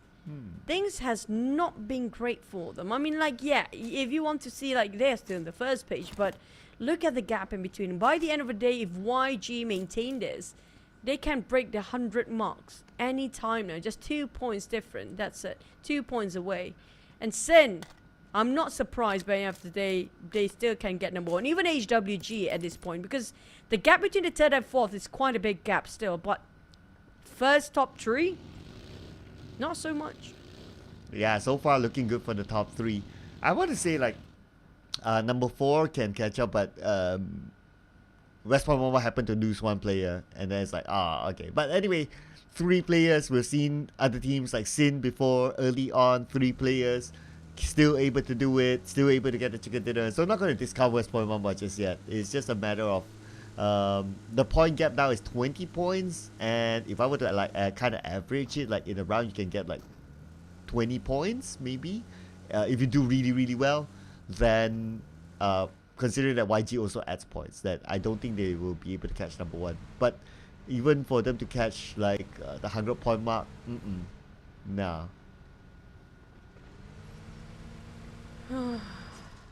What a turn of events when it comes to the grand finals. Everything go really crazy, right? It's so unpredictable, including this buggy. Happened to be moving by itself. And West, he injured himself climbing down the hills. Surprisingly, I don't know what he's trying to achieve here. Maybe he was trying to get back up on his buggy, but it's just he's slipping down instead. And West Point Mamba, on the other hand, spreading out wide between themselves just to find a bit more looting.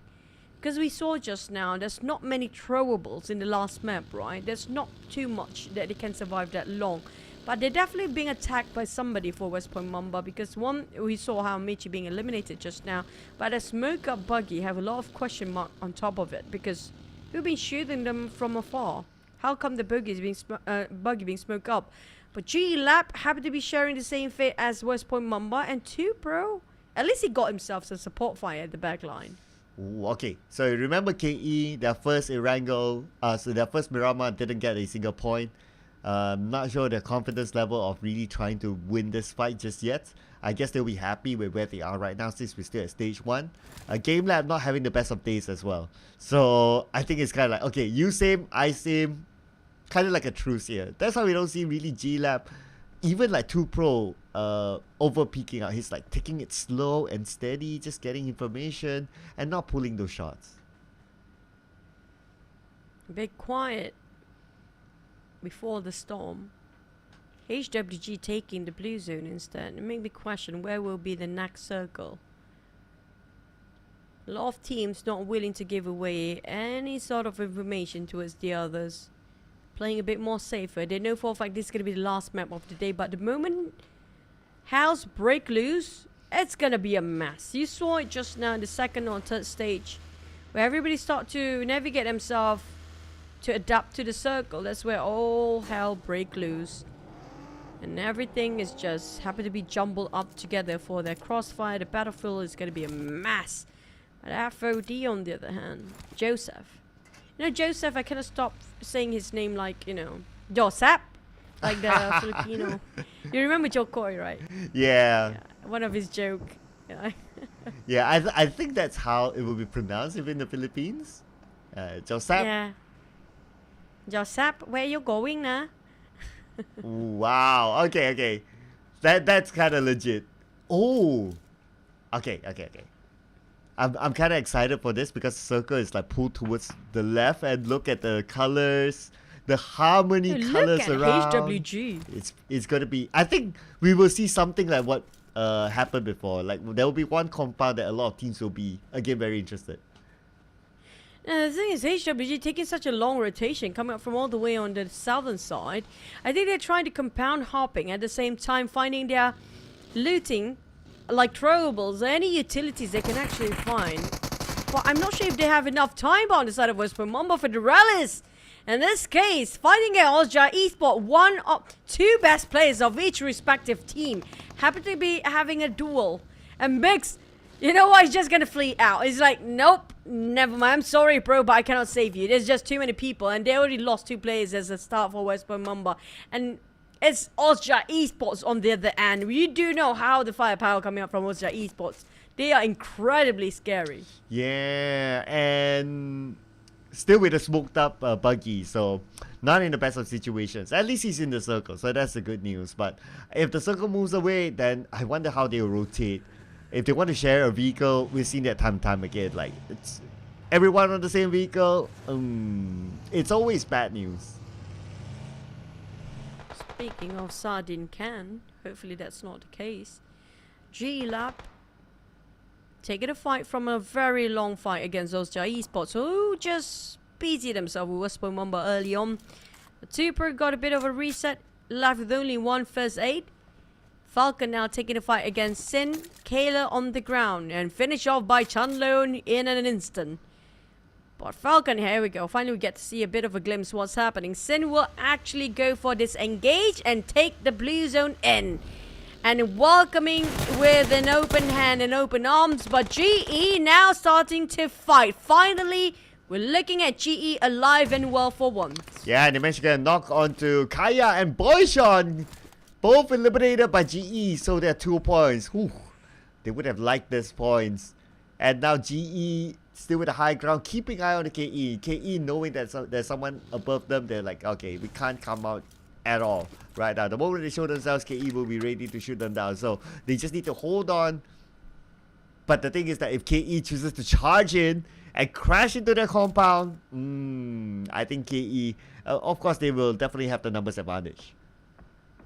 GE do have the high grounds. They see whatever that's going down there. And Falcon been finishing off Sin.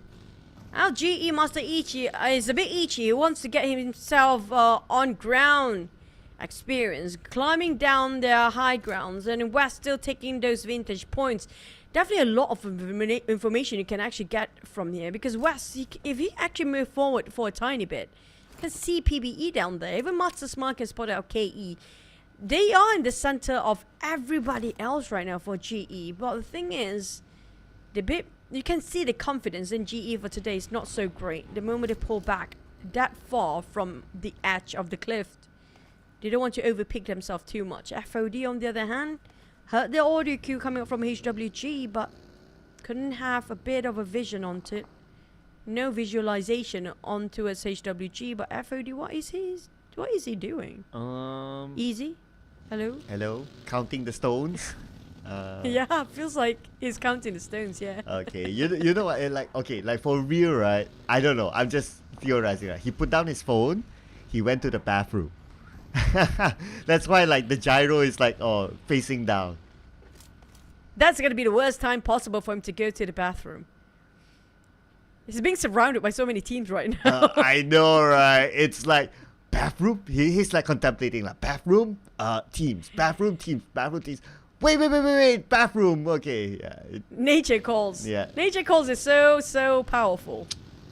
Can disrupt anything that you're doing right now. In this case, lucky enough for the side of FOD, HWG decided to make a bit of a U-turn and go towards APG instead. And they try to climb up these high grounds.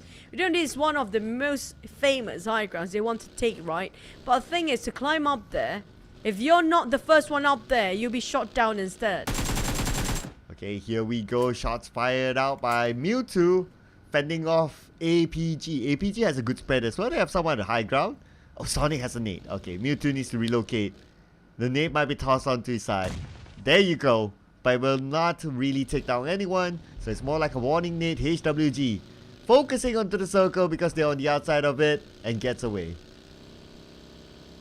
HWG take the longest rotation that is from all the way to Minas del Sur up to us around this area right now, cutting across and might clash into Falcon. They happen to be in the same compound as well. Mewtwo make a big U-turn. Nope, you don't want to be here. But HWG, they have to take the fight either way. Sin on the other end. But HWG, can they part ways in the nick of time? Yeah, he could just happen to be passing by. Unscathed, still alive. Well, Alpha knocked down on his knees. But he trapped himself in the center of the war zone. And Falcon, on the other hand, taking advantage, stopping HWG for the entirety of the team to reunite one more. But Mewtwo, that's a lot of subpar spray coming up from Falcon. Surprisingly, he got a clear side, but APG, where did that shot come from? Oh, gotta give it to Mewtwo's luck as well. Like, none of the bullets actually landed onto him, and they managed to get into the city of El Pozo. And now look at the teams at the high ground, where GE is at, KE is at. They all need to come down, but Falcons tagging out the blue at this point. We are at stage 4, and a Goblin only has 1 medkit, no first aids. Oh, this is going to be tough with the blue zone burning him off alive, and the circle happened to be... might ended up right inside of that crate. I'm not even surprised. And GE... they can take their time here because they're quite far from a blue zone still, but Harame Bro is just across them. They have to take a fight either towards Enigma or Harame Bro faces up to them, really. But Harame Bro decided to part ways against YG, not willing to take the fight just yet, and go straight towards the very plain field of a lot of haystacks. And there might be a chance the circle ended up here. Usually it will be, but Falcon... a lot of the players finish off by the play zone, and GE still not willing to climb down just yet. And it's going to be a very steep cliff if they happen to decide to go down in the very last minute. Yeah, taking a little bit of a risk here, coming in a little bit later, as there will be teams that will be waiting for them because they have exposed their position, so they know that for pros, for example, they know that okay, someone's up there, they need to come down at some point, and that's where the pros might take advantage of it. But for APG's high ground, instead, they have this circle. Now teams are getting closer and closer towards them, and that's going to be FOD. Exit finds an exit. Gotta get back to his teammates on the other side of the road, but he chooses to stay in this compound. Okay, if they crash into this, it's going to be 1v4. Just cancel out the buggy entirely, knowing for the fact, you know what, that buggy may be just running out of gas, or even the reverse is taking too much time. Now APG opening up all the doors, just giving away the position. If you have a closed door, you can't see outside, but you have an open door, you just give away so much information. There's somebody in the compound. Now for PBE, splitting themselves into 1-1-2 with one core taking the warehouse, the others are taking the smaller houses.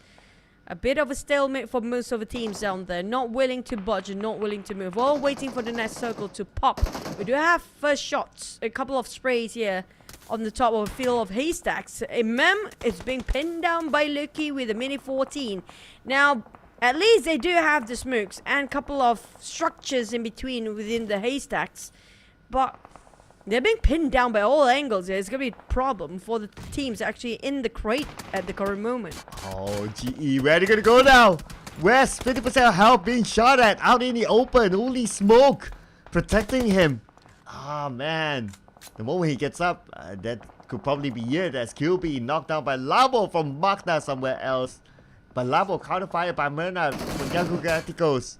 The bros quite spread out. But this is also kind of good because it's different angles that they can cover. It's kind of true, but it's a bit of a dangerous game for them. They have no cover instead of these haystacks, and whoever climbing down those high hills can see them through. PBE have quite a solid compound. KE taking on G-Lab, who's trying to climb down those hills. Caught up in between. Here comes the next circle pops, who will be favored by the circle. Also Esports taking on the southern part alongside with TGOA and even FOD, who now happen to be clashing with APG, Accent and Sonics, a bit behind with the rest of the roster. Marcus and Shroud split it by the street, and the circle happen to be taking on the side of West Point Mumbai, and Harame Bro already inside of a crate. GE kind of stuck in between there, with PBE not even the circle just yet. They need to get out from their compound as we speak. APG, Sonic, and Joseph having a bit of one-to-one trade, but Shroud responded from afar. But there's nowhere near for him to actually save Sonic at this point. Oh! Have to just leave it be, but Oja Esports. Wait a second, where did they shoot from? From the other side! And this could be an opening for APG to get into the circle at least, but can they save Sonic? It's going to be a tall order for APG now as Marcus gets in. He has a vehicle, he'll be the next one to get into the circle. But there's like, what, 3 teams in that compound that everyone wants again? Again, it's a compound fight that everyone was joining on to the party as Shroud. Knocked out by Nang X, and that is it for him. I don't think he can be picked up. Marcus managed to throw a nade before he goes down, but Marcus denying Sonic? Okay, that is interesting. It's going to be a bit of a tough decision to call on the side of APG. Marcus were willing to sacrifice his own teammate for the sake of those knocks, but Renza finished off Marcus instead, and G-Lab going for TGOA still, and G-Lab rushes straight to TGO's lair, and didn't see this one coming too, Pro, just swiftly just taking one of the player out of the equation. Newbie coming up, and TGOA scattered about. Their formation's been breaking loose. Well, Cooper of Enigma taking on Manette, as well as YG. Hardly, barely, just trying to be surviving in these 4 levels of building. Loki just gonna, easily tapping from afar. That's not even breaking a sweat. But PBE, G-Lab versus Ultra Esports and TGOA. This is a huge mess. Oh, here we go. PBE with the high ground with the nade. Tosses it onto Game Lab. Game Lab now in trouble. That nade will finish off Skadi. Raimon will be the one to take him out. And at the other side, there's Austria Esports. They're locked in with Game Lab as well. So the PBE need to reposition themselves. They heard the gunfires between G-Lab and TGOA, who has been going on in almost every single game here. But G-Lab won it over. TGOA, they are not prepared for the rush just now, and finally being eliminated out. But PBE, what is happening? They slipped down, they're being exploded for their vehicles, and G-Lab taking advantage even though they lost Kai. It's going to be one more player left on the side of G-Lab. Newbie trying to hold on to his last breath by himself. Nowhere else to support him. While PBE still trying to flush him out, even though they lost Raimon in the process, but they were not willing to let Newbie go yet. Oh, nade onto the second floor. We're not gonna at the newbie, but Momboy's being shot at as well. I believe it's from on the other side from Austria Esports. Another nade on the newbie. He managed to evade that somehow. Newbie pretty much just buying time for himself, but he's on the outside of the circle. Unless he wins this fight. Wait a second. Wait. No. Fire! Newbie! Fire! Oh my goodness. Newbie's still alive after all that, but they're going to come for the rush, and Newbie is out. Surprisingly, Newbie just molly himself for his exit just now, waiting for that molly to run out. Try to run out of this compound, but it's a bit too late for that now. On the side of GE, they're taking the center of the circle with Zion and also another player. West, if I'm not mistaken, still on the outskirts. They're split into 2-2 formation. Austria Esports taking the high grounds. Maybe alongside FOD, they have a bit of a skirmish down there, but Sen fighting HWG with Falcon, and we do have 6 teams fighting on the northwest side of the circle. West Point Mamba slowly taking Magna, with HWG taking away a couple of Magna players as well. Now FOD taking on Falcon at the same time. You're talking about 5-way war here. Oh yeah, all the teams really close with each other, and we got a good number of teams on the outside of the circle as well. As Moy been knocked down. Boy from Magna knocked down by Ermas as well from West Point Mamba. West Point Mamba only 2 players left. Magna Toki tries to find out where the rest of the members of HWG is at. Yahiko being shot at. Yahiko mollied down by Holy Lanju. PBE taking on Harame Pro at the same time, where Pro fighting backs against PBE, but Momboy secure on few. I feel like on the side of Harame Pro, they lost a lot of players, and they'll be out from this map for first day of the grand finals.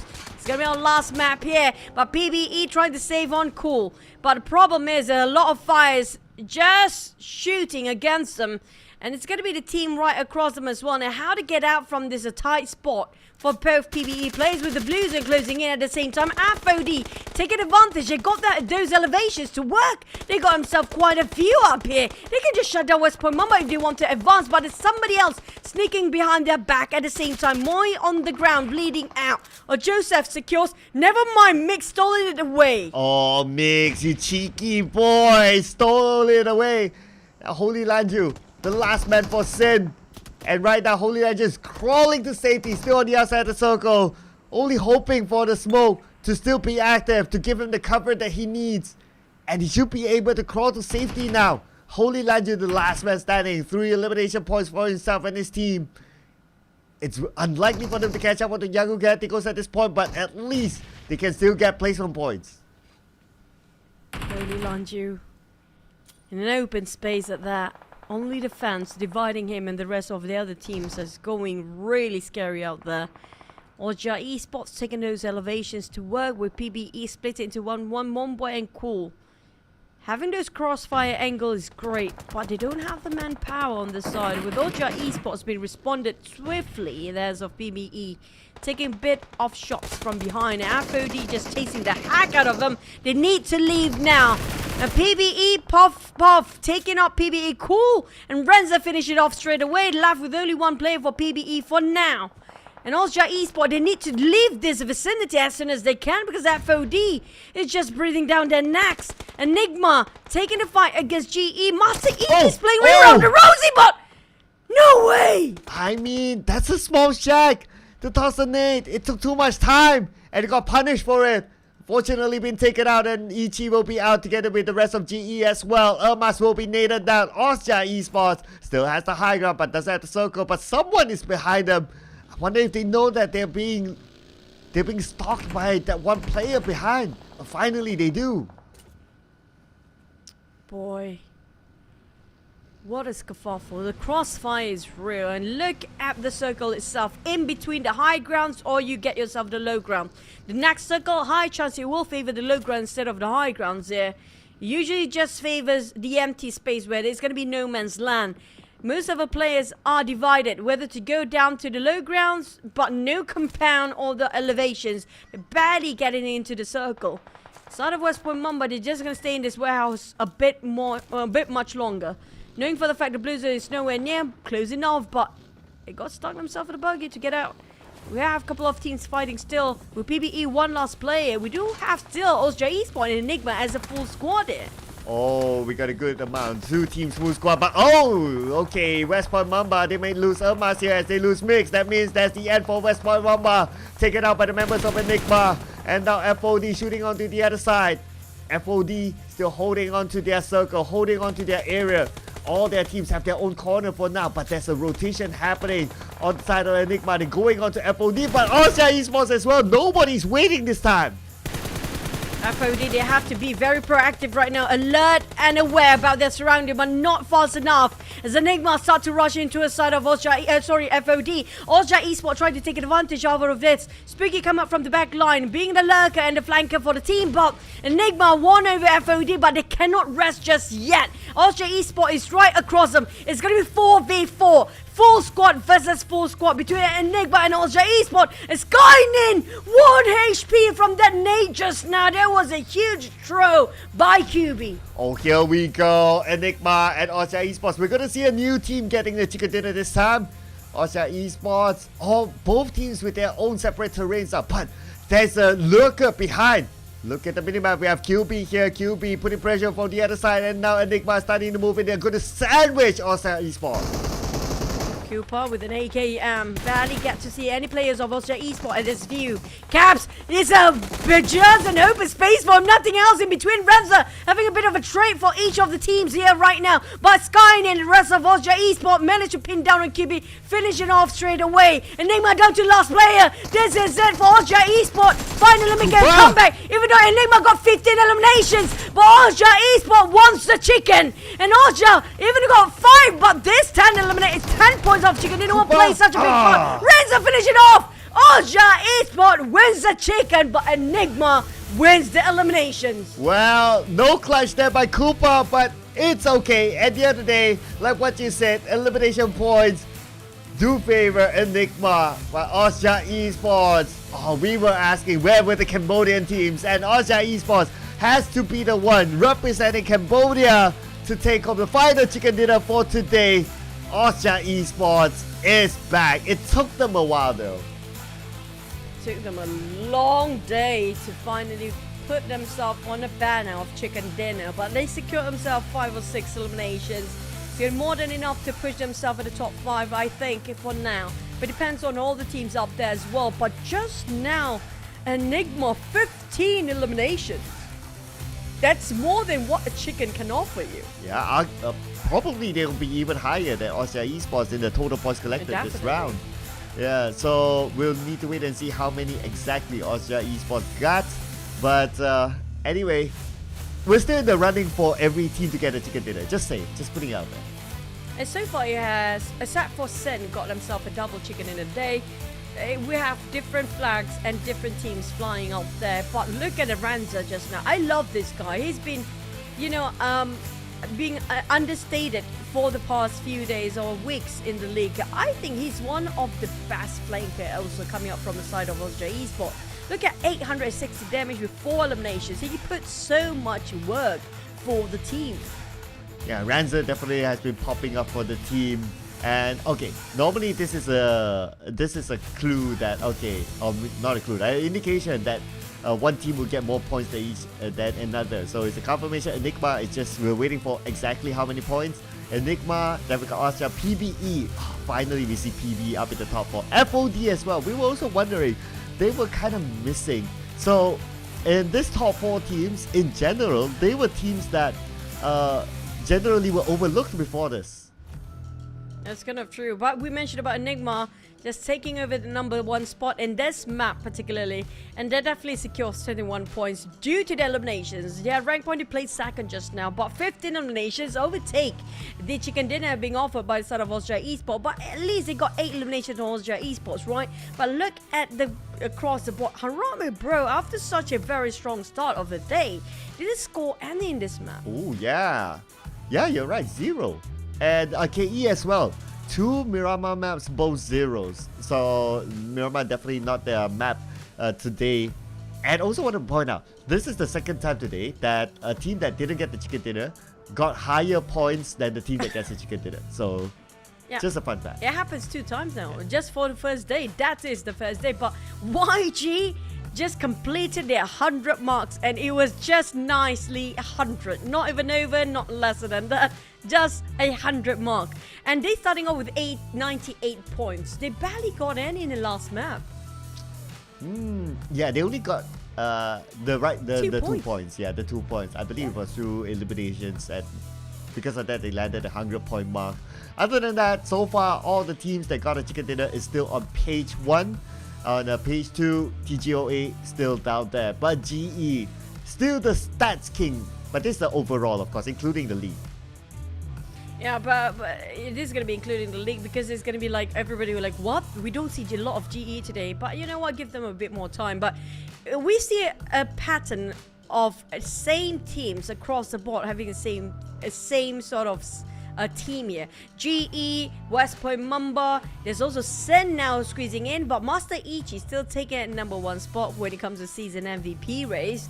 But we do have Manette, and these are the names that we do know, the top fragger for each of respective teams, right? Skynin is also the pillar for the team. Federalis, Manette. Who else that you have in mind? Maybe Sean Boy, who happened to be in 5th place for KE. Yeah, I think so as well. Probably he's like number 5 or something. Maybe he's not too far by now. But Ichi, okay, this is where I worry about Ichi, right? If tomorrow, again, GE doesn't perform, Ichi might be booted out of that number 1 spot. But his closest competitors are like who? Skynin, Federales, Mernat. Mernat could catch up because his entire team is performing. That's kind of true, but they've been working as a unit, so I think everybody is distributing quite equally for YG, including for Loki in that case. But speaking of the teams that we have not seen them the entire day, I sadly have to say GE. At least they got themselves almost the top 5, just almost, not really top 5, maybe top 7 just now. But a lot of problems for so many teams. I mean, like a lot of teams that perform really brilliantly in the league, it just a different team entirely when it comes to the grand finals. I don't know why it's happening for these teams. Yeah, I don't know. Is it like the league curse or is it like the choo-choo caster curse? I don't know. We'll try again tomorrow, okay? We'll try again. No, I don't want to do that anymore. I feel bad for today. None of my team scored any. Yeah, none. None of it. Wow. You know how I'm supposed to feel for tomorrow? I feel bad now for the team. You gotta think hard for tomorrow now, alright? I don't want to. You have to after this, but tomorrow. Hey, come on, guys, help me with tomorrow's prediction. How about we choose it from our viewers? So, you know what? I'm not with the curse. It's you guys. How's that? Yeah, put it in the comment section, guys. Who do you think will get the chicken dinners tomorrow? You can put up to 3 or 6, whatever. Just put it in. Okay, maybe just put 1. If not, you can put the whole 16. But anyway, ladies and gentlemen, that'll be all for today. We'll be looking at your comments later on just to check out what you guys say. My name is Sir Cloud, together with Choo Choo. We'll see you again tomorrow. Bye.